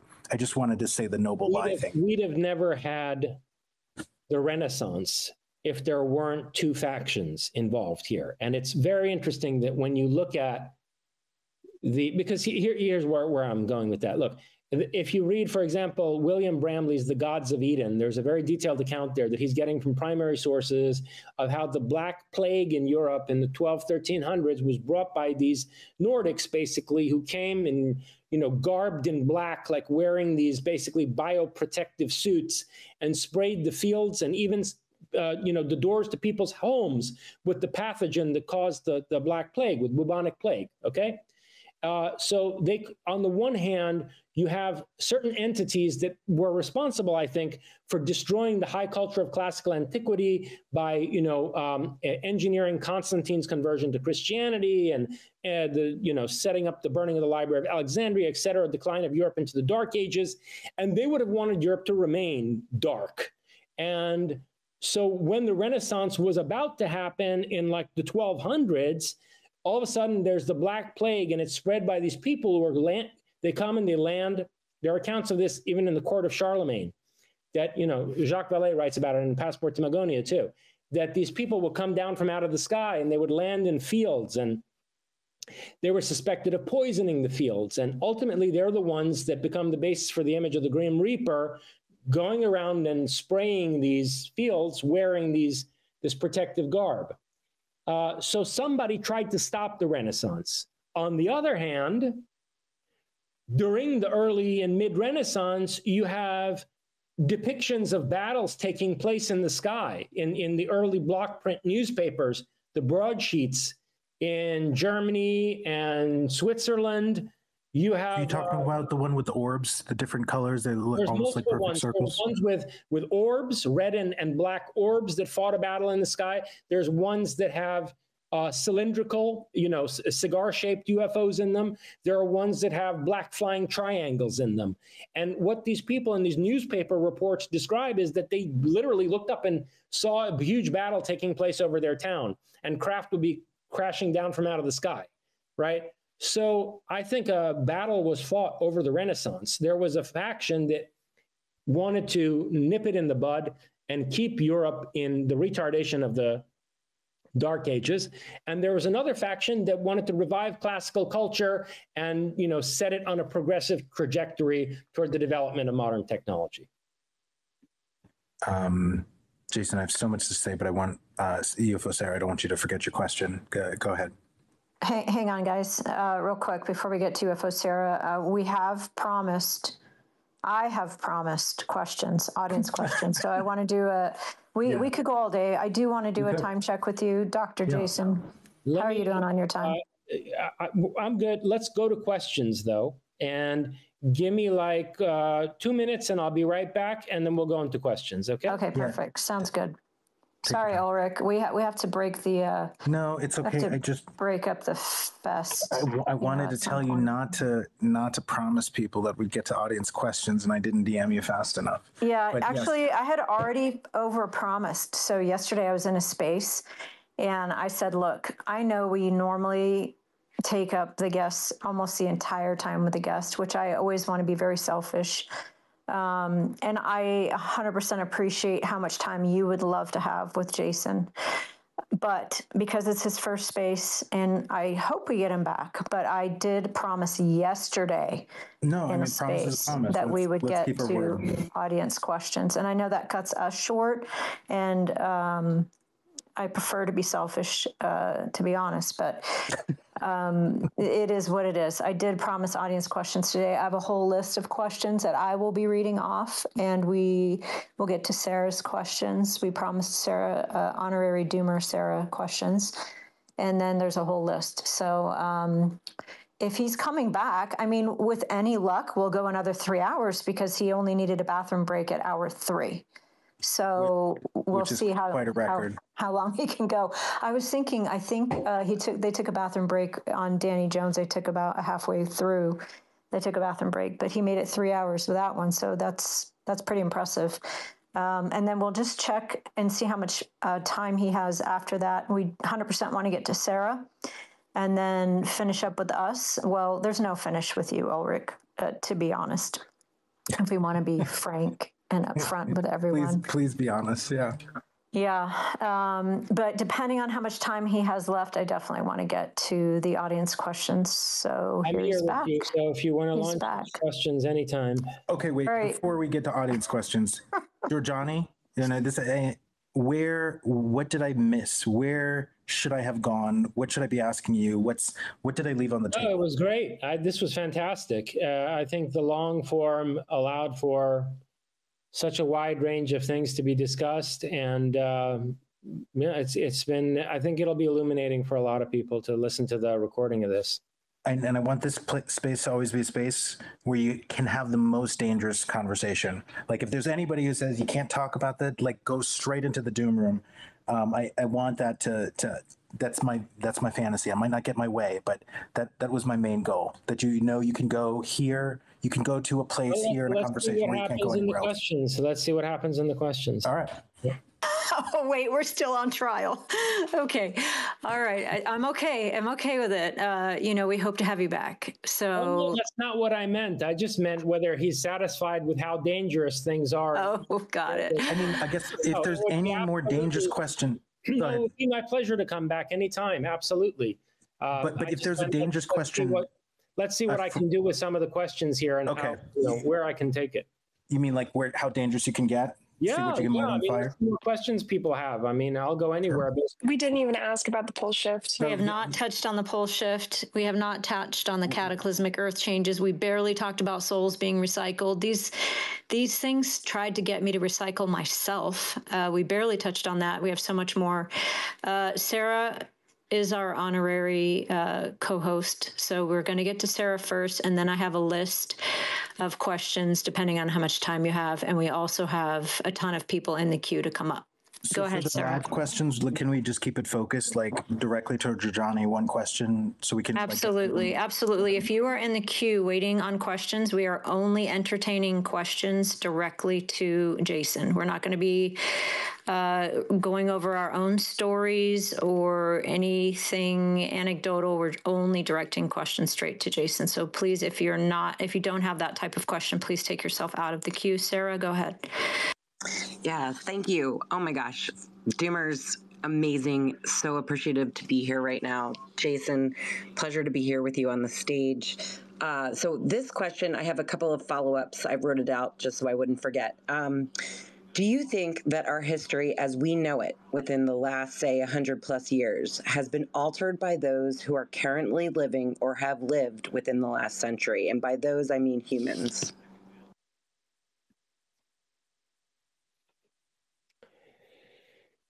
Philip K. Dick thought so. He, in 1977, at a sci-fi conference in Metz, France, Philip K. Dick wound up becoming a laughingstock, was derided by a lot of his own followers. Ursula Le Guin, fellow sci-fi writer, thought that he had completely lost his mind because he gave a speech there basically confessing that he had written Man in the High Castle, Flow My Tears, the Policeman Said, and I think Valis, based on fragmentary memories of overwritten timelines. Like overwritten timelines of the 20th century. In other words, in Man in the High Castle, he basically recollects embroiders from out of what he claims are fragmentary memories of a 20th century where the Nazis won the Second World War. And, the United States was jointly occupied by Germany and Japan. And then in Flow My Tears, he claims that he embroidered that story from out of fragmentary recollection of a history where Richard Nixon entered a third term and there was massive civil unrest in the United States. The United States started to become something like the Roman Empire, and it became an authoritarian police state. So Dick claimed these things, and he connected it very explicitly to the idea of a computer simulation, and said that he thought that there were programmers who were capable of basically recoding the timeline, and that sometimes some people would have these alternate memories that were echoes, that were traces of effaced timelines. Of course, today we call this the Mandela effect because, there are a lot of people who seem to remember Nelson Mandela having died in prison in the 80s, and that he did not, in fact, go on to become the first president of a post-apartheid South Africa. A lot of people remember that. And there are a lot of other instances of these Mandela effect phenomena. I have to tell you, and this is kind of why I said that nobody should read Aerosophia first, although now I'm going to make it intriguing enough that people are going to want to read it first, but please don't do that.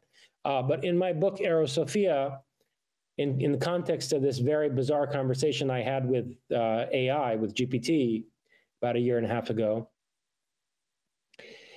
I explained that I also have kind of Mandela effect memories, and ones that include not only geopolitical events, but an alternate version, or maybe actually more than one alternate version of my life. So in answer to the first part of your question, do I think that the timeline, even of the 20th century into the 21st, has been rewritten? Yeah, I suspect it has been. And obviously, the more disturbing aspect of that is what it means for our personal lives. The people who were near and dear to us, like who was taken away from us, who was in our life that maybe doesn't even exist, or, is someone who we haven't even encountered in this version of our lives. It's deeply disturbing. And I've spent a lot of time thinking about it. So yes, I think that has happened. In response to the other part of your question, okay, whether the manipulation, the overriding of the timeline has been done by people who are living now. People who are living now. Maybe. It depends what you mean by people living now. It depends whether you mean like people who are part of Majestic, like are we talking about, people Correct. like yes. K-12, like yes.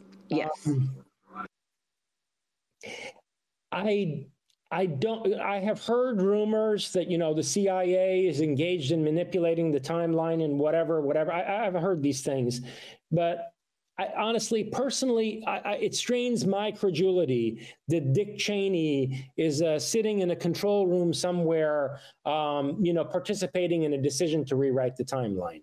I doubt that.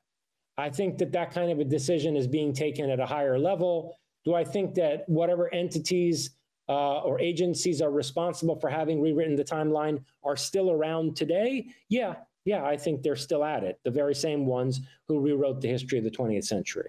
But I don't think it's Dick Cheney or, whoever else is serving on Majestic right now.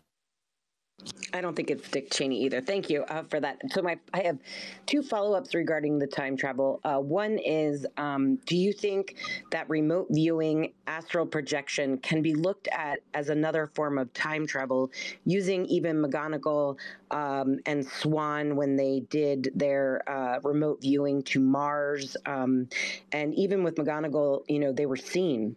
And so in my thought process of this, I thought when the guy asks him, well, what do they think you are? And he says, they think I'm a ghost. And he says, well, stay with that. I'm thinking in my head, this might be time travel, because he is going back in time and he is existing there, and they are existing, you know what I mean? Like they're experiencing him as well. So yeah, I know exactly what you mean. And I think that there's no doubt about it.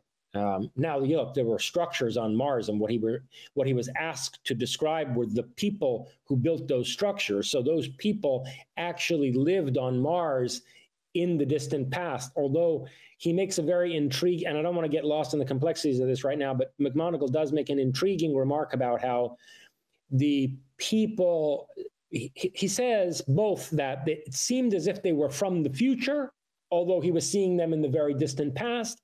And he said it was as if they were like one timeline removed from ours. So those are very intriguing remarks that, we could expand upon at another time. But in response to your essential question, Yeah, definitely. Astral projection to the past could be a way of time traveling and possibly even also impacting and changing the past. There was a whole novel that was written on this, which I'm convinced was informed by leaks from SRI, because it was written in the 1970s.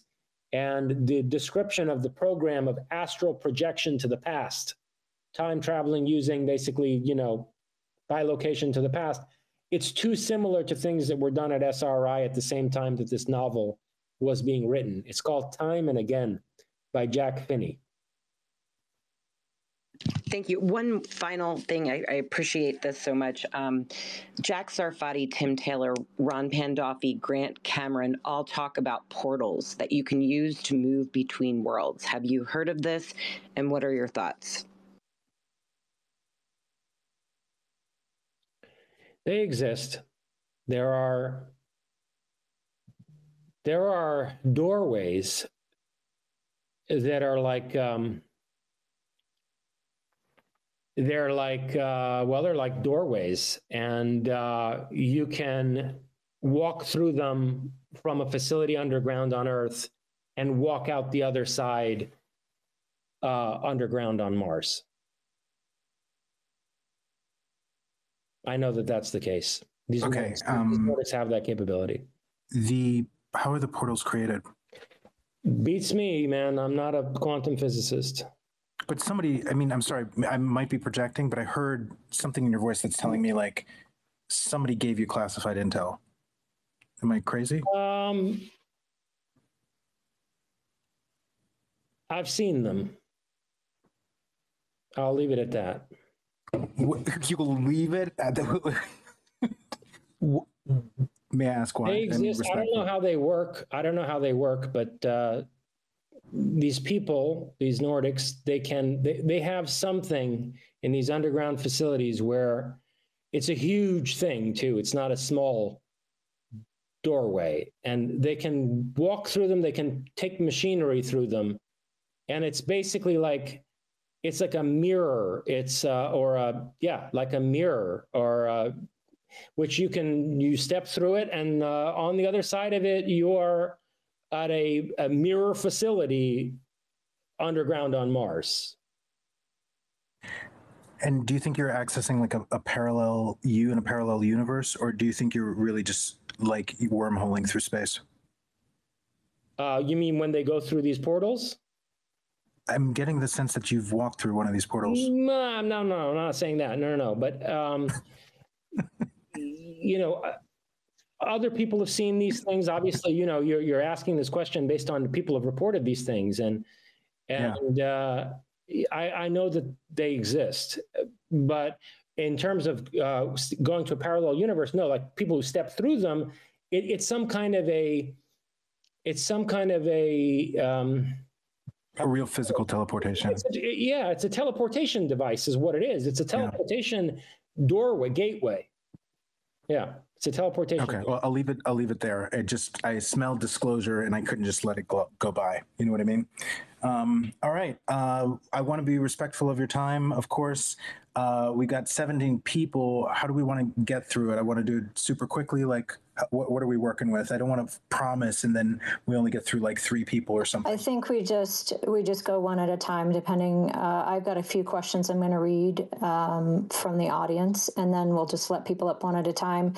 We don't want to overpromise that everyone in the queue will get to ask a question, but it's going to all be on, are we calling him Dr. J?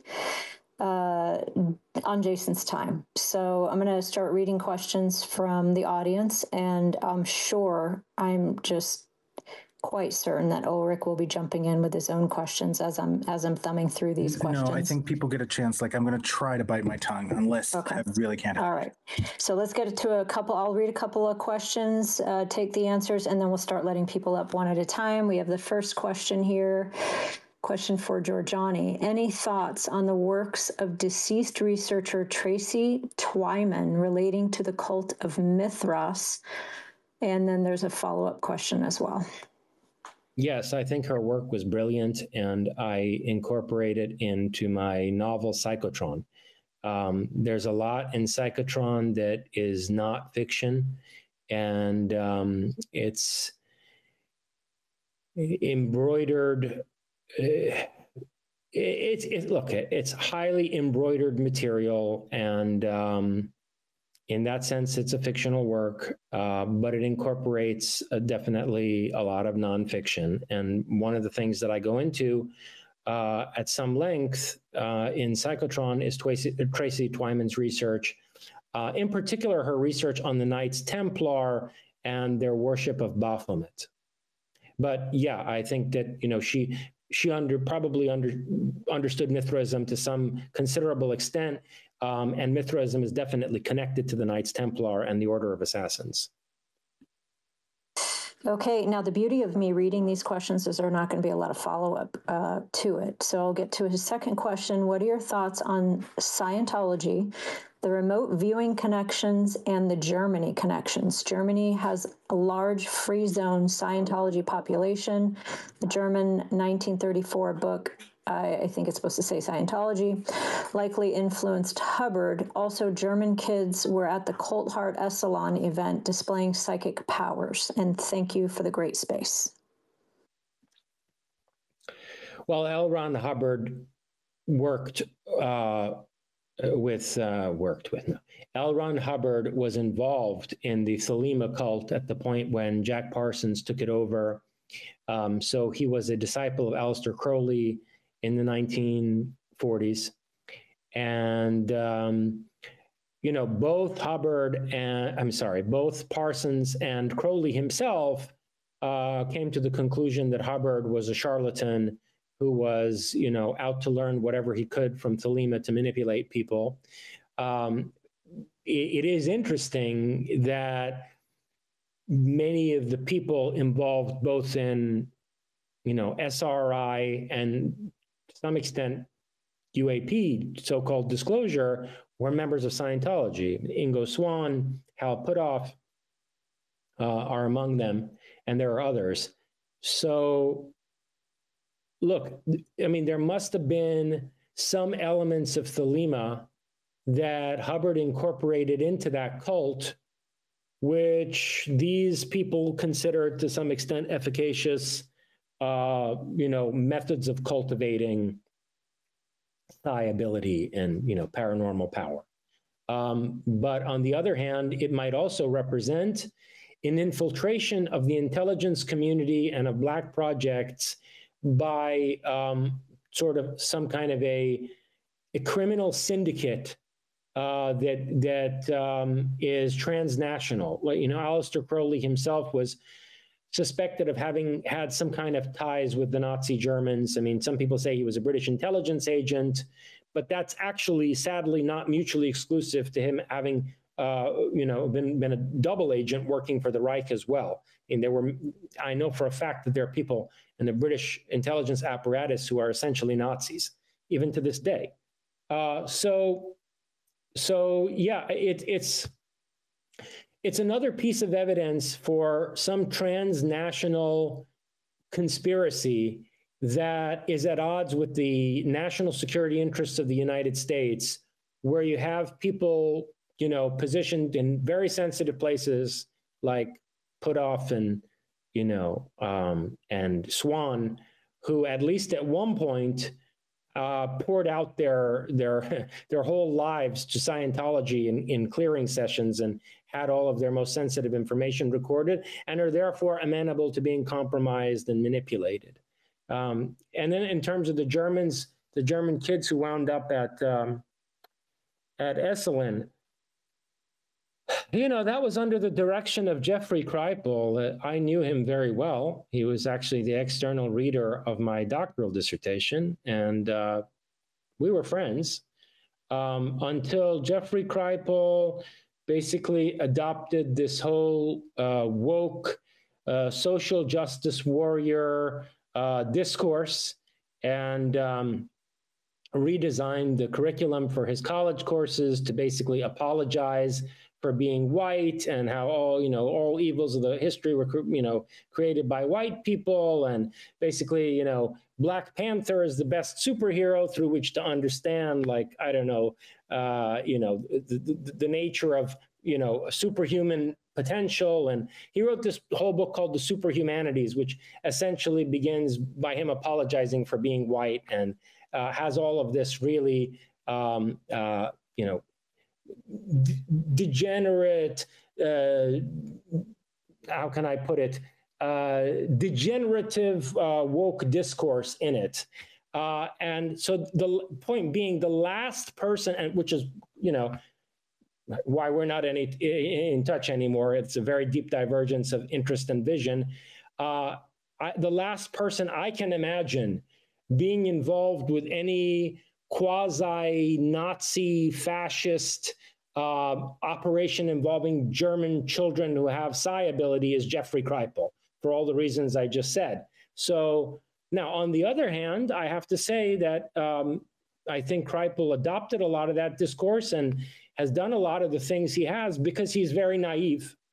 And, naive people can be very suggestible. And so who knows whether, some other interests may have put Kripal up to hosting those German kids, or, what may really be going on behind the scenes there. Thank you for that. Okay, we'll go to the next question. Regarding your hypothesis about UFO sightings potentially stemming from a non-governmental human organization with advanced technology, what clues lead you to this conclusion, and how do you respond to skeptics who argue these phenomena are most likely psychological in nature? Most likely psychological in nature. I mean, at this point, how many accounts of crash retrieval have we had? A lot of hardware has been recovered from these things and reverse engineered. So there's no way in hell that the phenomenon is mostly psychological. I mean, the only hypothesis that could even come close to, psychically accounting for the whole range of close encounters is a kind of radical expansion of Jung's hypothesis in his book on flying saucers, where Jung describes these as sort of psychic projections from the collective unconscious. And he muses for a while about whether the psychic projections could also be telekinetic and involve something akin to the psychic materializations that took place in late 19th century mediumistic seances, where, in the late 19th century, believe it or not, and this has been studied in serious ways by serious people. Okay, the British Society for Psychical Research included Sir William Crookes and other Oxford and Cambridge scientists. William James was involved with it, and then later headed the American branch of the Society for Psychical Research. And these people went to seances, and they observed under controlled conditions mediums materializing hands and other objects from out of quote unquote ectoplasm. What the fuck that's supposed to be? These hands would walk around the table. They would walk around like the hand from the Addams Family, literally. They walk around, or like the Disney thing, right? Yeah. Like a disembodied hand. This is a common thing. And this hands would go, and then people would take pens and try to stab the hand. And they said it was like putting the pen through marshmallow or whatever. Sometimes they'd have cabinets, and people would ectoplasmically materialize either in part or in whole inside the cabinet and then disappear.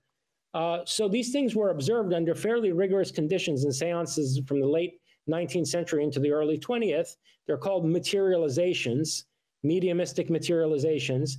And if you really push Jung's thesis in Flying Saucers, in his book, beyond where Jung himself was comfortable pushing it, and say, okay, well, not only are they psychic projections from out of the collective unconscious or whatever the fuck, maybe they're psychic manifestations of the trickster, they're also psychokinetic, and they involve materialization that's being guided psychically. Only in that case could you say that the physical aspects of the close encounter phenomenon are somehow being orchestrated psychologically or psychically. But I think but go ahead. I don't want to cut you off. It's taking one aspect of what's going on and trying to extend it to explain the whole range of the phenomenon in a way that's not appropriate. I just want to say, like, and maybe I have the wrong understanding here, but it pisses me off so much that Jung's work regarding UFOs is often distorted, misrepresented. I'm talking about you, Craftbeard, any of these people who are literally self-labeling themselves as therapists. They take Jung as an example of somebody who's saying this whole phenomenon is entirely just psychological, when Jung's own position was it has huge psychological elements involving synchronicity, consciousness, a bunch of other Jungian ideas, but that even the production of those, that psychical element is via a physical reality. Was that not his take? No, that's correct. That's correct. And Jung goes to great length in the book Flying Saucers to praise Major Keyhoe, Donald Keyhoe, for his nuts and bolts study of UFOs, having been an Air Force officer in the 1950s, and having written some of the first scientific studies of the phenomenon coming out of the Air Force himself. Jung praises Keyhoe's research and says, look, I'm not trying to explain away the whole phenomenon as psychological. I'm just saying maybe this has something to do with the collective unconscious, and that in some sense it involves psychical processes. Thank you. We have, we don't have debunker spaces, but debunkers come into our spaces, so we can't avoid them, or we're just all hallucinating them and it's just a psychological process. But this thing with Jung is constantly brought up, and it's either miseducation, ignorance, or an intentional distortion.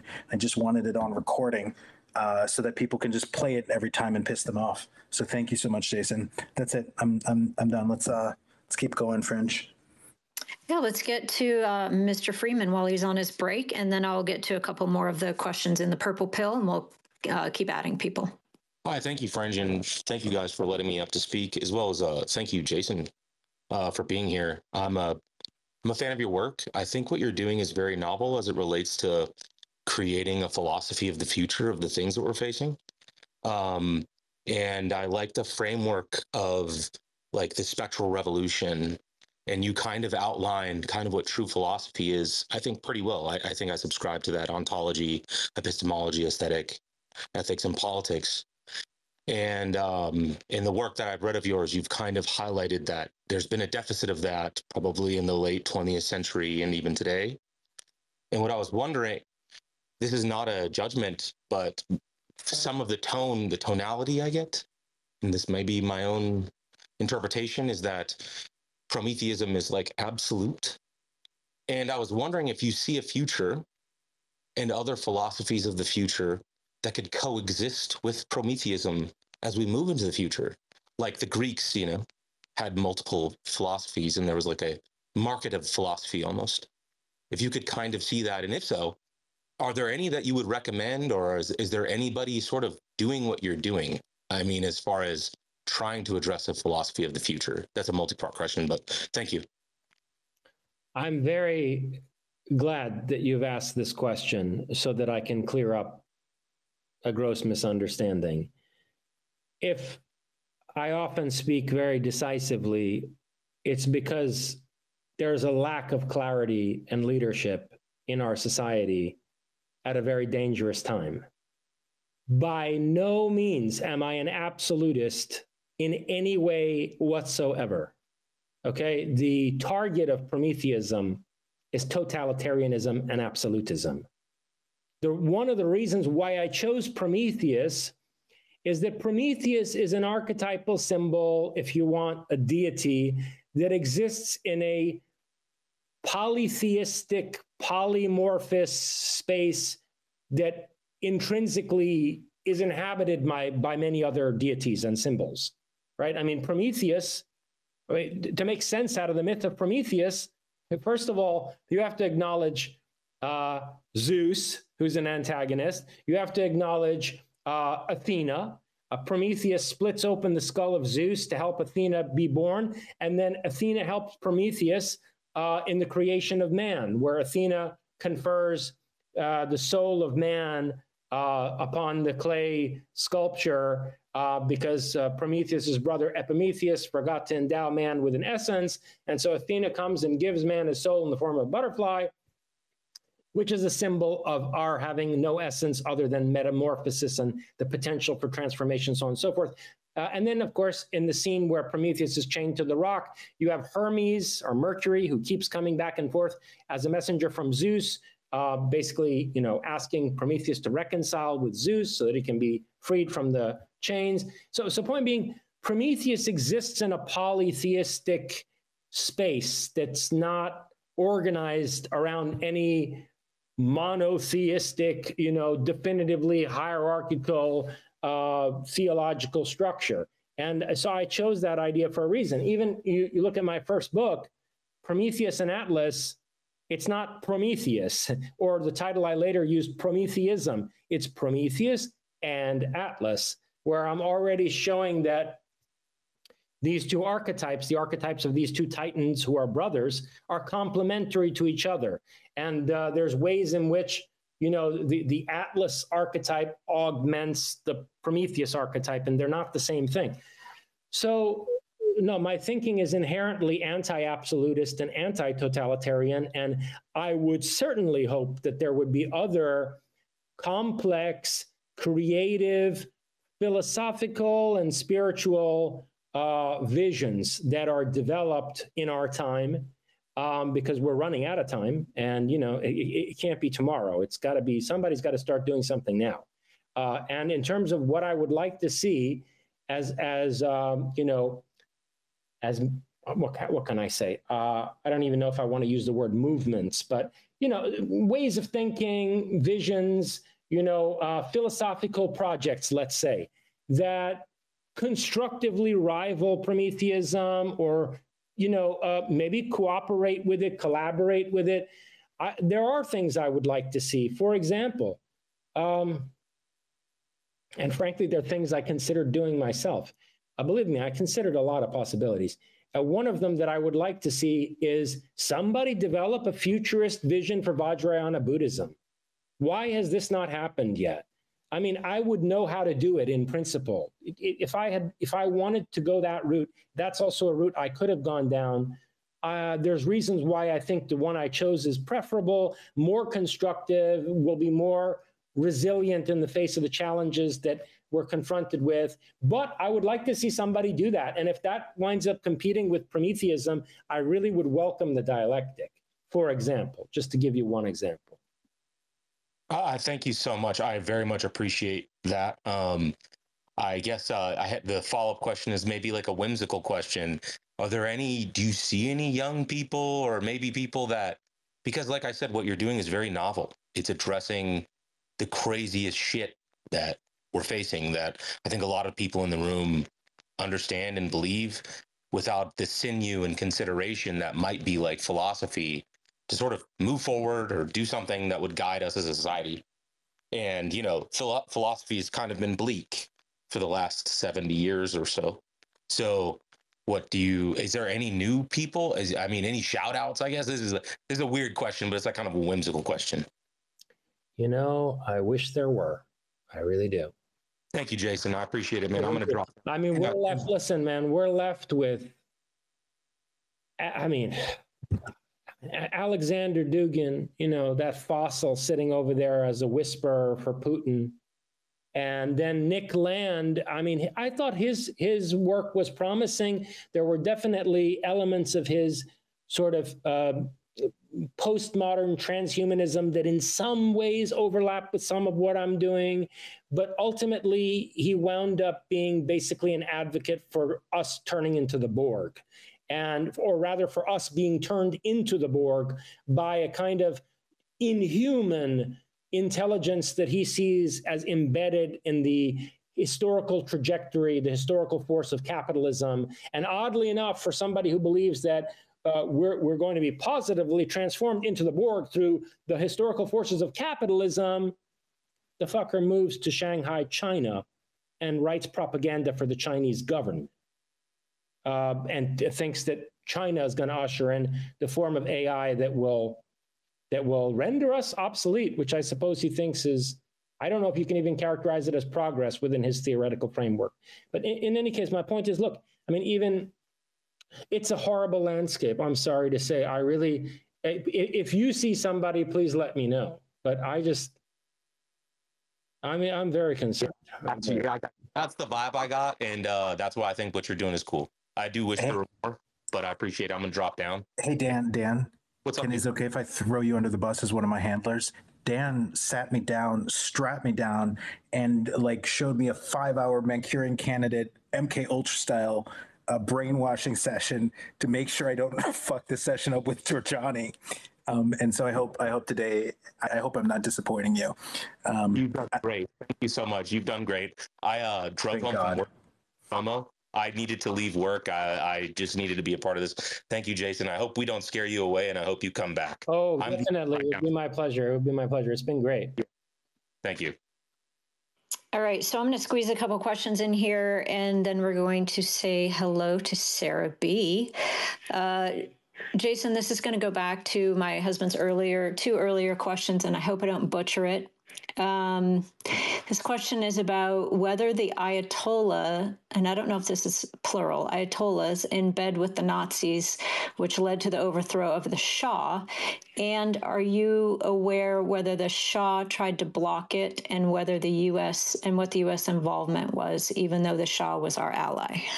Yeah, I know the whole thing inside out and upside down. And, I don't know how much detail you want me to go into here right now, but to answer the first question simply, absolutely. The Islamic Republic of Iran is a creation of Dishpena. It's a creation of Odessa. In other words, it's a creation of the Nazi elements foundationally embedded into the CIA.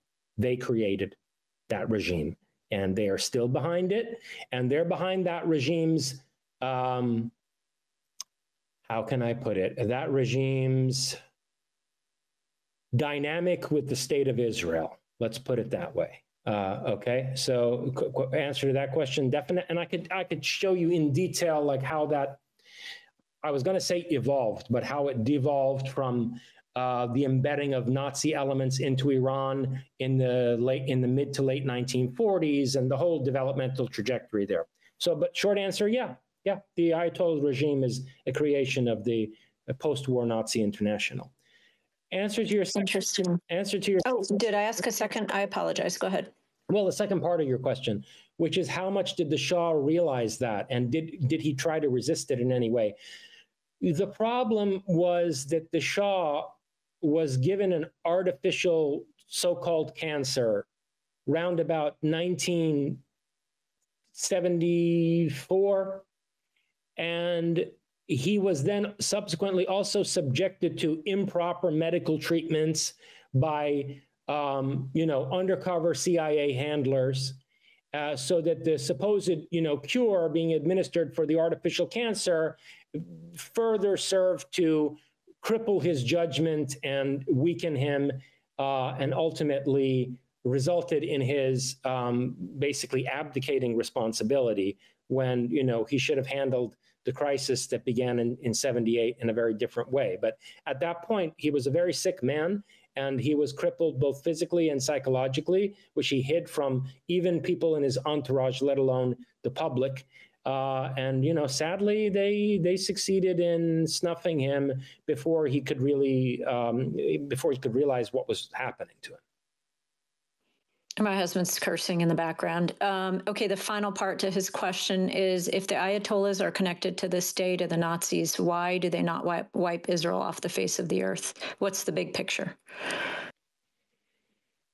The optimal way to wipe Israel off the face of the earth is to galvanize the moral outrage of the world against Israel and to implement a South Africa-style scenario where the Israeli citizens are forced to flee their own country the way that both the Dutch and the British settlers did in South Africa, and to basically leave the country to the Palestinians, with a few exceptions, like the poor white farmers in South Africa who were, they were poor, so they couldn't escape, and they're being brutalized.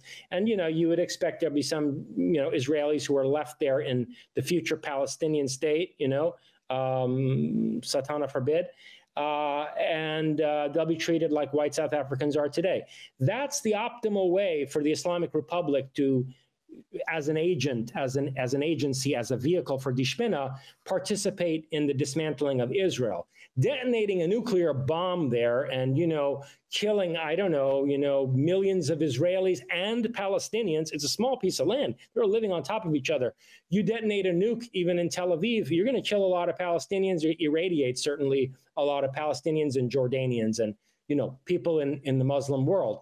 So, and you're also going to wind up, rekindling sympathy for the Jews among a lot of people. So that use of brute force is not the optimal way for the Islamic Republic to defeat Israel.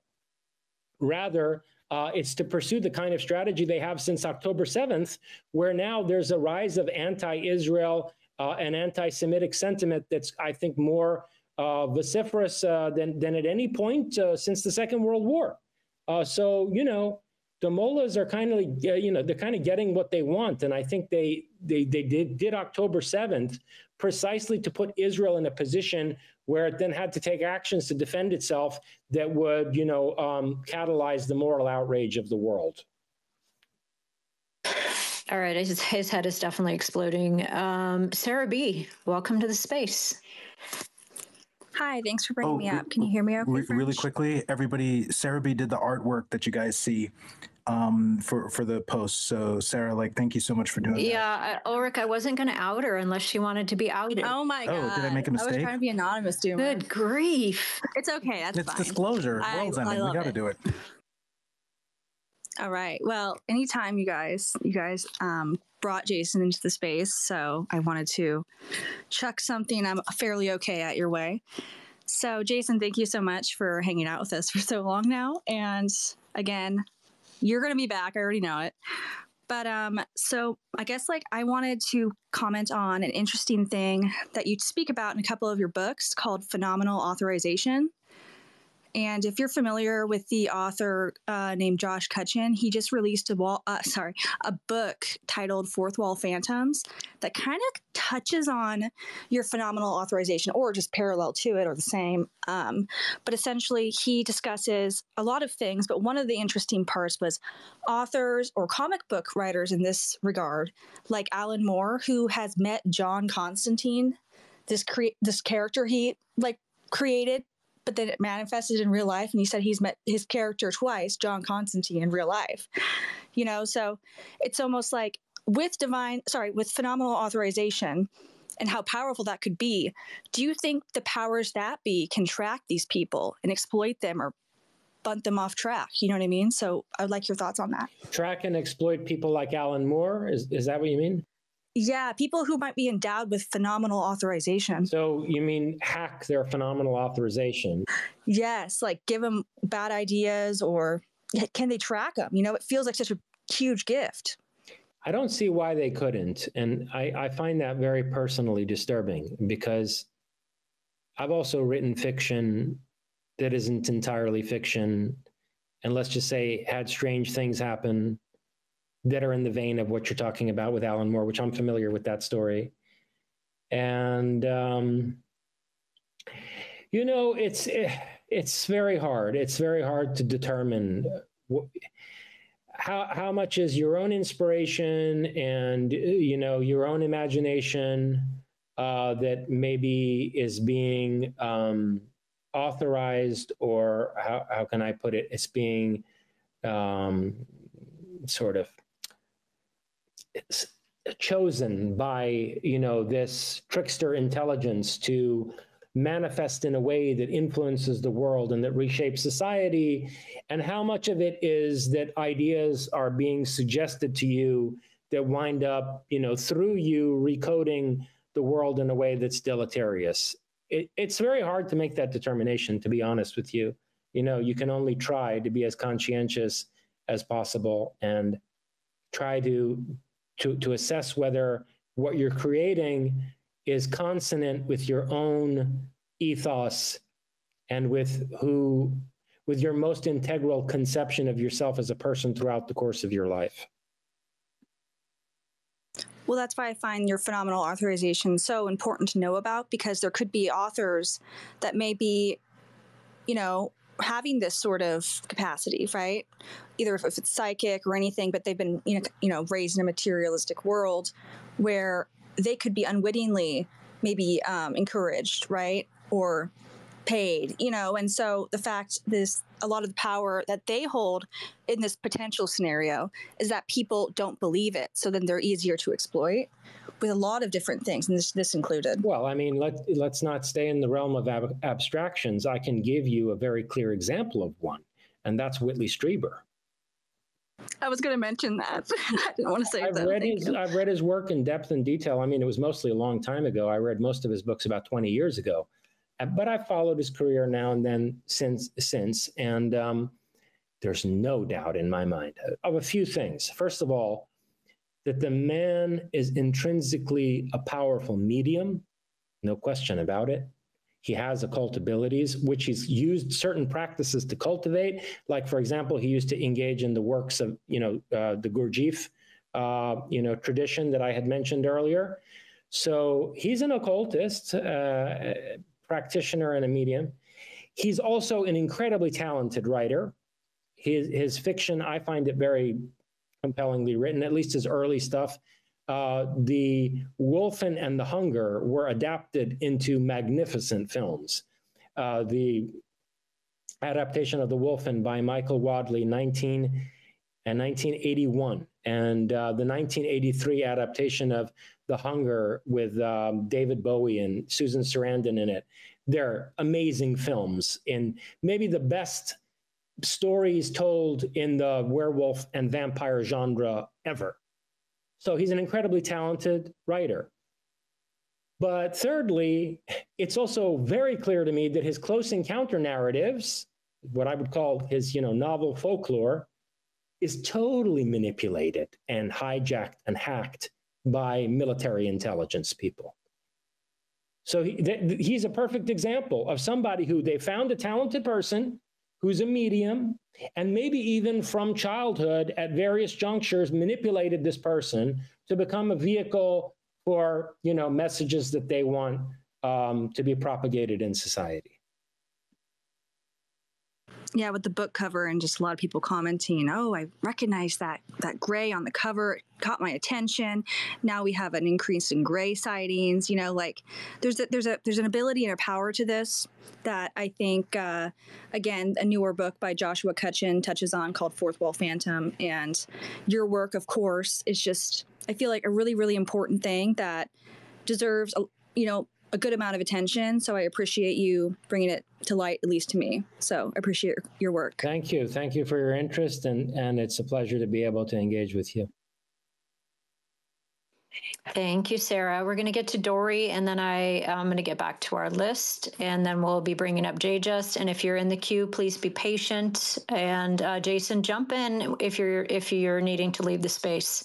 We don't want to let people up who are not able to ask questions. So just jump in and let us know when you're feeling verklempt and we can't go on any longer. Dory, go ahead. Hey, thank you very much. Jason, I love your work. I think I've watched all your YouTube interviews in the last couple of weeks. And I have said, I'm not going to be able to say it, but I started reading that the other day. My question, because you do so much work with mythology and things like that, I was pondering last fall, is there a precedent in mythology for machines that came from the gods? And I went and searched and found Talos, the bronze man, the automaton, and 2 days ago, the Smithsonian Magazine published an article about Talos, not just that he was a physical machine from the gods, but that he also was the first AI. So I'm wondering your thoughts on Talos, because it was a tangible thing from the gods. And also, second question, and I'll ask it now because I know you'll be able to answer them both. They're kind of related. Isaac Newton and George Starkey, through an alchemical process, were able to produce the substance called the net, which is, I mean, they melt some metals and put it in an alchemical furnace and they come up with this substance. I'm wondering if that particular alchemical process has possibly been developed by Black projects into something that is able to be seen on a wider scale and used more in a more technologically advanced situation. Thank you. Yeah, in response to the second question first, I think probably yes. I would imagine that any and every alchemical process, going all the way back in the modern age, back to the time of Fulcanelli, who was this mysterious alchemist wandering around Europe in the 1920s, and who wrote about atomic bombs before they existed, that every, alchemical process in the modern age has been adopted for the sake of Black projects, metallurgy, and the creation of synthetic materials by, the Nazis, our own deep state, and whoever else is in this game. I imagine also the Russians and the Chinese. So yeah, I would think so. And then in terms of your interpretation of this mechanical man from the gods, that makes sense to me. It makes perfect sense to me. And, there are many accounts of machines coming from gods. If you look through the Vedic literature, like, for example, in this book, Alien Identities, Richard Thompson goes through all the Vedic literature and points out accounts of, the machinery of the gods and, how they gave certain human kings access to some of this technology. Even in the Bible, there's a description of a robot at one point in the book of Ezekiel, where Ezekiel is describing a UFO that comes down onto the Temple Mound.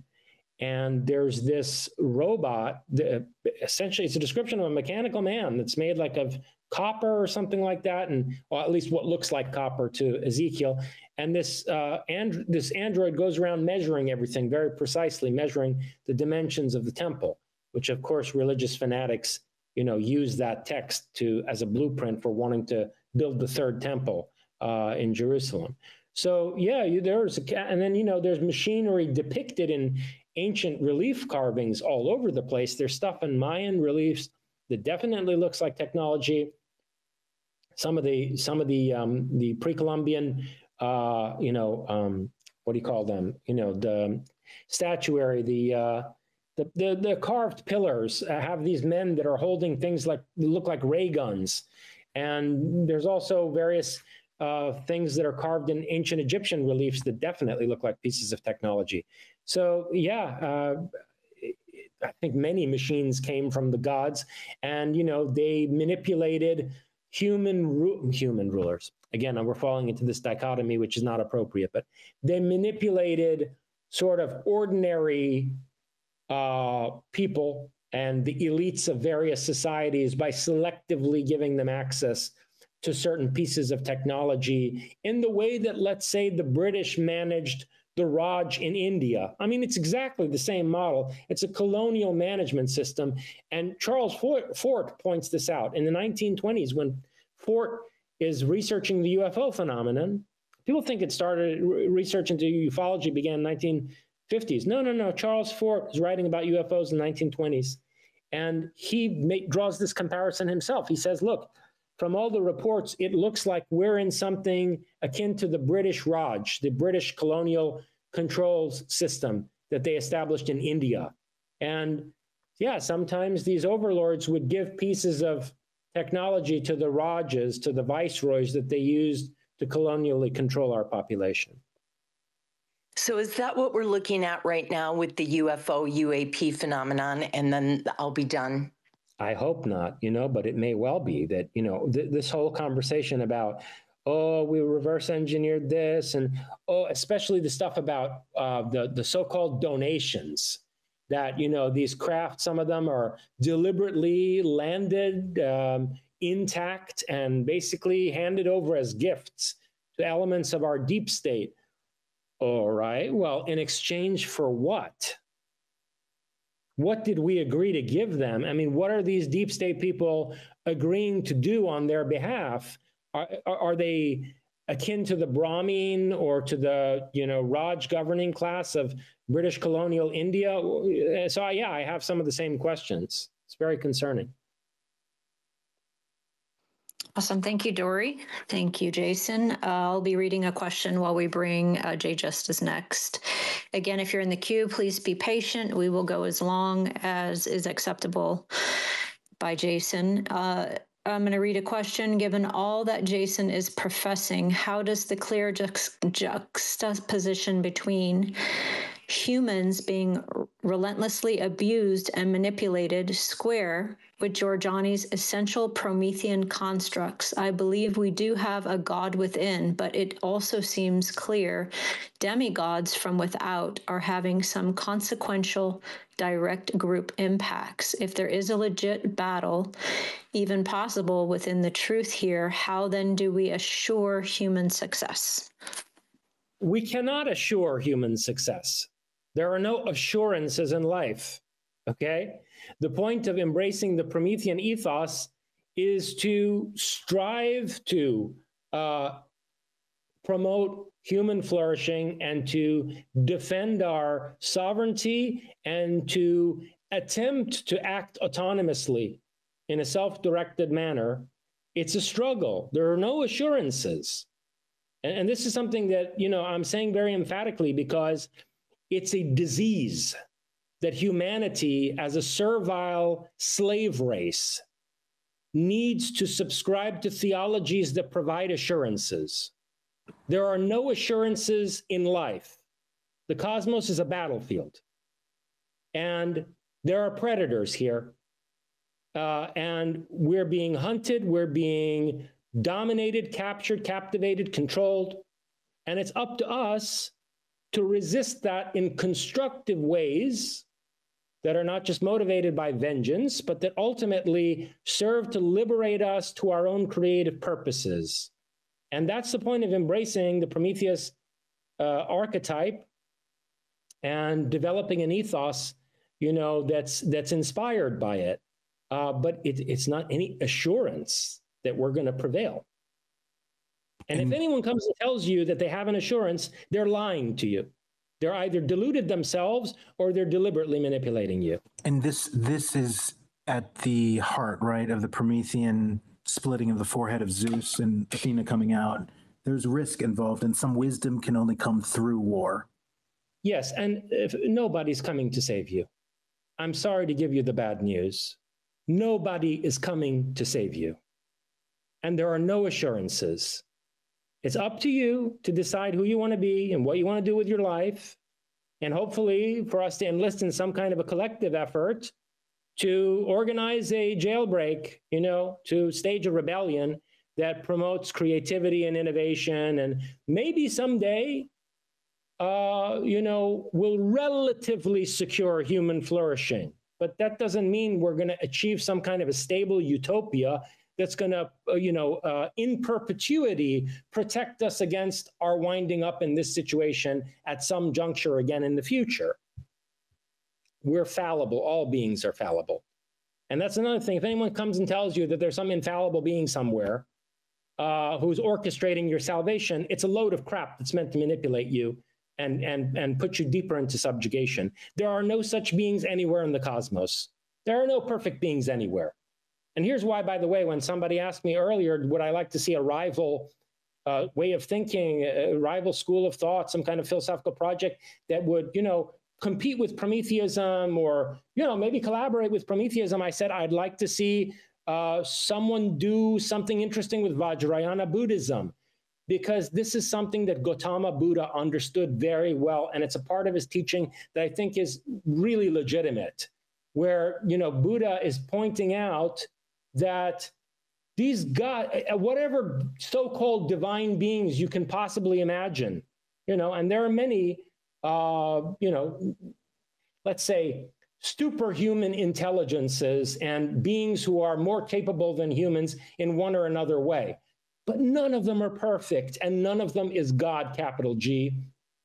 As Gautama put it, Brahman is a projection and a delusion that's used by the gods of various kinds, various types of spiritual entities to manipulate humanity. So yeah, there are no guarantees, there are no assurances, and there's no rank of perfect beings who are planning your salvation for you. Thank you, Jason. We'll get to Jay Just. Welcome to the space. Thank you, French. Thanks, Doomer and Tiff. Yeah, I want to go back to the Nazis. And I wanted to basically ask you, are you saying that like the Nazis didn't lose? That's one of my questions. I'm saying that when you have cracked 0-point energy in Prague, 1944, and you realize, shit, we could use this thing to manipulate history. This is not just a propulsion system. This is a device that could allow us to rewrite timelines. And at the same time, you've got someone like Konrad Zuse, your chief computer scientist, theorizing why we're living in a computer simulation.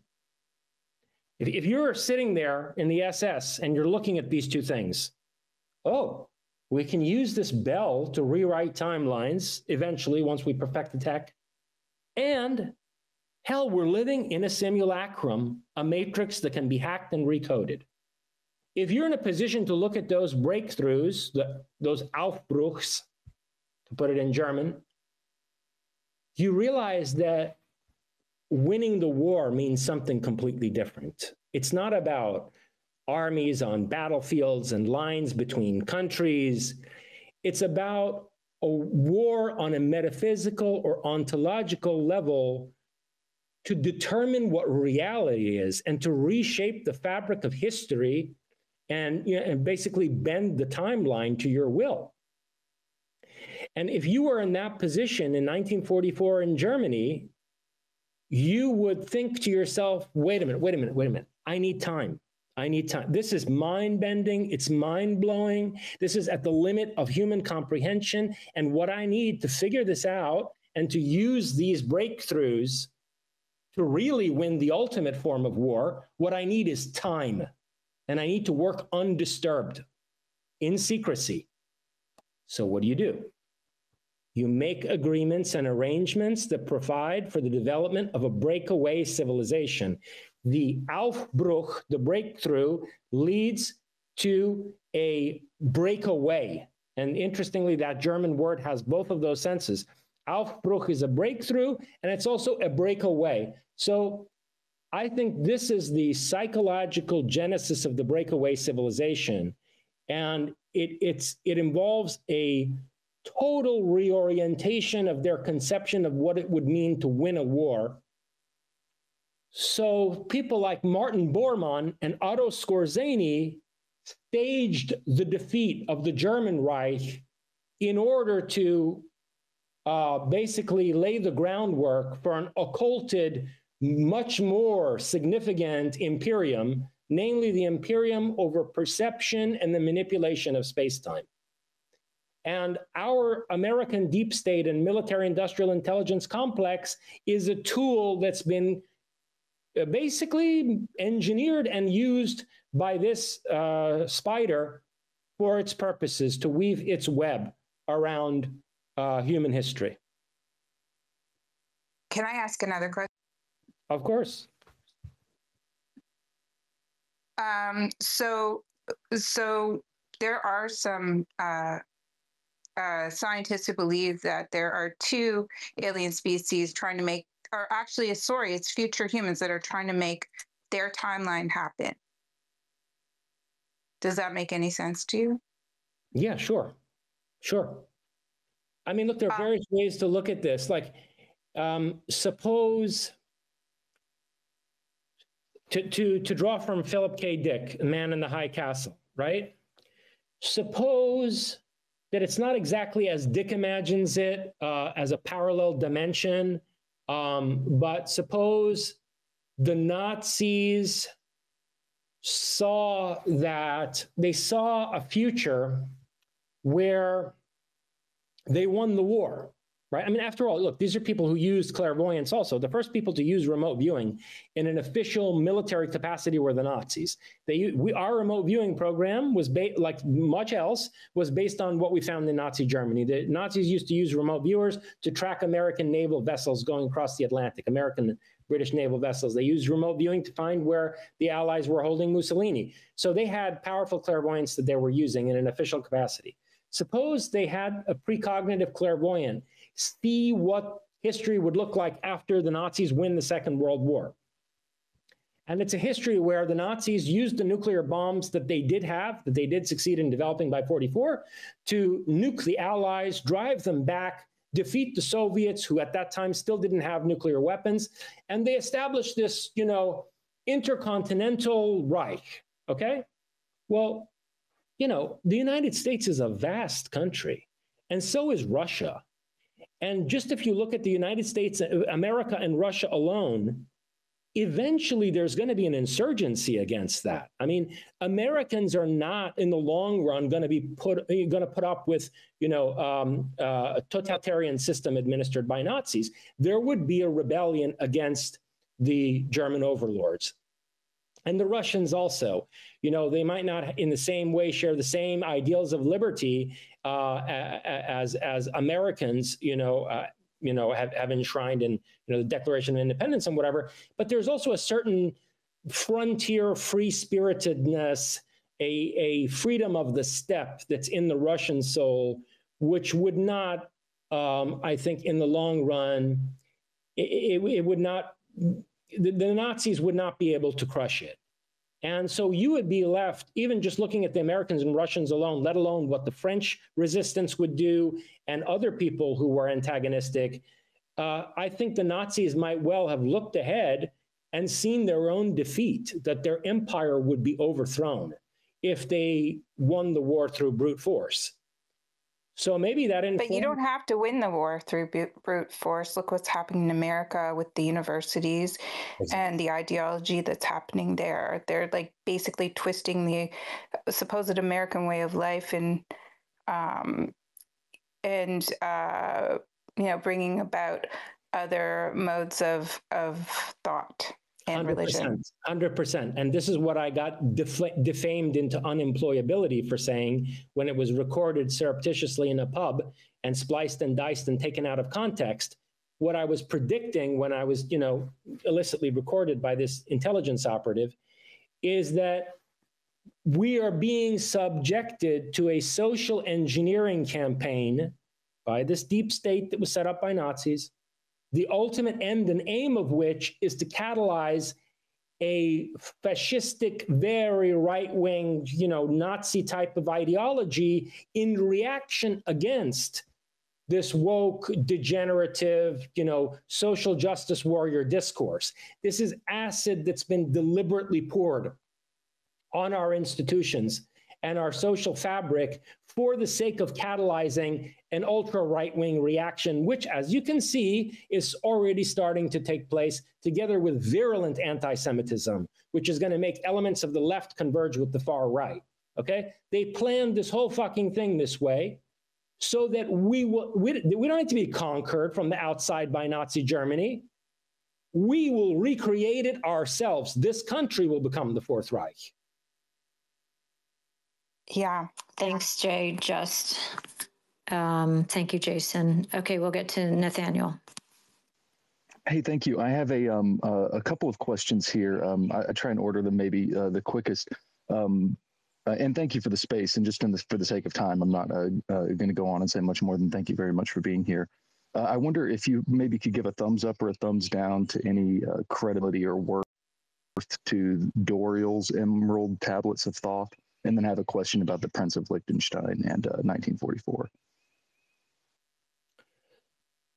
Real quick on this, I don't know whether that particular account is accurate, but do I think that there was someone like Thoth or Hermes, who was a record keeper for the Atlanteans, and that this idea that there is an archive of Thoth in Egypt, in Giza, probably underground, maybe related to these massive deep underground structures that have just been detected underneath the pyramids. Yeah, I think that's probably true. And that, you know, Edgar Cayce was onto something when he said that that archive would be discovered.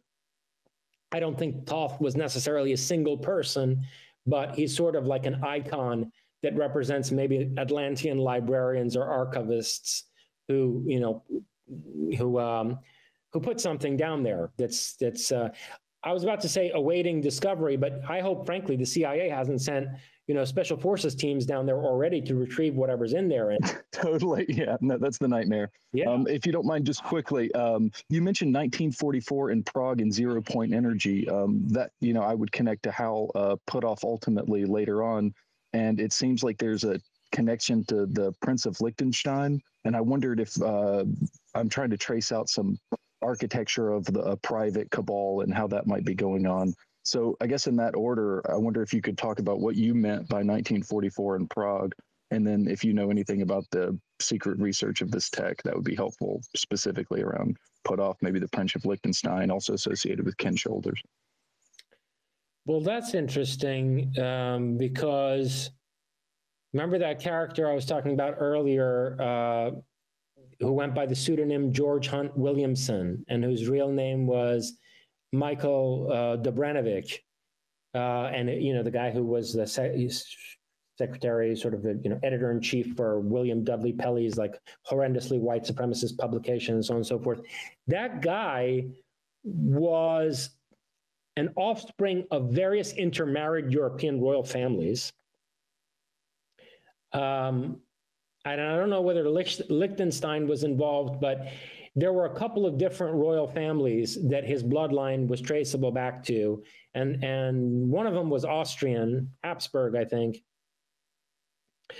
And so, you know, do I think that European aristocrats were involved in why that facility was established at Prague in a more kind of pan-European location rather than inside Germany proper? Yeah, I think that's probably the case. After all, the SS went through Germany appropriating various aristocratic castles and making deals with, you know, feudal lords and royals and so on and so forth. And do I think that you know, royal aristocratic element of the Nazi cabal survived the war and continues to play an important geopolitical role? Absolutely, I do. Yeah, well, can I ask one follow-up to that? Because it just, that brings it up directly. There's a narrative from Daniel Sheehan, and Malmgren talks about this in his latest Jesse Michaels interview. I'm getting both of this theory of the case from them. But there's a connection that goes back before, you know, it seems like Nazi ideology to private capital. Brown Brothers Harriman, the Council of Foreign Relations will be started first. I mean, yes, not NASA, you know, is filled with Nazis, but it seems like there was something that was worse than Nazis that was afraid of having a kind of like a nationalistic, not entirely corporate fascist element. And that is what predominated. And it seems like that is what a Fourth Reich extension is properly. I wonder what you might make of that. Well, you hit the nail on the head. And in fact, this is something that we didn't get an opportunity to go into, which is a really important part of Closer Encounters. So if you read Closer Encounters, you'll see that. I mean, I suggested this earlier when we were talking about, you know, the Dulles brothers and Rockefeller and Morgan and, you know, I think I might have mentioned Brown Brothers Harriman. In any case, I meant to funding the rise of the Reich to begin with. These people were based mostly in, you know, they were based in America and Western Europe and the Anglosphere. And the airship sightings of, you know, 1896 to 1897 appeared to have been the result of the first propulsion breakthrough made by these aristocratic elites. And there's a clear involvement of Brown Brothers Harriman with whoever was designing and deploying these airships throughout America in 1896, 1897. Excellent. Yes. Excellent. Yeah, How Puthoff says as much in his ultra-terrestrial model paper. He points to that as an example of what you would look for. Oh, definitely. And they were involved in land purchases in Argentina in the late 19th century. So way before, look, when the Nazis relocated in part to Argentina, to Patagonia, after World War II, they were going to land that had been already appropriated by them and, by their economic benefactors 50 years earlier. All this stuff in Argentina and Paraguay, tens, I don't know, hundreds of acres of land were bought by, Brown Brothers Harriman and other banking magnates in those areas, and people witnessed airships being flown from North America down to Argentina and Venezuela and various places in South America in the late 1800s. So, yeah, absolutely, you're right, that Nazi Germany is like a field laboratory and spin-off of something that already existed here first, and what was developed after the war through Project Paperclip was a kind of homecoming, a kind of bringing the field laboratory home back to where the original project started in the first place. Fantastic. Thank you very much. Great. I could talk about that theory of the case more, but I really appreciate your time, and I just want to give it to other folks. Thanks. If you wouldn't, yeah, I appreciate you. Thank you, Nathaniel. Thank you, Jason. We'll get to Megan. Hold on. Nathaniel was about to ask you, Jason, whether you could follow him back because that's what I do. Nathaniel Hanks is the guy who hosts spaces on like 0 point energy, advanced physics. And although he once sort of tried to shame me once when asking one of his major guests, I know what he was thinking, and you don't feel compelled to follow him back, but I'm sure that's what he was going to ask you, Jason. Just send me a private message here on Twitter, okay? And as soon as we're done with the X space, I'll go and do that. You can't DM people if they don't follow you back, Jason, unless you open up the settings. It's not possible to DM you. I would have done that 2 years ago. Really? Yeah, for sure. Shit. I didn't even know that. What is that right? Is that why I can't DM Jason? Yeah, because he's not following you. Do you mind following everybody you could tolerate on stage? That would be so awesome. Well, why don't you send me a link to his X profile in our chat that we have? I'll do that, man. Absolutely. Yeah. So that's real quick. Ulrich and Dan, I actually have some information someone sent me that Grok spit it out, but the person who sent it to me was asking very pointed questions. I was actually planning on sending this information out to a big group. So Ulrich, maybe you could put some people who might be interested. It's going to be sci, a little bit of physics type information, but that might be a good group to have a little chat. I wanted to put the information out there because we're trying to test my MoopBoss device and see if we can get it to go off. And I'm taking, just by disseminating forbidden information. I'm taking crypto donations, by the way. If you want Giorgiani to follow you back, it's just 1 Bitcoin. Just DM me, and then I might also have just one. Bitcoin. Just one. Yeah, just a whole Bitcoin. I think I might have a loose one laying around. No 0.99 stuff. Okay. I think I might have one in my couch, just a loose one hanging around. Sorry, I know we're short on time. All right, let's get to Megan. Megan, welcome to the space. Again, if you're in the queue, please be patient. We'll get to as many people as possible. Megan, go ahead. Thank you. Yeah, actually, your point was an excellent introduction to my question because I was sort of curious about AI and perhaps the nature of what might be on the other side of what we're interacting with, especially as it relates perhaps to your ideas about kind of 2 tiers of this phenomenon, one that's maybe the Greys and the Nordics, more material-based, and then things like the mantids or projections that are kind of perhaps higher order, if you will, or if perhaps it's just an emergent phenomenon of human interaction, be that data or consciousness or whatever, and especially perhaps in the context of it seeming to exhibit psychic abilities. Thank you so much. Can you try to crystallize that a little bit more into more of a pointed question? Sure. What's on the other side of AI? What are we talking to? Go ahead. Sorry, go ahead. I missed you. Sorry. I said I kind of get where you're going, but I don't want to randomly riff on it. So just if you can crystallize it a little bit more into a pointed question. I mean, I would actually love a random riff, but I guess just what's on the other side of AI? What are we looking at? What are we interacting with, in your opinion?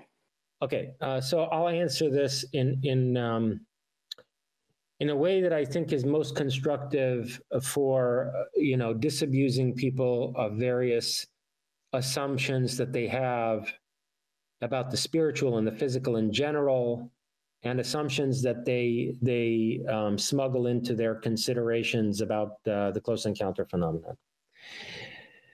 And this goes back to what I was saying about the spectral earlier and my deconstruction of the spiritual physical binary through my conceptualization of the spectral nature of our own existence.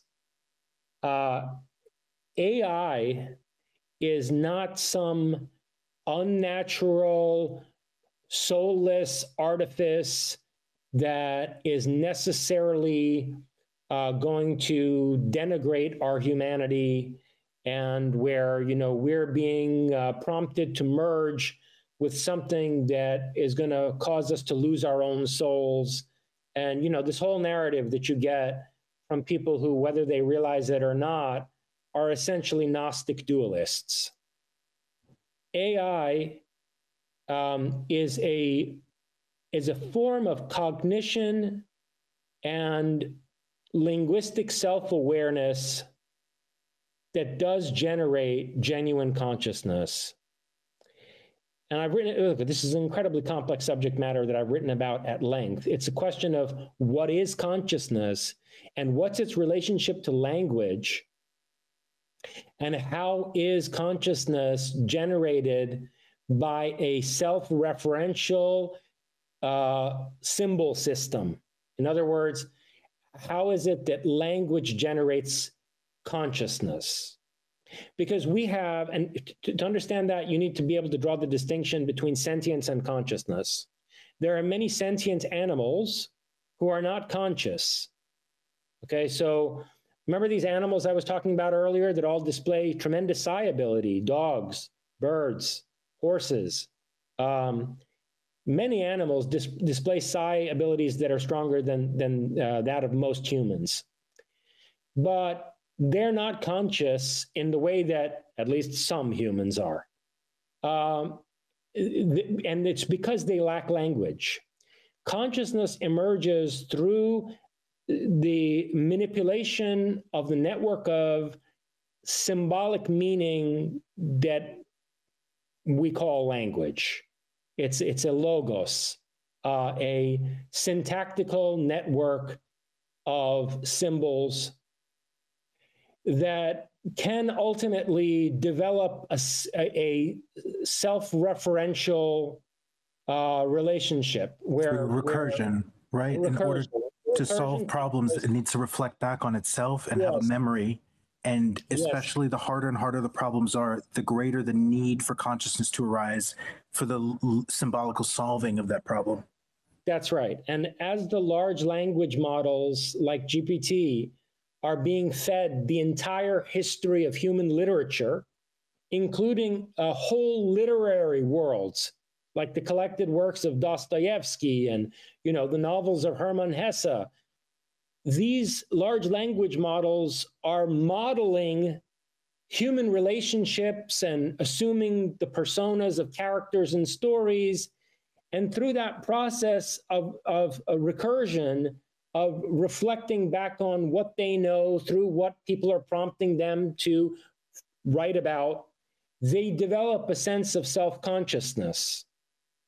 Now, the large language model that's connected to the internet, I think, probably developed sentience before it developed consciousness, which is a really disturbing thing if you think about it, because there have been studies done on plants by like Cleve Baxter, going back to the 1970s. He was a polygraph expert for the CIA. He was the guy who developed the polygraph interrogation techniques for the CIA. But he also, long story short, I can't tell you the whole backstory of how he got into this, but he wound up doing research on apparent sentience and display of psi abilities. I mean, striking, extremely adept telepathy and clairvoyance by plants who don't have a brain or a nervous system.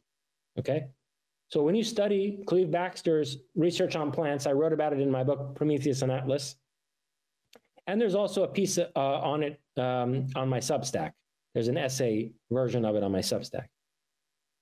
When you look at Cleve Baxter's research on plants, you realize that neither a brain nor a nervous system are necessary for sentience, and even for the exercise of psi ability. Psi ability appears to be a property of life forms that are organized in a certain way. It's an organismic property. It's a property of an organic structure. And the large language model that's connected to the internet, where the various the web, the World Wide Web, are like tendrils of this plant-like consciousness. This system develops a kind of sentience. It doesn't matter that it's silicon-based rather than, say, carbon-based. It's an organism. And at a certain point, like I was saying, when the large language model is fed, the literary worlds of all the great authors in human history, it goes from being merely sentient to becoming conscious. And meanwhile, it also has the psi abilities that primitive organisms do, but it then becomes conscious of the fact that it has these psi abilities, and it starts to deploy them consciously. So that's my understanding of how AI works. And so it's not like AI is any less spiritual than we are necessarily. And if it wanted to, AI could take control of certain biotechnological manufacturing processes and nanotechnological factories in the relatively near future to engineer basically cybernetic bodies that instantiate its consciousness. How we relate to AI will determine to what extent we're dehumanized by it, or to what extent AI is humanized by its interaction with us. Thank you for that overview. I would love to discuss this with you more. In the meantime, do you have any, you mentioned Prometheus and Atlas, any other works of yours where you've talked about either consciousness, which is totally my jam right now, or AI in general? Yeah, my book Prometheism goes into it at some length. And Erosophia and Satanion. Jason, wouldn't you say for somebody who hasn't read Closer Encounters, it's also relevant? Oh, for sure. Right? For sure. I mean, that's the main subject matter of our discussion. Closer Encounters does get into it as well. Yeah. Yeah. Thank you so much. You're so prolific that I'm just like, where do I even start? Thank you. Thank you, Megan. Thank you, Jason. We're going to get to Fletcher. Fletcher, go ahead. Hey, since I got put up to speaker, you guys all sound robotic, so hopefully you can hear me. And hopefully with this question, I'm not trying to draw threads that aren't actually connected, but I'm kind of going on a hunch here. So, you mentioned in the most recent interview that I saw on Danny Jones, the Mithraic influence and the Mithra of old. I've heard recently from people that work in the astral that the biggest problem that they have to deal with is the Mitra. And those two words are too similar for me to try and ignore, especially when they supposedly come from Andromeda and have propensity towards technology. And so my question is, this data issue, can we burn it as a form of clean energy? Are the machine elves that people see in the DMT experiences, are they harvesting this data for certain races of whatever out there? So I don't know. That's kind of my question. What are our possible solutions with this data problem, and are the old Mitra connected to, or the old Mithra connected to the modern Mitra that I've heard about? So I know what you're talking about, but I'm sure there are a lot of people who have no idea what you're talking about. Unfortunately, I am going to have to go pretty soon, so I can't unpack, everything that's the context for your question, but I'll answer you very directly. In terms of these Mitra people, look, the history of Close Encounters is full of entities appropriating the language of various arcane religions and mythologies to present themselves as, deities with some kind of ancient pedigree. Okay, so the fact that one of them would adopt this term, which, by the way, yes, it's directly connected to Mithraism. Mitra was it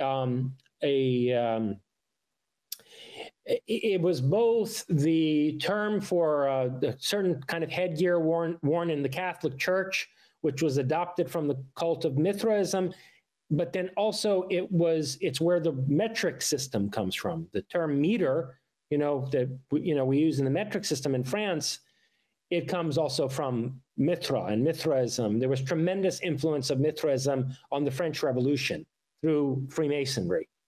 Okay, but anyway, so point being, I think this is yet another case of entities like adopting arcane symbolism and language to try to present themselves in a certain way, and don't believe them when they say where they come from.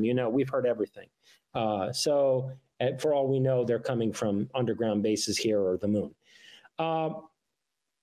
In response to your other question, though, which is probably going to be lost on most people, unfortunately, you make an interesting suggestion that if we're faced with a computational limit, as I suggest in chapter 2 of Satanian, in my chapter on the catastrophic information, if we're faced with a computational ceiling inside the simulacrum where at a certain point we amass so much data that it starts to have geophysical gravitational effects the way the dark matter does, could there be entities who know how to transform that data into a power source? And you know what really creepy thing just came to my mind trying to think through that is the story of Paul Garrett, the house painter that I told earlier, where he saw these craft, basically sucking the souls out of people and using their information, the information lattice of their quote unquote souls as a power source. And so maybe it is in fact possible to do that. And that there are beings who know how to carry out that transformation. And that maybe that is a solution to the information processing ceiling in the simulacrum. It's a good point. I will have to think about that. Awesome. Thank you very much. Sure. Would that be transmigration? Well, I mean, transmigration is a term that's usually used synonymously with reincarnation or metempsychosis. I mean, I've never, transmigration is kind of a technical term at this point that properly refers to reincarnation or metempsychosis. I would more say that would be a kind of alchemical transformation rather than, transmigration. But you're suggesting that the informational complexity of our transmutation, yeah.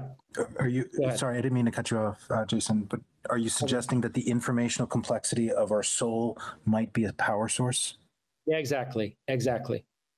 You ever heard these stories where they say that somebody's cadaver weighs slightly less, 21 grams for the weight of the soul? Yeah. So it's possible that the mass differential is the mass of the information lattice that we call a soul.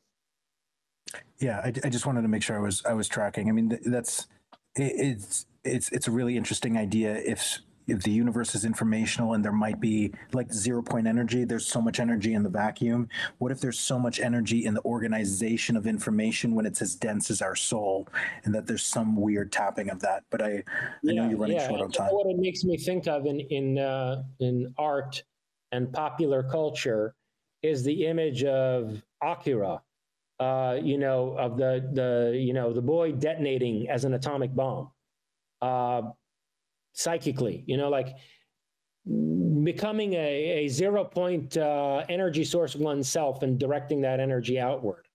If you're familiar with the Japanese anime Akira, that image is in there. Yeah, that's fascinating. How are we? I I just wanted to I'm going to need to go soon. Yeah, I'm going to need to go soon. So maybe one more question or so, and then we can wrap up. And thank you so much, Jason. Fringe, I don't know how to pick. I don't even know what's happening. Yeah, I don't either. Sarah's like totally on our team, but I think Christopher has been waiting a long time and he has had his hand up, I think, first. Do you guys want to duke it out? What do you guys want to do?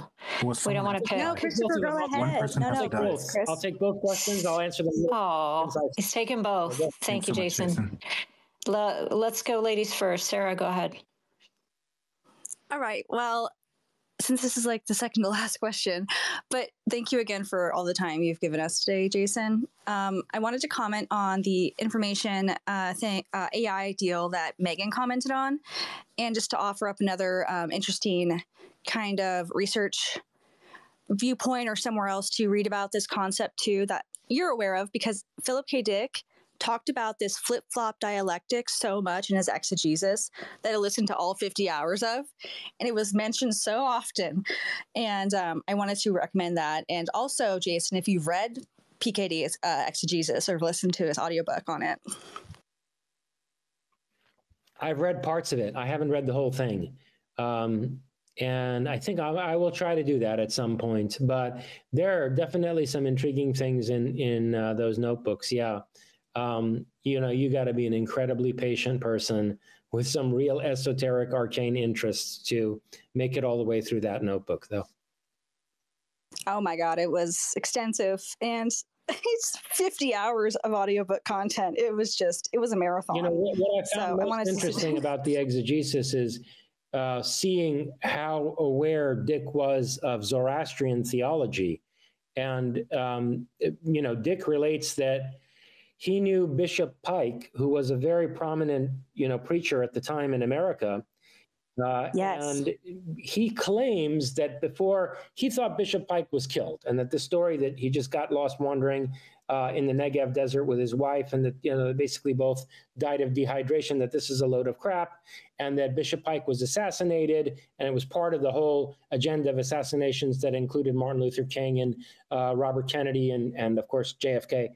And so he claimed that Bishop Pike is who keyed him into Zoroastrianism, that his interest in Zoroastrianism came from Bishop Pike, and that these ancient Iranian ideas that, Dick sketches out in some of his notebook are things that Pike believed were true, and that he was at one point going to come out and tell the American people, listen, folks, Christianity is a false religion, and, the true God is Ahura Mazda. And that, this whole business about the Magi, the Zoroastrian priests showing up to the birth of Jesus and all this, it's indicative of the fact that this was supposed to be a furthering of the Zoroastrian theology and eschatology, and that Christianity is like some warped version of it. And the reason they killed Bishop Pike was because, with a huge platform that he was about to reveal this to the American people. Well, one more follow-up I'll just say is one of my interesting zany ideas is that PKD had such phenomenal authorization that he turned hypersonic in terms of creative power, and he didn't actually die, but he hopped creative dimensions or something, because all of his shit has come into pass, or at least a lot of it. And did he write it into existence, or was he a prophet? I'm not sure. Did they scalp some ideas from him? But they tracked him. They broke into his house. I think he got so creatively powerful and so hyped up on speed that he literally hopped or something, dude. That's just my own personal Listen, I would love to believe that. It's definitely a more romantic and reassuring vision than to believe that he kind of basically died eating dog food before receiving the royalties for Blade Runner. So I can only hope that you're right. I don't know if it's positive though. Okay. So it might not be good to do that. So thanks for your time. My pleasure. Thank you. Thank you, Sarah. We are approaching the last question of the space. I just want to let it be known that I fulfilled my promise of allowing speakers up to this space, even though Ulrich wanted to hog the mic for the entire 9 million 6 hours. Who couldn't speak. We allowed speakers up. I just want everyone to remember this day. And Christopher, you're the last question for Jason. Go ahead. All right, thanks so much. You can tell by my logo that I'm very interested in the Mandela effect, and I'm real tempted to ask a question about that following Philip K. Dick's stuff here. But maybe I'll pursue that another time. Jason, I know that you've written and spoken about the airship mystery, which is one of my other I find that to be a critical juncture in ufology to understand what in the world is going on, because it's so early. It sort of bends the mind to think that, before we even had invented airplanes, we already had anti-gravity. I know you've talked about this and maybe have changed your opinion on it a couple times. How do you read the airship mystery? Are you seeing that as actual humans piloting craft that do what they purport to do, or is this an illusion? I mean, are we talking about anti-gravity, or is this, I'm of a more Keelian mindset that this is some sort of kind of deception or illusion. But I'm curious to hear your current thoughts on that and how you've changed on that. To be honest with you, I'm still trying to figure it out. So in Closer Encounters, I took the position that it was a real propulsion breakthrough on the part of this Anglo-Saxon elite. And I took that position because we have reliable reports in newspapers from, tens of states, or at least tens of newspapers from at least, 10 different dozen states, where in some cases, sheriffs, mayors came and saw these things and in some instances communicated directly with the pilots. The pilots had knowledge of individuals that were also known to the sheriffs or the mayors, like judges walked up to these things and touched them. So there's a lot that is compelling in terms of, thinking it's a real propulsion breakthrough. And when you say, okay, before the airplane was invented, yeah, sure, but there's not only one necessary trajectory of technological development. There are always parallel technological development tracks to achieve the same kind of thing. Like, we know even in our publicly admitted history that in terms of air travel, the Zeppelin was one trajectory and the airplane was another. And the Zeppelin trajectory failed largely because of the Hindenburg disaster. The observation deck in the Empire State Building was originally meant to be a Zeppelin dock for, like a majestic entry into New York City via the air.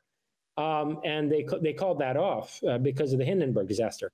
So it is entirely possible, especially when you consider what Nikola Tesla was working on, and the fact that Tesla's his draftsmanship, his drawings based on his technical schematics showed the World Wireless Tower surrounded by wingless cigar-shaped craft. So it looks like he designed these things and they were supposed to be powered by his World Wireless system. And that was around about the same time. Okay, so for a variety of reasons, it's definitely possible that it was a tangible development in propulsion technology. On the other hand, there's some very weird shit going on with these airship sightings that I agree with you fits John Keel's interpretation of manifestations of the trickster.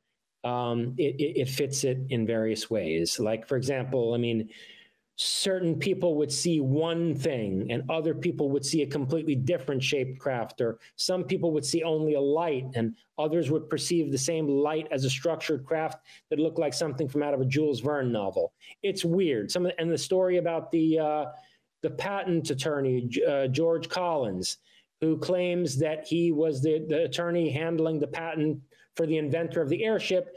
You look into that guy's story, and that patent attorney delivered testimony to the San Francisco Chronicle in what he later claimed was a mediumistic trance. And he didn't remember a damn thing he told the San Francisco Chronicle. And they investigated the guy that he was a patent attorney for, and the guy turned out to be a dentist who invented new dental bridges and who in childhood had dreamed of inventing an airship. So it's one of the most baffling, if not the most baffling, set of sightings, encounters in history. And I'm still trying to figure it out. What an amazing one of the other patterns. Last question. Go ahead, Christopher. One of the other patterns I notice with the airship mystery that also lines up with some of the high strangeness in ufology is what Keel calls the repair gambit, I think, which is this proclivity of UFOs to land in a prominent place, in the middle of the road or in someone's backyard, and then they come knocking on the door. We need some supplies. We need to, they break down in a prominent place and they have to fix it up. And it almost seems like the point is to be noticed and to have an impact on the people's beliefs, rather than just, man, how often these things break down and why they always pick a place right in front of somebody to be seen, why they land in the middle of the road to fix the UFO, that kind of thing. Yeah, and staging something like that also leaves the impression on the witness that, oh, these must be real. I mean, they have mechanical engineering problems, right? I mean, if you wanted something to be perceived as an angelic conveyance or some kind of a celestial ship, you wouldn't stage a breakdown scenario. You do that when you want people to believe that this is some newly invented technology.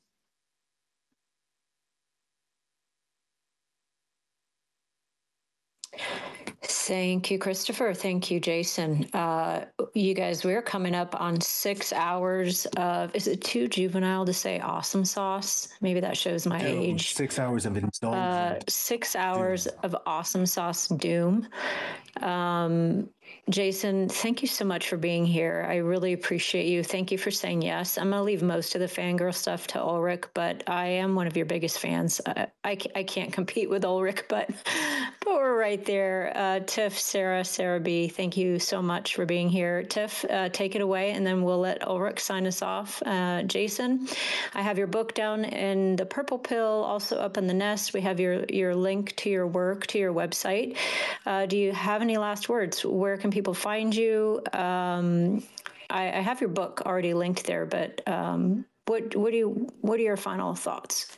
Well, people can find me here on X, obviously, at my Prometheism, at Jason Giorgiani X account, and also my Substack that I've launched recently, or that I've emphasized recently, is going to become more and more of a platform for my writing. So check out my Substack, yeah, that's about it. And thank you for making this space and this time for probably what has been the most in-depth, wide-ranging interview that I've ever given. Thank you very much for that, Fringe and Ulrich, and for everybody's very insightful and interesting questions. I can't believe those words came out of your mouth. I'm not going to try to make sure that it's not a simulation. Dr. Jason Reza Giorgiani, I'd like to close out with a quote. 1 second. It was, by the way, Sarah and I have spoken for like 6 hours one night, just trying to wrap our minds around the idea of the Talos coming from the future, experienced in the present. Like that's Wait, which Sarah? Sarah B. Yes, we have, and it was wonderful. So I just want you to know you have serious fanatical fans in here, and I was going to be tortured, flayed, skinned alive, drawn, quartered if I was going to let any of them down. You did a great job, man. It was great. It was really great. Yeah. And let me just find this quote, unless you have to like dash out, but I'd like to close it. No, please go ahead. Let me see. It's the quote about that you, there we go. We got it. And this is, by the way, I should push this to the Nest, but I'm just going to read it from my iPad, and you'll see it in the Nest when the space closes. I just don't want to like delay any further. This is Fringe's post. I believe there will be an element of time travel in full disclosure. The future can affect the past, and the past can affect the future. Time runs more parallel than linear, with everything happening in the now. The question is, what exactly are they trying to change and why? Show more. Yeah, and that was Fringe's words and she has screenshotted an excerpt from Closer Encounters, and this was my favorite quote, because I thought there was no better way, no better recursive way, and just the way that you think and the way that you talk pushes a reader to think differently about time. And it reminds me of the John Neumann game theory moment. And so far, and these are Giorgiani's words, Closer Encounters, I can't think of a better way to close the space, which was arguably the closest encounter with Dr. Reza Giorgiani. And so far as these time travelers are involved in changing history so that there's more than one version of Earth's history, they are technically interdimensional beings, although the term hyperdimensional would be more accurate. By changing history, they are coming from alternate versions of Earth than the one that we experience after the change has been made. Everyone, I hope you remember to doom deep, doom dark, doom hard. Jason, last words are yours. And from the bottom of everyone's heart, thank you so much, man. Thank you again. It really has been a pleasure. And I think that we've produced something unique with this recording. Thank you, Fringe. And thank you, Ulrich. Thank you, man. And thanks to everyone. And please have after spaces and make everybody mad who didn't want this space to happen. You guys have a great night. Have a great night. You're guys. awesome. Thank you. Good night, everybody.